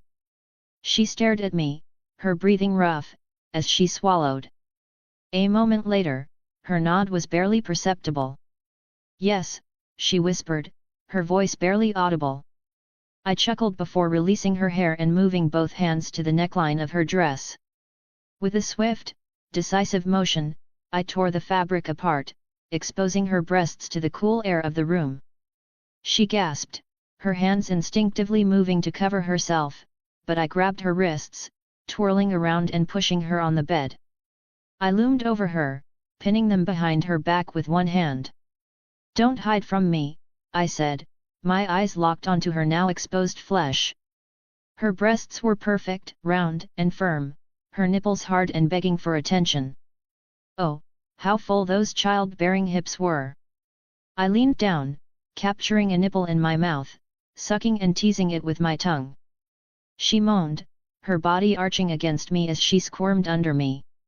I released her wrists, my hands moving to her hips, tearing her clothes as she felt my hardened cock press against her. Oh! Her eyes widened as she felt me press against her, only the fabric of my pants separating us. I kissed her while lowering my pants just enough to free myself, feeling the cool air a contrast to the heat of her body. Aren't you looking so eager? I asked, my voice hoarse as the tip of my cock pressed against her fat, hungry pussy. Her eyes were glazed with lust, her breath quick and desperate.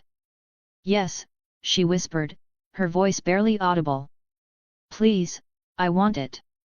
Please. I didn't need any more encouragement. With a swift, powerful motion, I lifted her hips and slammed down my cock, her moan filling the room as I filled her completely. I leaned over, catching her mouth, as her body tensed. Her arms hugged me tightly, and her nails dug into my shoulders as she adjusted to the sensation.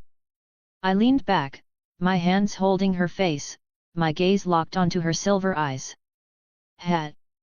Now, princess, I said, grinning. Let's see how well you can ride. Image here. Come find fellow fans on Discord and more chapters on Patreon. Patreon, patreon.com/master4thwall Discord, https://discord.gg/dku27jbvf Chapter 16, 16 Riding for King's Landing Chapter 16, Riding for King's Landing. Note, here is the promised chapter. Happy reading! And keep voting! Ding! And +1 for your intense bed performance. The morning sunlight filtered softly through the curtains, painting the room with a warm, golden hue.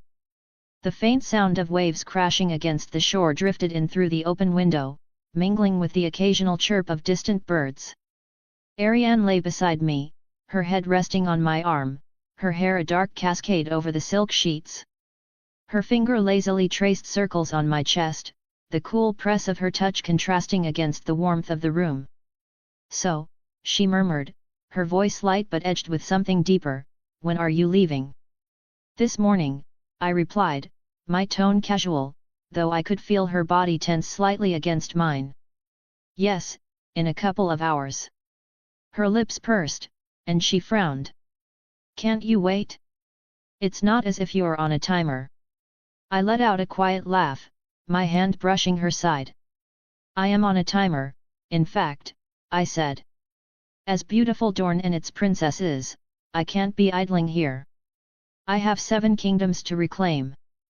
Just wait for me. I'll be back in no time. She scoffed, rolling her eyes. You better. Unless some other man steals me while you're gone, she teased, her grin playful but her gaze sharp, gauging my reaction.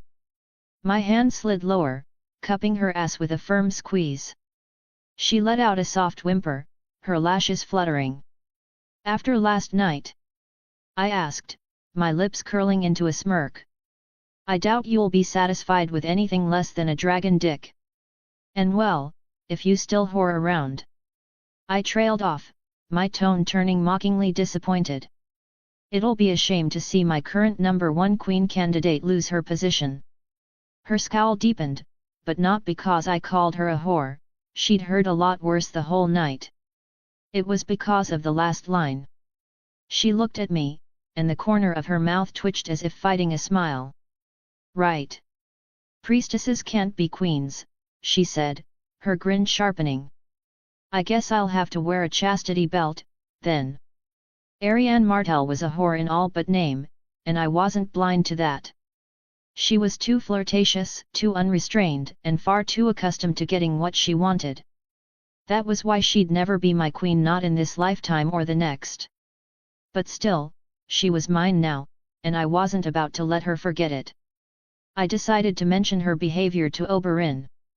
The entire old palace knew by now that I'd bedded the princess. Her moans weren't quite restrained, so they must be assuming she'd be my queen. So if I mentioned her whore-like behavior to her uncle, he would figure out my intentions. His Elaria and their daughters wouldn't let Ariane spread her legs for just anyone if it risked the position of queen. Especially not with the second son stationed here.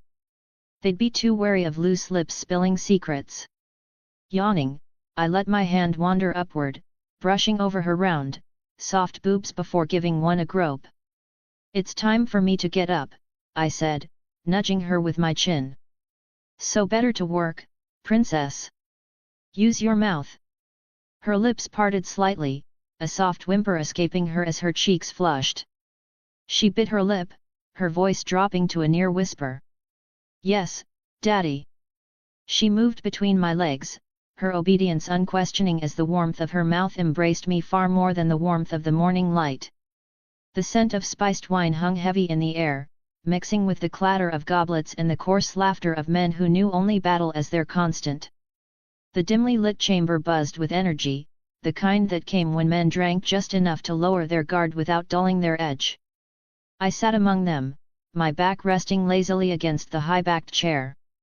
Dario Naharis was at my side, his sharp grin practically a permanent feature of his face. He sipped his wine with the practiced ease of a man who knew how to enjoy life without ever letting his guard down. His eyes flicked toward me. "So, you're leaving, Your Grace?" he asked, his tone casual but the curiosity beneath it clear. "Not Your Grace yet," I replied with a faint smirk, tilting my goblet just slightly toward him. "But I like the sound of it." Dario's grin widened. "Oh, I think you are. You've got 1,000 second sons under your command," and from what I've heard, he leaned in, lowering his voice but not enough to hide his amusement, "from the old palace last night, it sounds like you've got 30,000 Dornishmen, too." The laugh that left me was low and smooth. "Fair point," I said, raising my goblet slightly in acknowledgement. "And yes, I'll be leaving soon." "How many men are you taking?" he asked, swirling his wine as though the answer were just as important as the drink. "Last time we spoke, you mentioned same plan as before," I interrupted, my tone calm but carrying the weight of finality. "I'm going alone." My gaze swept the room, noting the men whose laughter came a little too easily, whose movements were just a little too deliberate. "And before you ask, no, I can't share the details. Too many ears, even here. But if I need your assistance, Prince Oberyn will reach you." Dario raised his goblet with an approving nod, his grin shifting into something sharper. "Understood. To your success, then." The clink of our goblets was a muted sound compared to the din around us, but it held more weight. I downed the rest of my wine in one smooth motion before setting the goblet aside. Rising from my seat, I gave Dario a short nod before stepping away. The hall noise faded behind me as I walked through the corridors of the old palace. The stone walls cast long shadows in the faint light. The silk curtains swayed gently in the breeze, and the faint scent of citrus teased the air. "It's about time," I thought, the faintest flicker of a smirk pulling at my lips as the door to the meeting room loomed ahead. I'd mention Ariane's case first and then announce my departure. My boots echoed softly against the stone, each step steady, deliberate. The laughter from the hall was a distant hum now, replaced by the quiet anticipation that had become a familiar companion. The door creaked open as I pushed it, and I stepped inside, my thoughts already on the road ahead. "All right, Prince Viserys. Have a swift journey," Prince Doran said, nodding at Viserys.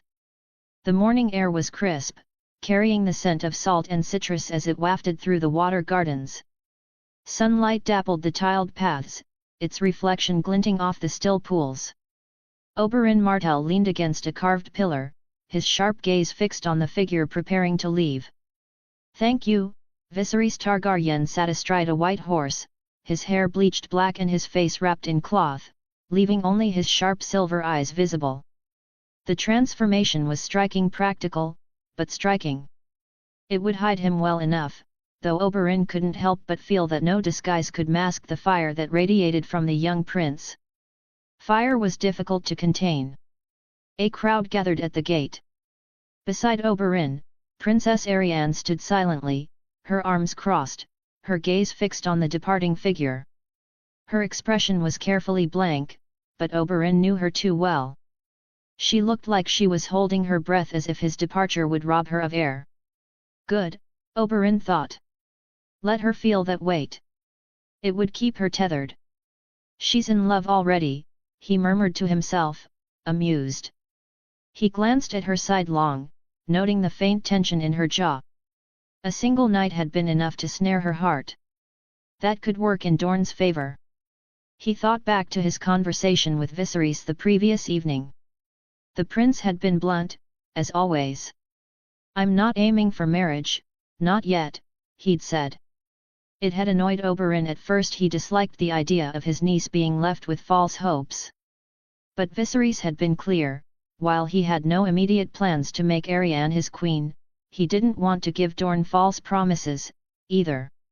He admired her, and perhaps she could be queen one day. But only if she earned it. It was honest. Oberyn respected that. Better this than an empty scam. He'd spoken with Ellaria afterward, asking her to keep an eye on Arianne. If there was even a sliver of a chance she could rise to queen, then she needed to stay pure, untouched by scandal or poor choices. At least for now. "I'll be riding now," Viserys called, his voice breaking Oberyn's thoughts. He nodded, about to respond, when the sound of hoofbeats echoed through the courtyard. Heads turned as a figure emerged from the shaded paths of the water gardens, her dark horse cutting an imposing silhouette. Kinvara. Her crimson robes caught the sunlight, making her appear as though she carried fire itself. She rode with effortless grace, her red hair gleaming like embers, her smile sharp and knowing as she reined in beside Viserys. "You're leaving without me?" she asked, her tone laced with amusement. Viserys tilted his head, his gaze flicking over her. "A red priestess is conspicuous," he said, his voice edged with skepticism. "You'd stand out too much." "Not if I want exactly that," Kinvara replied, her smile deepening. "I'll simply say I'm here to preach. What's suspicious about a woman spreading the word of her god? Besides," she added, her tone softening into a teasing lilt, "you need an identity, don't you? You can't just appear in King's Landing with nothing. My presence will give you credibility should your outlandish powers slip." Viserys frowned slightly. "And if they hang you? The largest September that worships the 7 gods is in King's Landing. Religious leaders have a mutual respect for one another," Kinvara replied, her confidence unwavering. "At worst, they'll warn me to stop preaching if I gain too many servants. But I won't gather servants, that isn't my goal. So I'll be safe." She glanced at his bleached hair. "And besides, this." She gestured to his hair. "One good rain and your secret are out. You should have asked me sooner."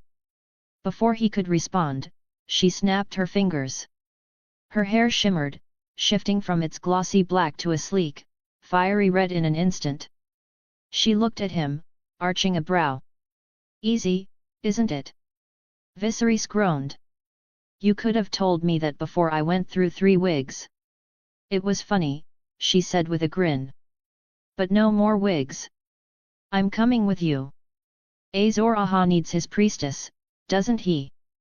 Oberyn watched the exchange with narrowed eyes. The priestess was too smooth with him, too confident. Dangerous. She would be a threat to Arianne's position, Dorne's position, if weren't a priestess. Even so, she needed to be kept on watch. A sudden idea sparked in his mind. "Perhaps I can help," Oberyn said, stepping forward. His voice carried the easy charm he always wielded so effectively. "Varys little birds have long wings. Unfortunately, even here in Dorne. They wouldn't know your secret, I can assure you that much, but they'd notice a red priestess traveling from here to King's Landing. That's enough to draw suspicion to Dorne." Kinvara tilted her head, her smile faltering slightly as she listened. He clapped his hands, and 8 girls carrying weapons stepped up. 3 among them stood out. "But," Oberyn continued, his tone shifting, "if suspicion is inevitable, then let us use it to our benefit. My daughters are skilled in more than just poison. They can fight, spy, and kill when needed. You can take them as your followers with the excuse that they're servants to the Red Priestess. Their presence will lend you protection and there'll be more eyes and ears for you in King's Landing." Ellaria's hand touched his shoulder lightly, a silent question in her gaze. He met her eyes, his expression softening slightly. "Trust me," his look said. She sighed, nodding. "You uncle." Arianne's head snapped to look at him, and he ignored her. She was feeling threatened, but he'd explain to her later. Both Arianne and Ellaria seemed to understand what he was doing. If not Arianne, then perhaps one of his daughters could secure a place of influence besides Viserys Targaryen. Maybe not as queen, but as lovers. After all, Ellaria and Oberyn weren't married either. Yet, she was invaluable to him. Viserys considered this, his sharp gaze flicking over Oberyn and then to the sand snakes, who had stepped forward at their father's silent command. The three eldest Obara, Nymeria, and Tyene stood tall, a step before the others. "All right," Viserys said at last, a faint smile tugging at his lips. "I'll take the three of them. Too many would just get in the way." Oberyn clapped his hands, satisfaction gleaming in his eyes. 3 more horses, then. The morning ended as 5 riders rode out through the gates of the old palace. Viserys, Kinvara, and the 3 sand snakes Obara, Nymeria, and Tyene.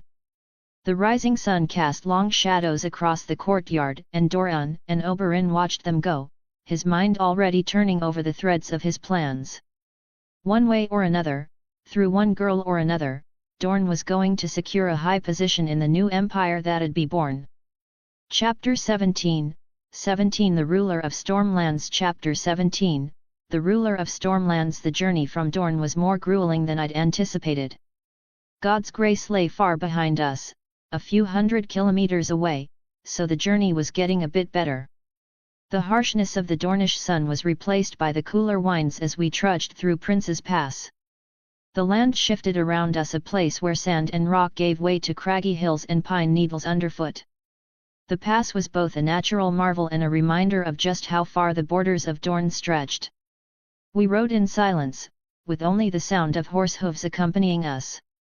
I'd almost grown fond of that sound. The path curved between steep cliffs, shadowed by jagged peaks that seemed to pierce the sky. Around Kinvara and I, the sand snakes rode with ease, their eyes always scanning the trail, watchful for threats. It was Tyene who broke the quiet, her eyes half-lidded in boredom as she glanced my way. "What do you think of this, Prier, Your Grace?" she stammered and asked. "I like the gentler wind. Though I have to admit, I wouldn't have been able to appreciate it this much if I hadn't experienced the harshness of the Dornish Sunday. Anyways, how long do you think we need to travel from here?" I asked in casual interest. I already knew the answer. I had naturally done my research before on such a long journey, but it was worth stirring up some conversation with these dour-faced warriors. "Another month, maybe less," Nymeria replied, her voice as dry as the land we left behind. It had already been about 10 days since we left. "If the gods are kind, Your Grace." "Which they usually aren't." A chuckle slipped from Kinvara's lips. "Not a true statement, Lady Nymeria. Let's not argue about our religious views, girls," I put a stop to them. "By the way, just call me Vis, since it'd be troublesome if people heard you call me Your Grace," I said, and the sand snakes nodded. Kinvara shrugged, her gaze moving back to the cliffs above us, unconcerned. Obara grunted something indistinct, the words lost to the steady sound of our horses' hooves against stone, and the conversation died again, as fleeting as the whisper of wind through the peaks. 2 weeks later, we were passing through Summerhall, the land softening into rolling fields dotted with green and gold. We avoided the main roads whenever possible, opting for old trails that twisted through the hills, away from prying eyes. Viserys had been hunting wild buffaloes and other animals whenever she was hungry, and although that didn't give me much experience, I still managed to level up a little. I liked how I could receive levels even when she was the one doing the killing. Page 130 Viserys Targaryen, the Dragon King, 22 years old, level 14 to 17 STR 22 and 17 Dex 19 and 19 Luke 20 Oth Page 130 I was feeling more powerful than ever. It was a good feeling. Soon, I should become the strongest human in the world. But until then, I had to remain cautious and careful. Super-skilled warriors like Oberyn Martell still posed a threat to me, enough to perhaps kill me. Thankfully, nobody would recognize me even if they saw me, but Kinvara was another question. She had her hair red right now, so they wouldn't realize that this Red Priestess was the Red Priestess, but still. It was better to be careful since these lands worshipped the Seven. Tension lay heavy on our small company now. We were passing through the Stormlands, after all. the territory of one of the 5 kings, who was just nearby. So the sand snakes were ever alert while Kinvara smiled to herself as though she were above it all, and as for me, well, I kept my composure. Each passing day brought us closer to the Lion's Maw. A place where allegiances were as solid as smoke and just as reliable. It was far ahead of Summerhall when the encounter happened. The sudden sound of horse hooves, many hooves echoed across the rolling hills. A heralding beat that pulled our attention in unison. "Horses," Kinvara said softly, her tone a strange tune of curiosity. The sand snakes were already moving, hands resting on the hilts of weapons, expressions darkening. I pulled my horse to a stop, eyes narrowing, as I positioned myself in front of Kinvara as if to protect her. The banners came into view before the horses did. The golden rose of House Tyrell beside the stag crowned in gold, the banner of House Baratheon. "Stay alert," I said to the girls, although that wasn't needed. They already were, as the riders spread out as they drew nearer, a formation too neat to be anything but military. They circled us smoothly, not entirely hostile but certainly not friendly. Renly Baratheon sat astride a massive warhorse at the head of the company, wearing a crown of golden antlers upon his head, his easy smile a mask of charm. Beside him, on a slimmer palfrey, rode a beautiful woman. I recognized her as Margaery Tyrell, and like Renly, she was a more attractive mirror of her TV show counterpart. Her gaze was sharp beneath the pretense of politeness.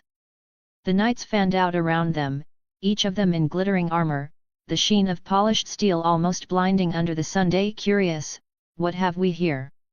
Renly called out, his voice carrying over the distance. He didn't sound like he intended to harm us. He urged his horse forward, closing the space between us. "Interesting travelers through my lands. Don't be startled, I simply want to know who exactly crossed my path today." Renly Baratheon, one of the 5 kings, the king of the Stormlands, swept his eyes across us, lingering on the crimson robes and hair of Kinvara and then the dark-haired sand snakes.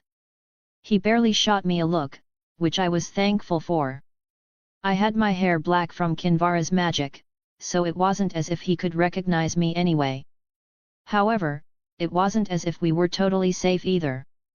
This Kinvara refused to change her robes, so it was hard to hide her status as a Red Priestess. Stannis Baratheon was being helped by a Red Priestess, and if Renly knew about it, he'd automatically view us as enemies. The sand snakes stiffened, fingers tightening on their weapons. I held up a hand, a signal to keep their blades sheathed for now. "Just travelers, my lord," I replied, keeping my tone smooth, almost bored. "Passing through, on our way to the capital." "It's your grace," said a knight who was riding too close to Renly. Although he wore a helmet, I recognized him as the Knight of Flowers. I smirked. "Ah, yes. I apologize, your grace." Renly's eyes flicked from Kinvara to me, the faintest quirk of his lips betraying his interest. "Such brave people you are," he said, his gaze returning to Kinvara. "A Red Priestess." His eyes lingered on her. As did the eyes of many others. Nobody, not even Renly and Loras, could deny her beauty. Image here. Renly nodded his head in respect. "My lady, I am assuming when he said he's going to the capital, he and the daughters of Prince Oberyn are accompanying you to the capital? Should I be worried about the Lord of Light setting his sights on my camp?" From the looks of it, news of Melisandre the priestess supporting Stannis hadn't spread across the land yet. Otherwise, he'd have been a lot more aggressive to us. Or maybe it was the daughters of Oberyn Martell, as they somehow recognized them, that secured safety for us just by being here. Kinvara revealed a soft, composed smile, the one that spoke of secrets and power.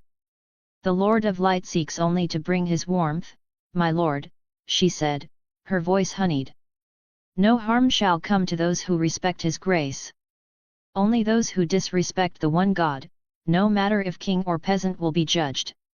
I am Nyra, a close confidant of Kinvara, the Heart of Fire. "So please rest assured, someone like me is not in allegiance with any of the 5 kings, she didn't lie. I wasn't one of the 5 kings. I'm simply having a pilgrimage to King's Landing in the hope of spreading the Lord's name. Ah, Grace, Renly repeated, his tone laced with a teasing note. He glanced sideways at Marjorie. Grace is a currency we often run short of, isn't it, my love? Marjorie gave a delicate laugh, her eyes sharp as they studied Kinvara. Perhaps. But I don't think I've ever seen a priestess quite like you, she said, her gaze dipping to the embroidered flames on Kinvara's robes. The gorgeous Queen of Ashes smiled. Such fervor even when you're standing before the rightful king. Image here. Kinvara bowed her head, her smile deepening.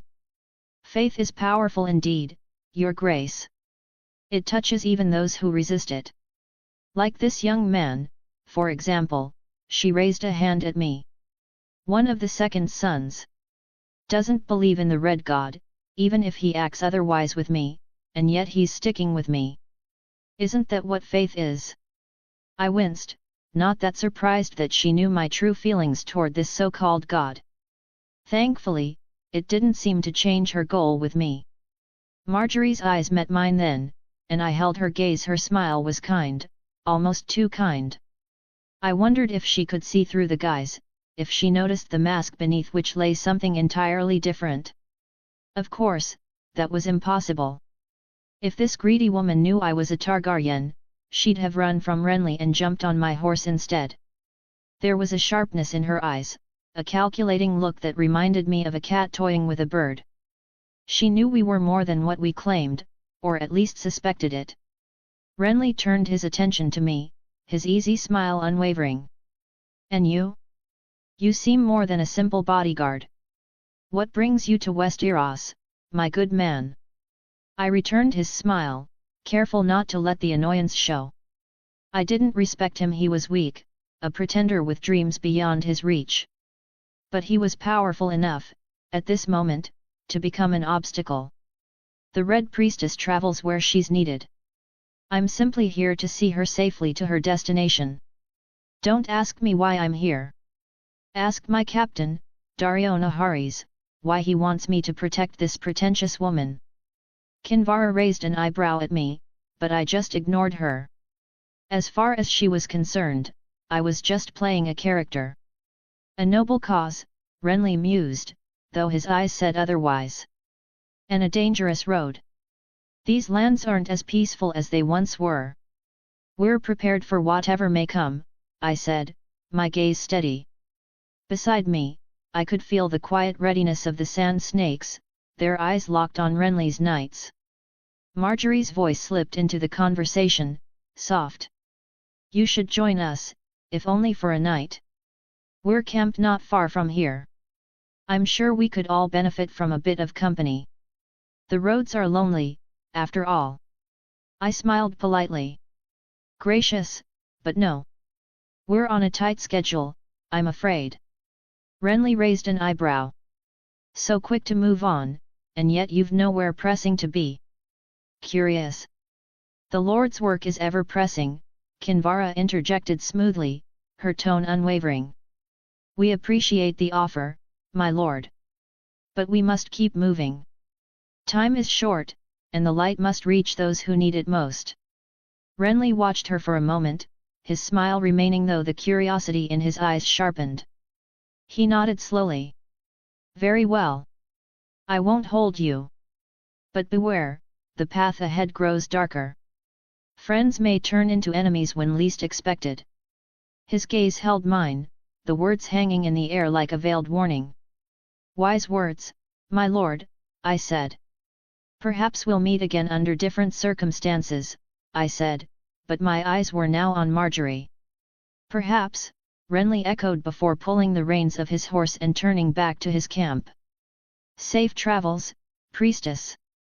And remember, King Renly always appreciates those who recognize true kingship when they see it. We shall meet again when I take King's Landing. He smiled, and then they were gone, the thunder of hooves fading into the distance. I waited until they were well out of earshot before glancing toward Kinvara. Take King's Landing, he says, I muttered, loosening the annoyed grip I hadn't realized I still held on my horse's reins. Kinvara's smile was unfaltering. An ambitious man, a kind one too. Unfortunately, I don't think he's powerful enough. But this encounter did go better than expected. The Lord of Light guides us well, my prince. Trust in his flame. Yes, yes, I said dismissively, turning my horse toward the direction we were heading. North. Toward King's Landing. Let's keep moving. The sand snakes exchanged glances, Tyene scoffing softly under her breath. I didn't bother asking what she thought. But as we rode on, the golden fields stretching before us, I felt the tension ease. We were close. Author note, although the AI images rarely gets it right, but Kinvara always has a red jewel on the necklace around her neck. Anyways, thank you for the votes. Keep voting so that we rise higher, and get more bonus chapters. Come find fellow fans on Discord and more chapters on Patreon. Since Patreon uses the 30 days model now, you'll only have to pay again on January 16th if you sub today. Patreon, patreon.com/master4thwall Discord, https://discord.gg/dku27jbvf Chapter 18, Red Priestess in King's Landing Chapter 18, Red Priestess in King's Landing. The small council chamber of the Red Keep felt like a tomb. Shadows clung to the stone walls, flickering candles in wrought iron holders doing little to chase them away. The long table gleamed beneath the faint, muted light seeping through narrow windows that were shut tight against the city beyond. The air was thick with unspoken ambition and carefully veiled contempt, a suffocating atmosphere that mirrored the kingdom itself. At the head of the table, Varys folded a parchment with practiced calm. His soft, unhurried voice broke the tension as his gaze settled on Queen Cersei. "Your father, your grace," he said, his tone as neutral as his expression, "has named Lord Tyrion to serve as hand in his stead while he fights." The room froze for a beat. Then came the crack. Cersei's palm slammed against the table with enough force to rattle the wine goblets. The pale skin of her face flushed an angry red, and her lips curled into something vicious. "Out," she barked, her voice cutting through the air like a whip. "All of you out." The members of the small council didn't hesitate. Chairs scraped against stone as they rose, their movements brisk and deliberate. Eyes remained averted, bodies stiff with the instinct of prey. Varys glided out silently, while Pycelle shuffled after him, his robes dragging against the floor in a mournful whisper. The door thudded shut, leaving only two behind. Tyrion didn't move. He leaned back in his chair, his fingers curled around the stem of his wine glass. He swirled the dark liquid, the smirk on his lips deepening as he watched his sister from across the table. The silence stretched between them, heavy and electric. Cersei's heels clicked sharply against the stone as she strode toward him. Her golden hair framed her face like a halo of fury, and her eyes burned with venom. She leaned in close, her shadow falling across his face, sharpening her features into something dangerous. "How?" she hissed. Her voice trembled with barely restrained rage. "How did you trick father into this?" Tyrion tilted his head, a chuckle rumbling low in his chest. "Dear sister," he drawled, his tone laced with mockery, "if I were capable of tricking father, I'd already be emperor of the world." For a heartbeat, he thought she might slap him. Her hand twitched, but instead, she straightened, her jaw tight as steel. "He must have lost his senses," she spat, her words clipped and bitter. "To give you that chair, that title. Or," Tyrion said, his voice light, "perhaps he's grown tired of your particular style of leadership." He raised his glass, his smirk deepening as her jaw clenched. "Let's call it a fresh perspective." Her fists tightened, and the fury in her eyes flared hotter. "You think this is a game, don't you?" she snapped. "Sitting in that chair, playing hand? You're no hand, you're a joke. A little jester in a big chair." Tyrion shrugged, his gaze growing sharper. "Maybe, he said. But this gesture might just bring your darling Jaime back. Her eyes widened just a flicker of surprise, quickly masked. How? She demanded, her voice quieter now, tinged with doubt. The Starks love their children, Tyrion said smoothly, leaning back as if savoring his words. And we have one of theirs. Only one, Cersei corrected, her tone brittle. He frowned, his smirk faltering. One. Arya is missing, she said, the bitterness returning to her voice. Gone. Vanished. That little wolf slipped through our grasp. Tyrion swirled his wine, his brow furrowing. But Sansa remains. Engaged to Joffrey, she snapped. Her lips curled into something cold, and for a moment, her gaze wavered with frustration. Tyrion chuckled softly, shaking his head as if pitying her. It must be hard, he murmured, his voice a low, mocking drawl. Being the disappointing child. Her expression flickered just for a moment. A shadow of something raw passed over her face, almost too quick to catch. Then her features hardened, and she turned away, her hands clenched at her sides. Since you're the hand of the king, she said abruptly, her voice sharp with forced calm, I have a task for you. Tyrion raised an eyebrow. I don't take tasks from you. Her smile widened, icy and brittle. Oh, but you'll want to. She turned to face him again, her tone laced with venomous sweetness. Not long ago, a Red Priestess came to King's Landing. The High Septon wants her dealt with before she spreads her poison. Especially since Stannis Baratheon is said to be receiving advice from a Red Priestess himself. So go, dear brother. Play the hand. Tyrion stared at her, his expression unreadable. Their silence was tight, stretched thin with unspoken hostility.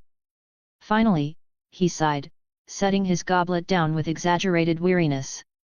Fine, he muttered. I'll deal with your little problem. He rose from his chair, his movements deliberate, and gave her a curt nod before turning to leave. Good luck, little brother, she called after him, her voice a venomous purr. The heavy door shut behind him, cutting off the sound of her laughter like the lid of a coffin sealing shut.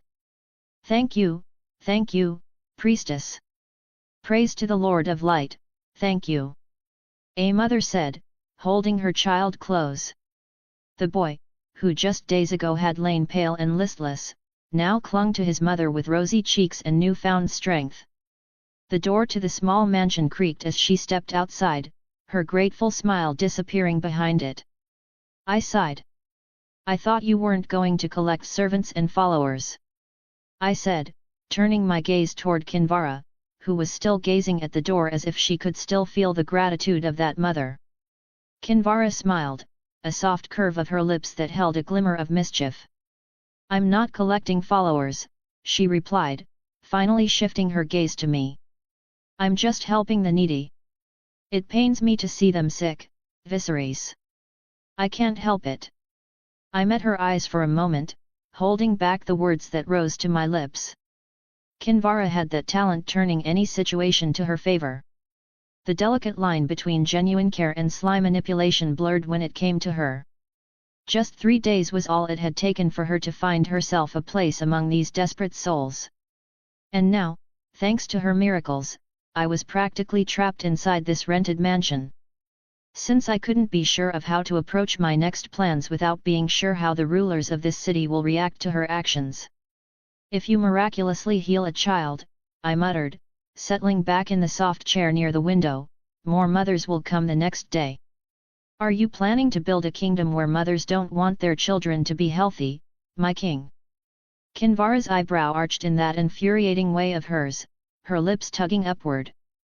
Stop twisting my words, I shot back, irritated. Things like this will catch the attention of unwanted people for no reason. She giggled, an almost melodic sound that rang with her usual confidence. Trust me, whoever this will catch the attention of will not be unwanted. Plus, we got ourselves a mansion by saving people, didn't we? She gestured around us with a flourish. Be grateful we're sleeping under a roof, my prince. I bit back another sigh, letting my gaze drift to the other side of the room. There, the sand snakes were seated, sharpening their weapons with casual expertise. Tyene Sand, with her short cropped hair and deceptively sweet smile, looked up from her dagger with an unimpressed scoff. If you truly are serving him, you should listen to what he orders. No. Kinvara's smile never wavered. She turned, her red locks catching the candlelight, glimmering like fire. The only one I serve is the Lord of Light, my dear. Although, yes, as Azor Aha, I do serve him too. My job, however, as I see it, is to guide him. Not to follow his wishes blindly, like some, certain people. It was clear who she meant. The room suddenly felt colder. The tension rippled between them, the air almost crackling with Tyene's glare and Kinvara's ever-present smile. The scrape of metal against whetstone paused momentarily, then resumed, more aggressive than before. Tyene's eyes remained on Kinvara, a glint of challenge flickering within them. I clapped my hands, the sound breaking through the strained silence. All right, girls, I'm not having any of this tension between my own people, I said. Especially because I valued the red-haired woman far more than these girls. I was just complaining for the sake of it. It's not as if this is disrupting any actual plans. We'll just figure out some other way to enter the castle. The sand snakes exchanged glances before shrugging and looking away, dismissing the tension as if it were nothing more than a fleeting annoyance. Kinvara scoffed softly, standing up and making her way to the door. She reached for the handle, ready to close it against the world outside. MMH. But then the door swung open before her hand could touch the wood. Two men entered the mansion. One of them was short and stout, a dwarf with a distinct halo of wild blonde curls surrounding his head, while the other carried a sword at his hip, his gait lazy and confident.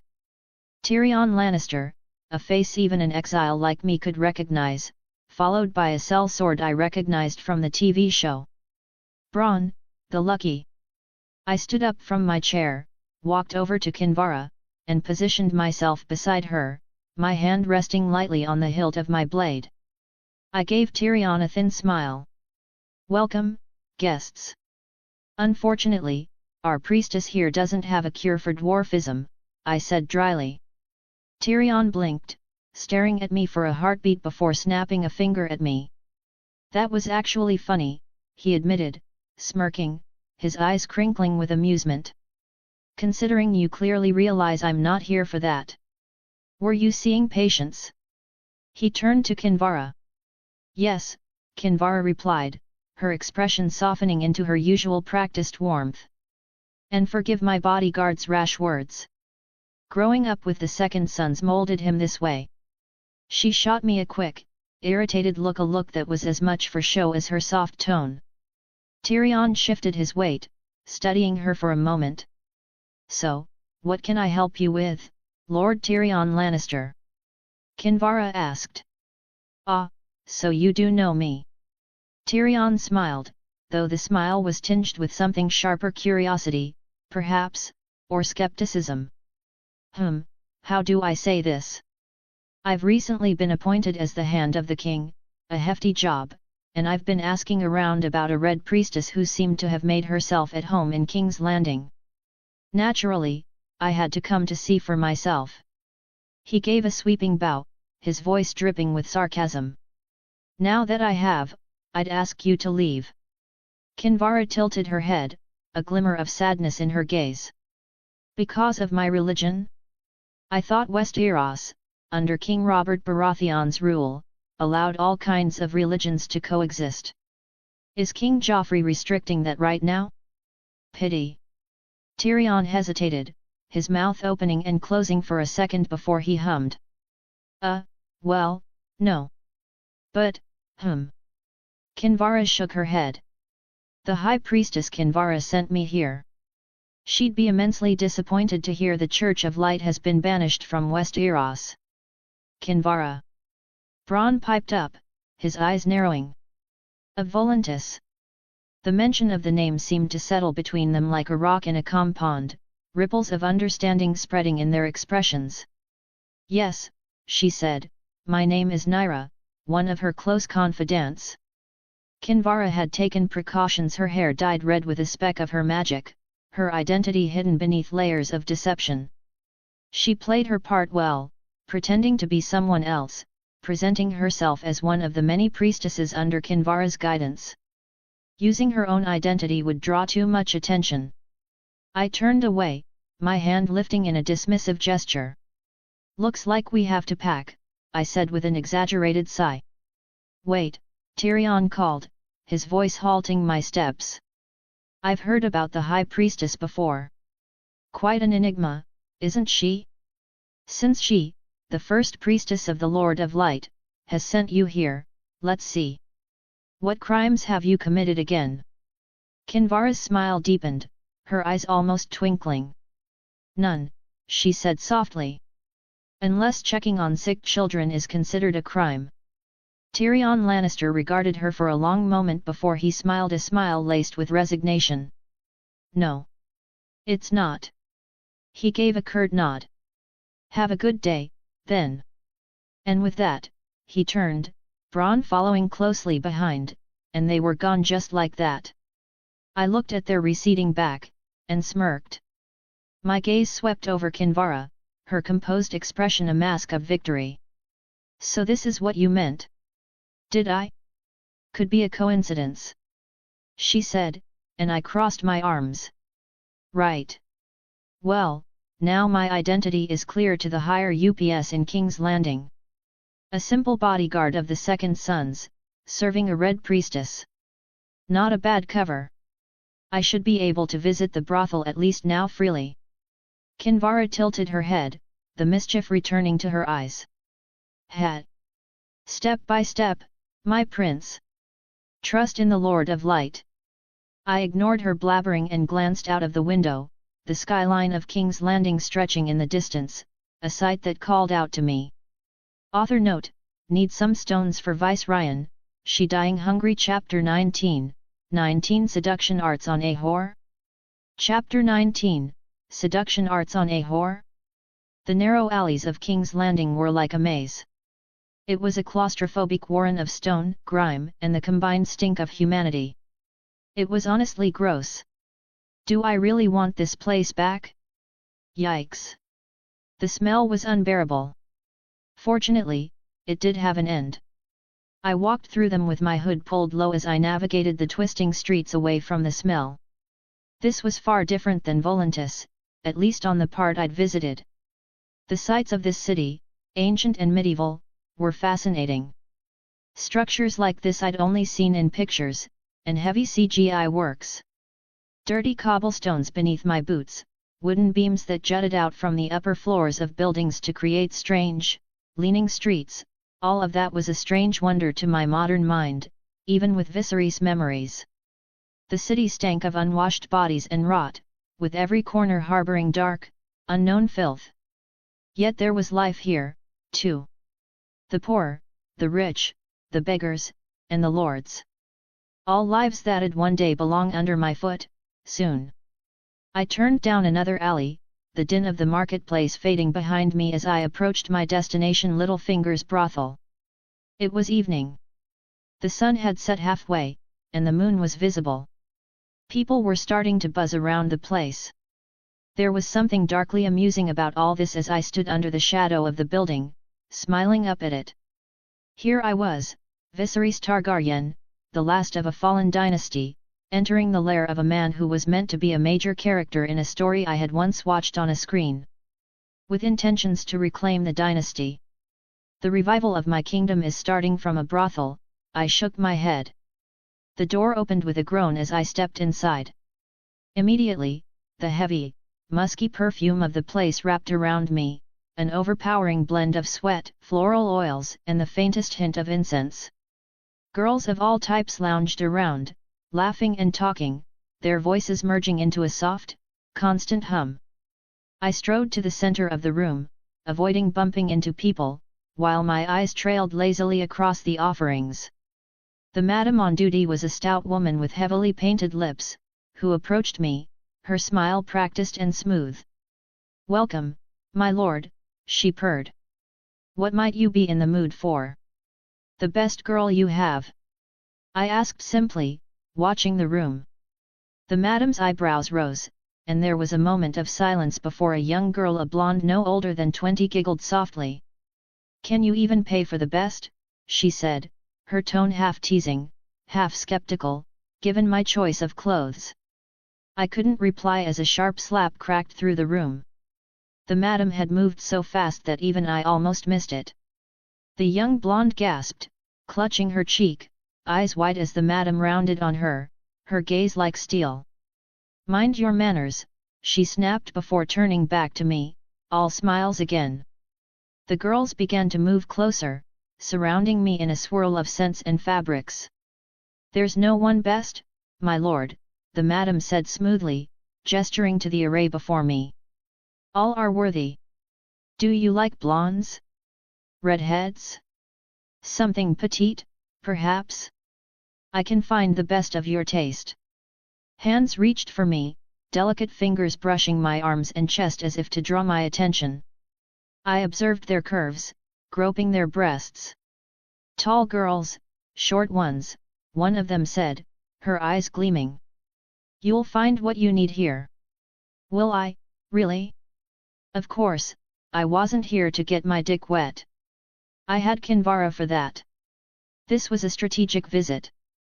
I was here for someone, and as I glanced around, scanning the faces, I soon found her, a girl sitting by the far side of the room. She was different from the rest. I bet on any other day, she'd have acted the same as them, but today she wasn't trying to catch my eye.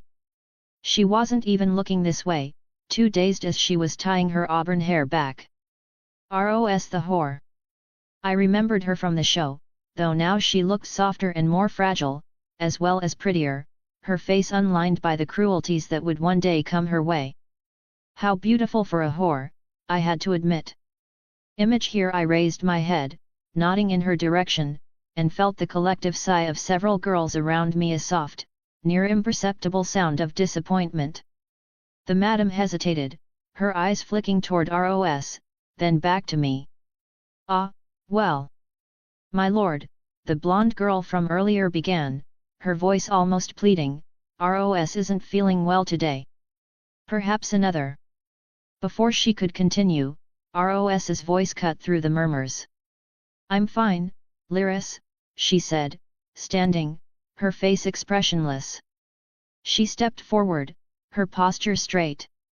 Her body was great, and her eyes locked on mine with a quiet defiance. "I'll take the job." The madam gave her a wary look but said nothing. I held back a smile, merely nodding, allowing her to lead the way. Ros moved ahead, her steps steady, her hand gesturing for me to follow her up the winding staircase that led to the private chambers. I followed, the other girls parting for us, their eyes following our ascent, a mix of curiosity, envy, and perhaps even pity. Ros led me down a narrow hallway, opened a door to one of the rooms, and stepped aside for me to enter first. The door closed softly behind us, and the night and the city waited just beyond. "So what would you like to start with, sir?" Ros asked, her voice smooth and practiced, leading me inside the room. She gently nudged me onto the bed, her movements deliberate, her demeanor polished with years of experience. The room smelled faintly of incense, a thick sweetness that attempted to disguise the musty undertone of too many bodies passing through. The bed, with its rich crimson drapes and silken sheets, looked inviting but somehow hollow, like all things gilded and hollowed out with use. Flickering candles in the corners threw shadows that danced across the stone walls, casting a certain warmth that wasn't truly there, a place where charm and emptiness went hand in hand. Ros was smiling now, and to most, it would look sincere. But it was hard to act in front of me. My stats, and perhaps just my experience, made it almost amusingly easy to see the edges of her weariness. She wore more makeup today than I imagined she normally would. A bit of powder under her eyes, too much kohl to hide what lay beneath. A swelling the kind that came from tears shed not too long ago. I had heard the news of Joffrey's latest cruelty while wandering the city earlier, the slaughter of bastards, the senseless killing of children, of mothers left wailing in the streets. It wasn't hard to recall the scene where Ros cried over one of those unfortunate babies, a friend's child. Just like in the show. And Peter Baelish, well, he hadn't made it any easier. This is good, I thought, the timing is just perfect. Holding back a smile, I corrected her. I'm no seer, I said. What do you usually do for your customers? All right, crazy question. How do you seduce a whore? Author note, this is a tribute to Ros, I liked her character a lot, and she didn't deserve her end. We'll be focusing on some influence-building chapters from here on out, which might feel slow but necessary for the story. This is not a Go Kill King, Take Throne story, after all. But we'll focus on the action soon again. Vote Power Stones. Chapter 20, 20 Spreading a Network. Chapter 20, Spreading a Network. I'm no seer, I said. What do you usually do for your customers? She blinked, her smile widening, her eyes flashing briefly with something sly. Ah, you're the talking type, she giggled. It was a fake, airy sound, the kind meant to charm a stranger. Well, usually I start by. She leaned closer, whispering a litany of acts, her tone dripping with the seductive allure she was famous for.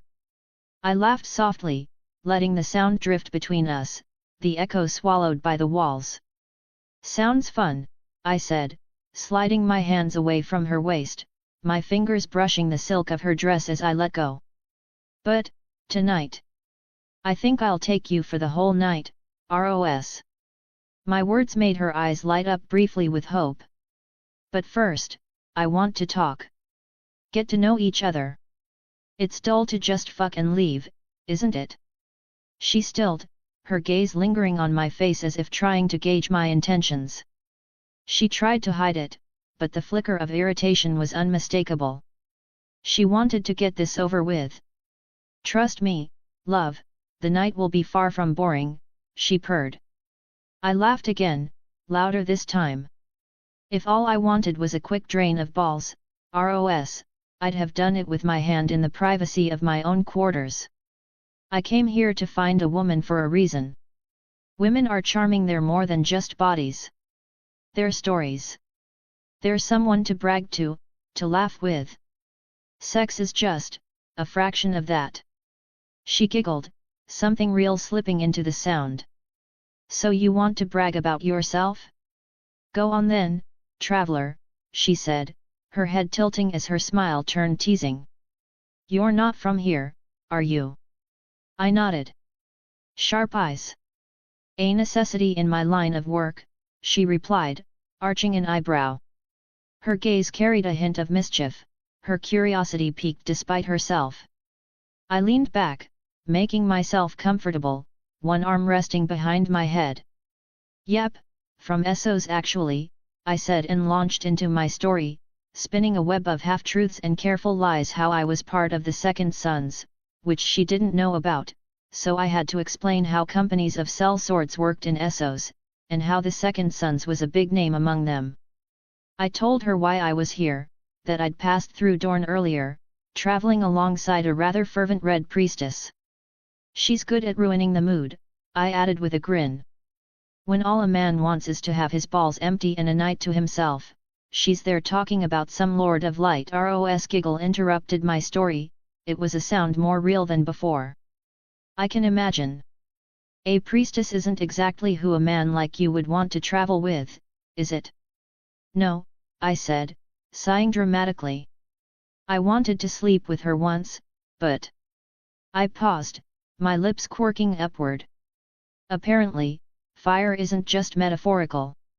She laughed out loud, her head falling back, her eyes crinkling in amusement.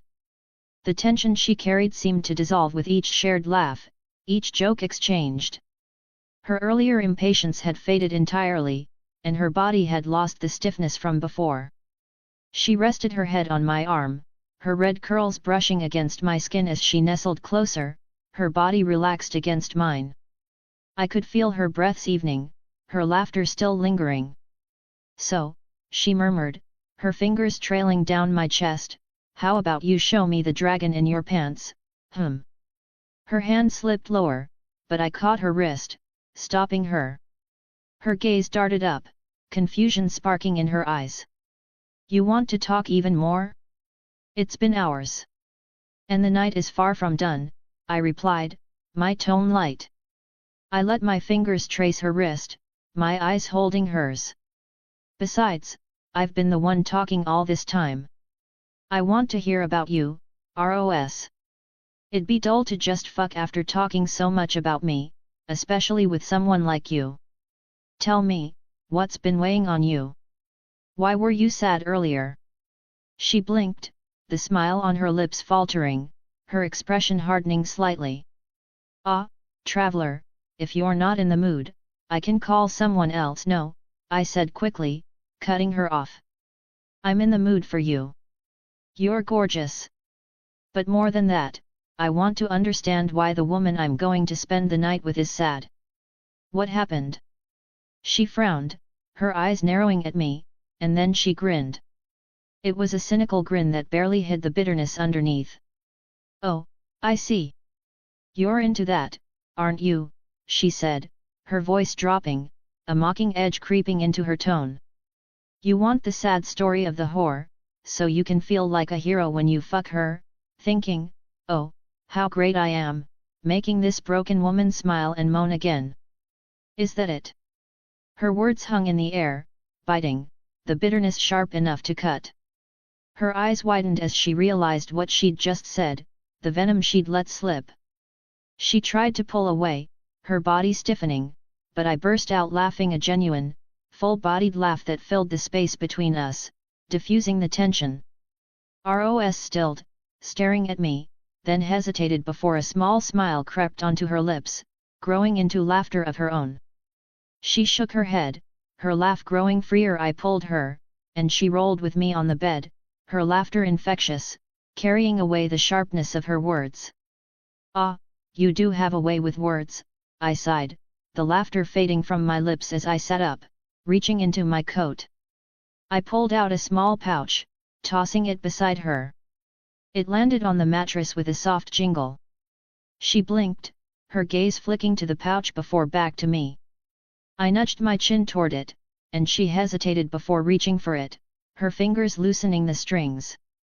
Her eyes widened at the amount inside, more than any single night was worth. She looked up at me, surprise written across her face. "Your payment," I said, my voice softening. "For tonight, let's suppose we've already slept together. Now, entertain me with your story, Ros. Why is such a pretty face like yours sad, yet still forced to work?" She stared at me for a long moment, her expression softening, her eyes shimmering with something unspoken. She sighed, sitting up, her gaze drifting down to her hands. "You said you're from Essos, right?" she began, her voice quieter now, almost unsure. "Fair, why you won't know?" "Yes. I've only been in King's Landing for a little while," I said, lying on my side, my eyes never leaving hers.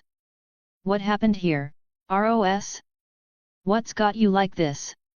She hesitated, biting her lip, her eyes flicking away.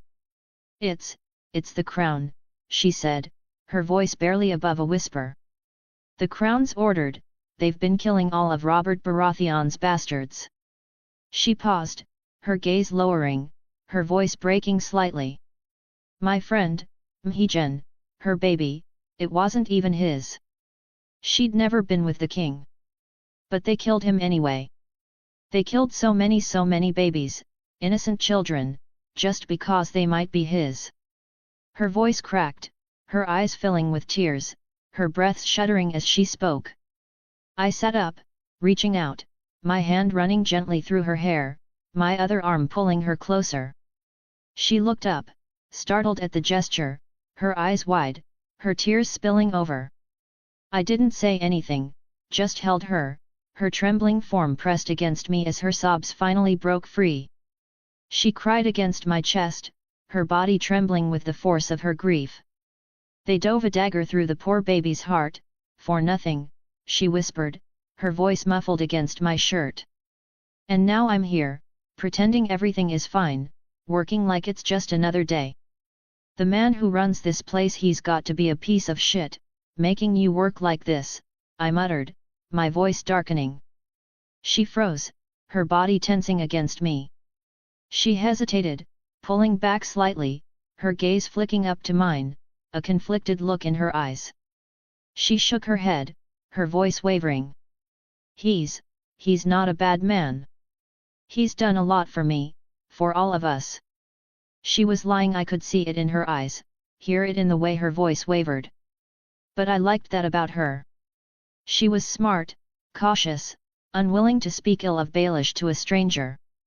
That was why I was here tonight, not to claim her body, but her loyalty, to make her a seed, someone I could trust, someone who could become my eyes and ears against Littlefinger and the rest of King's Landing. If he's so kind, I said, my voice soft, why not stop working here? Become his assistant, or a manager, or something. Surely, you're capable of more than this. She hesitated, her brow furrowing, her gaze dropping. You think, someone like me could do that, she murmured, her voice almost lost to the shadows. I reached up, ruffling her hair gently, pressing a soft kiss to her forehead. You're stronger than you think, Ros. You could have let those girls take me, avoided working tonight, but you didn't. You have ambition. You should use it. She looked up at me, her eyes shimmering, her lips parting slightly. You really think? At least try, I said, smiling. I think you can do it. She blinked, her eyes softening, her lips curling into a hesitant smile. Sure. And don't worry about anyone else coming for you for the next few days, I added, lying back on the bed, pulling her down beside me. I'll come here every night. I'll hire you, and we can just talk. You can work on becoming his assistant during the day, and at night, I'll be here, keeping everyone else away. Sound good? She stared at me, her eyes wide, her lips parting, then she smiled a real, soft smile, one that reached her eyes. You're a strange man, she whispered, her voice filled with something I couldn't quite place. She nudged closer, resting her head against my chest, her body relaxing against mine. Maybe, I said, wrapping an arm around her, my gaze drifting to the ceiling, a smirk tugging at my lips. At this rate, I'd have her loyalty soon enough. But for now, sleep, Ros. I'll take care of it if someone looks for you, and everything else. She sighed softly, her body sinking into mine, her breaths evening out as she drifted to sleep, her warmth seeping into me. I lay there, staring at the shadows on the ceiling, my smirk widening. I guess this was a step towards the beginning of my own personal spy network. Author note, it's Sunday again. That means another goal, bonus chapter day. Same goal as usual, 100 stones in 60 minutes, and I post chapter 21 right away. I'll post it if we're close enough to 102. So start voting. Come find fellow fans on Discord and more chapters on Patreon. Patreon, patreon.com/master4thwall Discord, https://discord.gg/dku27jbvf Chapter 21, 21 A Hopeless Romantic Chapter 21, A Hopeless Romantic. The light came in softly through the small window, muted by the dust that clung to the glass. It was morning. Ros blinked against the thin, grey dawn, her senses slowly coming to life. There was warmth beneath her, a lingering heat where his body had been. She sat up, the sheets slipping away, her hand brushing across the empty space beside her. He was gone. Of course, he was. What did you expect, Ros? She thought, the corners of her mouth twitching into a small, sad smile. She wasn't surprised. Men like him rare, strange, kind, they never stayed. Especially not in places like this. Still, despite herself, she found her eyes roaming across the room, glancing at the shadows where the early light had yet to reach. The dim corners were empty. She sighed and let her shoulders slump, bringing her palm up to meet her forehead in a slow, tired slap. Ugh, I didn't even ask his name. She muttered, a sigh escaping her lips. A part of her hated herself for even caring. He was a customer, after all, just another man with coins in his pouch. Yet, it didn't feel like that, did it? Her mind whispered back, and she had no answer. No answer except the quiet ache in her chest, an emptiness that hadn't been there when she drifted off, wrapped in his warmth. Outside the door, life was already picking up. The clamor of voices, the shuffle of feet on worn wooden floors, the madam's sharp bark as she wrangled the morning shift. Ros rubbed at her eyes, trying to shake off the heaviness that clung to her limbs. Life was calling her back, as it always did, pulling her from the warmth of that fleeting moment into the cold, indifferent reality of King's Landing. She glanced back at the empty side of the bed, her fingers curling into the sheets, feeling the slight indentation where he had been. A man like that, he was rare. She had never spent a night like that before, a night where there were no demands, no expectations, just laughter and stories shared between strangers. Compared to her usual nights, a night where she could simply be herself, where she could cry and laugh without the weight of performance, it had felt like heaven. Her fingers tightened on the sheets, and she bit her lip. Would he come back? He said he would, but men said a lot of things, didn't they? Promises whispered in the dark, forgotten by morning. She knew better than to hope. Hope was dangerous. Hope was what got girls like her killed or worse, broken. And yet, she couldn't help it. There was something about him. Something that made her want to believe that maybe, just maybe, he was different. She sighed, shaking her head, her auburn hair falling into her face as she tried to shake the thoughts away. Stupid girl, she chided herself, forcing her feet to the floor, the cold wood biting into her skin. You should know better by now. He probably won't come back. He probably forgot you the moment he walked out that door. She told herself that over and over, trying to bury the tiny flicker of hope that refused to die. But deep down, in the quiet part of her heart that still dared to dream, she wanted him to come back. She wanted another night like that, another chance to be just Ros, not Ros the whore, not the girl in the brothel, but just her.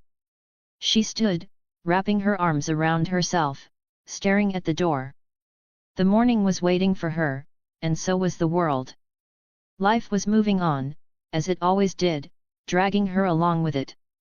But for a moment, just a moment, she allowed herself to linger in the warmth of last night, the memory of heaven she had touched, however briefly, before she stepped back into the cold reality of her life. Don't be stupid, Ros, she whispered to herself, the words barely audible over the noise outside. He's not coming back. But even as she said it, she couldn't quite convince herself. With one last glance at the empty bed, she turned away, the faintest of smiles tugging at her lips. Maybe he wouldn't come back. But maybe he would. And that tiny maybe, was enough to keep her going, enough to bring a spark of warmth to the cold morning as she opened the door and stepped back into the world. That night, he returned like a prince from her dreams. You know what, seducing a whore was surprisingly easy. Just give her something different than what the usual men gave them. Well, then again, that advice worked for all women, didn't it?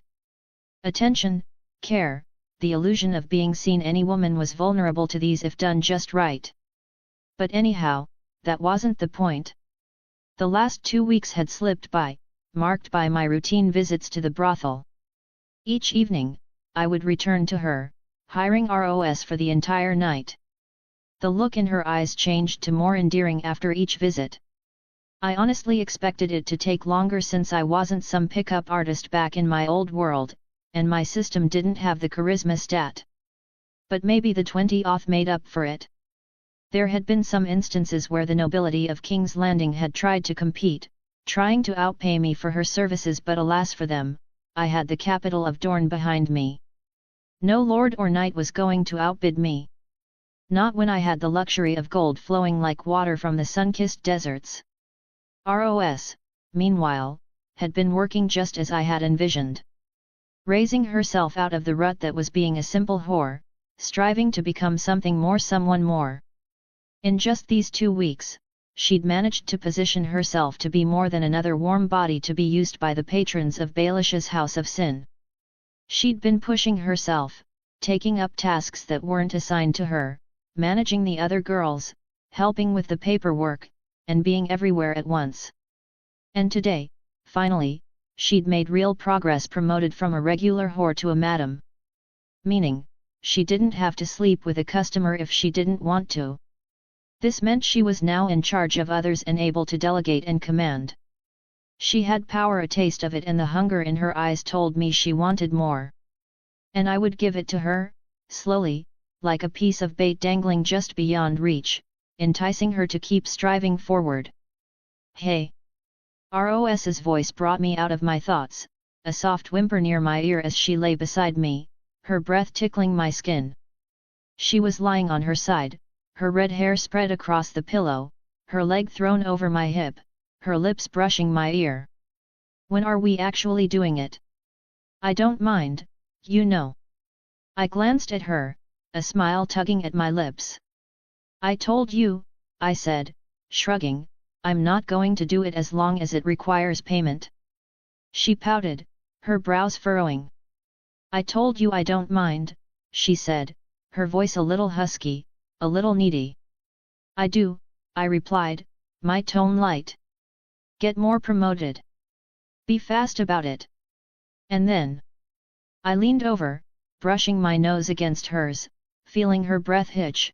I'll give you the dragon that you want. She giggled, biting her lip, her eyes glinting with mischief. You know, she said, her fingers trailing down my chest, I'd have thought you were limp down there if I hadn't felt that thing for myself with my hand. I can't wait to have that big boy. I laughed softly, shaking my head as her face moved closer, her lips parting. A kiss, at least, she whispered, her voice playful yet almost pleading. I nodded, and she wasted no time. Her hands cupped my face as she pulled me in, her lips crashing against mine, her kiss filled with hunger, a need that was as much about desire as it was about something deeper, something she likely didn't even realize she was yearning for. My hands wandered her body, tracing the curve of her waist, groping her ass, giving it a playful slap that made her moan into my mouth. She pulled back, her eyes darkened with lust, her voice husky as she asked, "You sure you don't want me bouncing on you already?" I grinned, lifting a finger and pressing it to her lips. "Be a good girl, be patient," I said.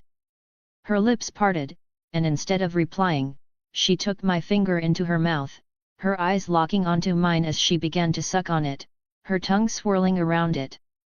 "Whatever you say, my love," she murmured around my finger, her voice muffled, her eyes never leaving mine. "Call me master," I corrected, my tone soft but firm. "I like that more."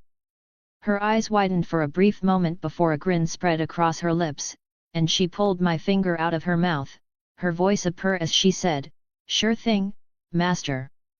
She leaned in again, kissing me once more, her body moving, grinding on top of me, her breath hitching as her hips moved, seeking friction. Morning came with a soft light filtering in through the curtains, the city outside beginning to wake. I stood at the edge of the bed, buttoning my shirt, my eyes flicking to the woman sprawled across the sheets, her hair a fiery halo against the pillow. Ros yawned, stretching, her eyes blinking open, still heavy with sleep. "You know," she murmured, her voice groggy, "you shouldn't come from tonight forward." I paused, raising an eyebrow at her, an amused smile playing on my lips. "Damn, you get a promotion and already discarding me. She scoffed, sitting up, her eyes rolling. You know it's not like that, she said, pulling the sheet around her bare shoulders. The deal was you'd come every night to hire me so other men couldn't. But now that I'm a madam, I can ignore others' requests on my own. I don't want you wasting your time on me. I know you're a busy man. She looked at me strangely for a moment and then joked, plus, you have those sand girls to seduce, she giggled before growing serious again. Anyway, if you don't come, I can spend that time working, speeding up my promotions. Not a bad plan. She hesitated then, her eyes flicking down, her fingers fidgeting with the edge of the sheet. Once that's done, we could go out for dinner, maybe? One day. Her voice was quiet, almost shy, as she glanced up at me through her lashes. I looked at her for a moment, her uncertainty almost endearing, and then smiled. Of course, my dear, I said, my voice soft. Her face lit up, her lips curving into a smile that reached her eyes, and I felt a flicker of something almost like satisfaction. I leaned down, pressing a soft kiss to her forehead, my fingers brushing through her hair. Take care, Ros. And be smart. Remember what we talked about. She nodded, her eyes serious, her lips pressing into a determined line. I will, she whispered. With one last glance, I turned, pulling my hood over my head as I stepped out of the room, the door clicking softly shut behind me. Another piece moved on the board, another step taken towards what was rightfully mine. Author note, sadly, yesterday's goal wasn't met. We can do a new goal today. If we cross a total of 500 power stones by the next 24 hours, I'll post 2 chapters at once. For reference, we're at 224 power stones right now. So 276 from here. Vote. Chapter 22, 22 The Red Keep. Chapter 22, The Red Keep. Note, the goal met. So here's 2 chapters, enjoy. The narrow alleys of King's Landing twisted before me, the early morning light barely piercing the filth-ridden maze. My hood was pulled low, shadowing my face, but my spirits were light, lighter than they had been in a long while. The brothel, or rather, ROS, had proved useful. The city's grime, the stink of humanity mixed with rotting waste, all seemed less intrusive today, for my successes with her made me care less about everything else. I turned down a narrow street, the walls looming high on either side, the brick stained dark by years of neglect. My feet carried me towards our small hideaway, a mansion tucked neatly into a forgotten corner of King's Landing, inconspicuous but comfortable. Well, for our purposes at least. We got it for free when Kinvara cured the sick child of a lord, and he gifted this place to stay, so I couldn't really complain. Even with Dorn backing me, I was mostly just a bum. As I neared, something caught my eye. A glint of polished metal, sunlight bouncing off the armor of several guards. Their uniforms were concerning with a stark blue and gold, the sigil of the crown emblazoned on their chests. Royal Guards. I felt a prickle of curiosity, raising an eyebrow as I watched them for a moment. What business do they have here? Tyrion had returned without issue, so why were these bastards at my doorstep? I pulled my hood tighter, slipping through the narrow side gate. The door was already open, the guard's presence weighing tension in the air. Inside, the hall was quiet, the flicker of sunlight throwing dancing shadows against the stone walls.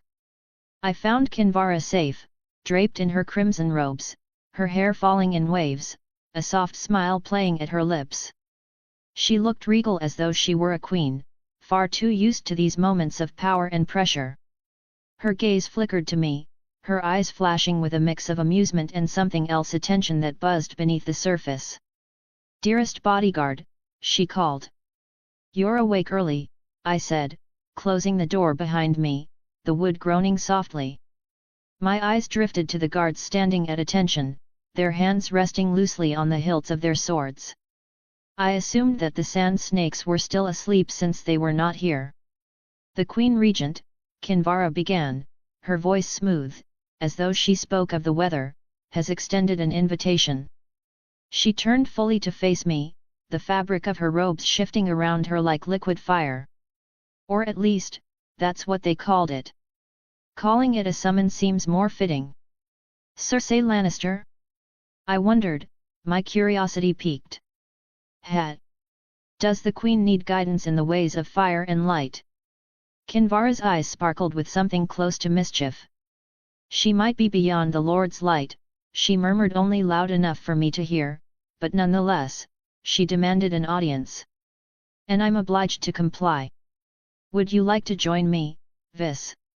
The question was casual, her tone light, but it was a great opening. She knew I was looking for a way into the castle, and there were few ways better than this. I smiled, the answer forming before she had even finished speaking. Even if I wasn't your bodyguard, I'd never turn down an invitation to the Red Keep, I said, stepping closer, lowering my voice so only she could hear. Especially not one that comes from the Queen herself. I thought you'd say that, she said softly, inclining her head towards the door where the guards waited. Let's go then. The Queen awaits, and we wouldn't want to keep her waiting. Follow us, one of the royal guards said. We moved together, the guards falling into step around us as we exited the mansion. The streets outside were slowly coming alive, vendors setting up stalls, children darting between them, their laughter echoing off the stone walls. We walked at a brisk pace, Kinvara's robes trailing behind her, her steps graceful, uncaring of the lustful gazes of the guards as their armor clinked softly in rhythm. The Red Keep loomed ahead, its towers piercing the sky, its walls casting long shadows over the bustling streets below. I stared at it for a moment. This was where my ancestor Aegon the Conqueror first landed and built his base, his son Maegor the Cruel saw it completed. The Red Keep was made by Targaryens for Targaryens, but most of all, it was my home. The guards led us through the gates, their expressions stern. The atmosphere shifted as we entered the outer gates of the castle. It was a sudden quiet, the city's noise fading into a distant hum. The halls were cool, the air heavy with the scent of stone and torch smoke. I walked beside Kinvara, our escort of palace guards leading us deeper into the belly of the beast. I kept my hood low, my face hidden.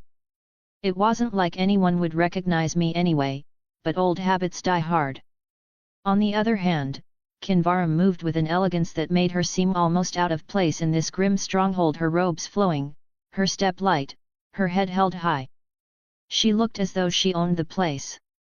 In her mind, she probably did. And perhaps that was why the guards glanced at her with an odd mixture of awe and fear at the woman's confidence. Kinvara's presence drew eyes even among those accustomed to royalty, and her graceful smile was always on her lips. People looked at her, servants, members of high standing, lords that had come to visit the castle, and we ignored them all as we walked through halls that I'd dreamt of before. Halls I recognized from my childhood. We were soon brought to a grand door that looked designed to impress more than function simply. I didn't hate it. It was nostalgic. The Red Keep was as cold and uninviting as I remembered from my childhood, but at least it felt like home. I didn't feel like a trespasser. The last time I'd set foot here, I was 5, and it'd already been 17 years. The guards paused, and one of them stepped forward, knocking briefly before pushing the door open. His voice echoed into the chamber beyond as he announced us. "The Lady Nyra, priestess of Arhilla, is here, Your Grace," he said, his tone dull. I caught a flicker of blonde hair through the gap of the door and green eyes flickering to look at us from inside. "Invite her in," a feminine voice called, and the guard nodded. He then glanced at me and seemed to decide I didn't warrant any introduction. "You heard her," the guard said, and Kinvara moved forward, her robes swaying, a smile playing on her lips. She shot me a brief glance before stepping through the doorway, her eyes flashing with something between amusement and tension. "I'll be all right. No need to worry," she murmured in a low voice. Rather, try not to cause trouble today, MHM. She asked, and I gave her a long look. She knew why I'd chosen King's Landing rather than the other kings. I wanted to kill Joffrey. I just smirked at her words. No promises. She gave me a half-warning and half-amused look before she stepped through the door, the heavy wood closing behind her, leaving me in the hallway with the guards stationed nearby. The guard moved to close the door behind her, stepping in front of me as if to emphasize my lack of importance. You wait here, he said, barely glancing at me. His voice was gruff and dismissive. I shrugged, not bothering to argue. As you wish. I leaned back against the cool stone wall, my arms crossing over my chest as I looked around. The hall was grand, as one would expect of the Red Keep, but far too empty. I could hear distant voices, the muted clatter of movement deeper within. The boredom set in faster than expected. I glanced at the guards, both staring straight ahead, their faces expressionless. I shrugged, turning around. They didn't seem like they'd stop me, so there was no point standing around waiting, not when the Red Keep had so much to explore, so many secrets to uncover. And, so many people to meet. I slipped away from the guards, my steps quiet against the stone floor, my curiosity pulling me deeper into the keep. This was an opportunity that I wasn't about to waste. Chapter 23, 23 Winter is coming, my lady. Chapter 23, Winter is coming, my lady. 17 years. That was how long it'd been. For the first few minutes, I still couldn't believe I was walking through its halls again. Back then, I wasn't heir. It was Rhaegar, my older brother, who was the crown prince. No matter how much I bragged about it, I was never fated to inherit any of this. But now, I was working toward it. A few more, and I'll have it all back. I muttered to myself. I observed the area well, recalling the changes compared to when all of this belonged to my family. The winding and labyrinthine corridors seemed to swallow all warmth, shadows stretching out as if eager to consume those who dared to enter. The early morning light did little to penetrate the walls of red-painted stone, and the few torches flickering along the corridor were nothing more than trembling flames. The air was chill, the atmosphere charged. This was a place where whispers thrived and death came in silence. I walked slowly through these hallways, reaching out a hand to pluck an occasional flower or two from the garden that reached to this floor through the large windows. There was no rush. Just a man stretching his legs, exploring the corners of a place that held far more secrets than most could fathom. The Red Keep was a maze. A place built on old, twisted bones, each corridor leading to more doors and secrets. I didn't know what I was looking for, but that was the fun. I was just wandering, searching for fate to hand me a situation on a platter. I moved lightly, avoiding the guards and their suspicious stares. My hood pulled low over my face, and the thick carpets beneath my feet muffled my steps. Turning another corner, I paused. My long walk finally came to an end. There, standing before one of the tall windows, her gaze fixed on the city below, was a lone figure. Her auburn hair caught the early light filtering through the dusty glass, glowing like fire. So many girls around me are redheads, I counted as I watched her. She was dressed in rich silks, deep greens, and somber blues, the fabric hanging heavily, almost swallowing her tall frame. It took me a moment to recognize her. Sansa Stark, Queen-to-be of Joffrey. I stepped closer, my steps slow. She seemed lost in thought, her eyes distant as they traced the skyline of King's Landing. I could almost see the turmoil in her, 1,000 worries pressing on her shoulders, weighing her down, even in her stillness. I closed the distance, my lips quirking as I watched her. Very dangerous to stand so close to the window, I said, my voice cutting softly through the silence. She startled, her head snapping around, her eyes widening in surprise. Fear flickered across her features for a moment, a flash of vulnerability that was easy to read. The daughter of Eddard Stark, alone in the lion's den. She blinked at me, her gaze trying to make sense of my sudden appearance. I smiled, tilting my head slightly. You might fall, my lady, I added, keeping my tone light. Her voice came out in a soft breath, her words caught off guard. She straightened, stepping back from the window's ledge, her hands nervously smoothing the front of her dress. Who are you? I haven't seen you in the castle before.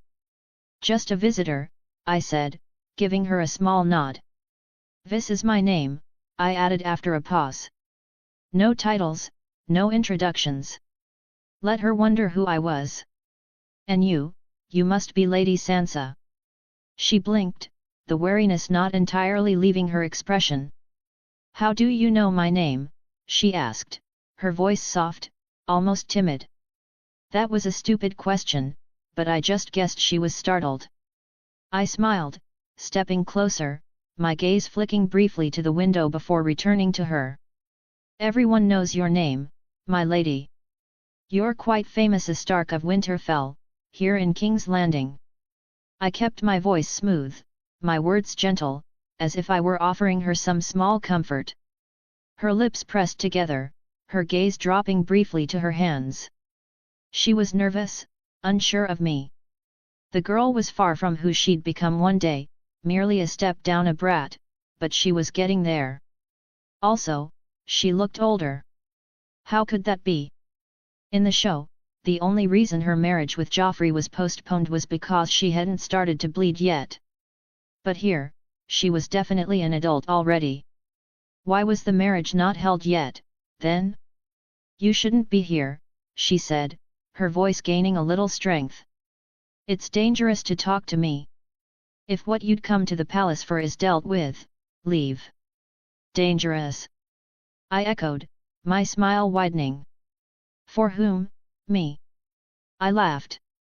She hesitated, her brow furrowing. For you, yes. If Jay the King finds you here, I waved a hand, dismissing her concern, my eyes glinting with amusement. I'll be fine, Lady Sansa. Besides, I rather enjoy the thrill of it. This place. I glanced around the dim corridor, the heavy stone walls, the tapestries lining the halls. It feels familiar, although I can't pinpoint why. Hey! If Eddard Stark was here, he'd have been able to answer that, I'm sure, I said, smirking at her as she frowned in confusion. I was just playing with her, but her eyes searched mine, her lips parting as if she wanted to say something, but she held back. I could see the questions in her, the curiosity, the uncertainty. She was wary of me, and yet, she was drawn in by what I was implying. That her father would recognize me if he was here. It wasn't often that someone approached her like this with no clear agenda, no demands, just curiosity. You're not from here, are you? She finally said, her voice quiet. I smiled. Interesting question. Let's just say I'm passing through. I let my gaze drift back to her, my smile softening. And you, my lady? Do you enjoy being here? In the heart of it all? You, who were so very excited to be queen when the prospect was first proposed. You, who begged your mother to convince your father to accept King Robert's deal. She hesitated, her eyes flicking away. It's not what I expected, she admitted, her voice barely above a whisper. There was a sadness in her eyes, immense sadness. I am curious about who you are. Are you not going to answer? Today is not the day, my lady. As for your failed expectations, the Red Keep has that effect on people, I said, my tone shifting as if I were sharing a secret. It's not quite as grand as the stories make it out to be, is it? It's like a prison. She looked up at me, her eyes widening slightly, a flicker of something like agreement passing through them. For a moment, just a moment, she seemed to let her guard down, her lips curving into the faintest of smiles. Yes. It's a prison, indeed. A rotten one. I laughed and blinked. My eyes glanced down the corridor. Footsteps, the heavy, deliberate tread of guards. I saw Kinvara walking with them, smiling calmly. Her talk with Cersei seemed to have gone without any issue, meaning my time here was up.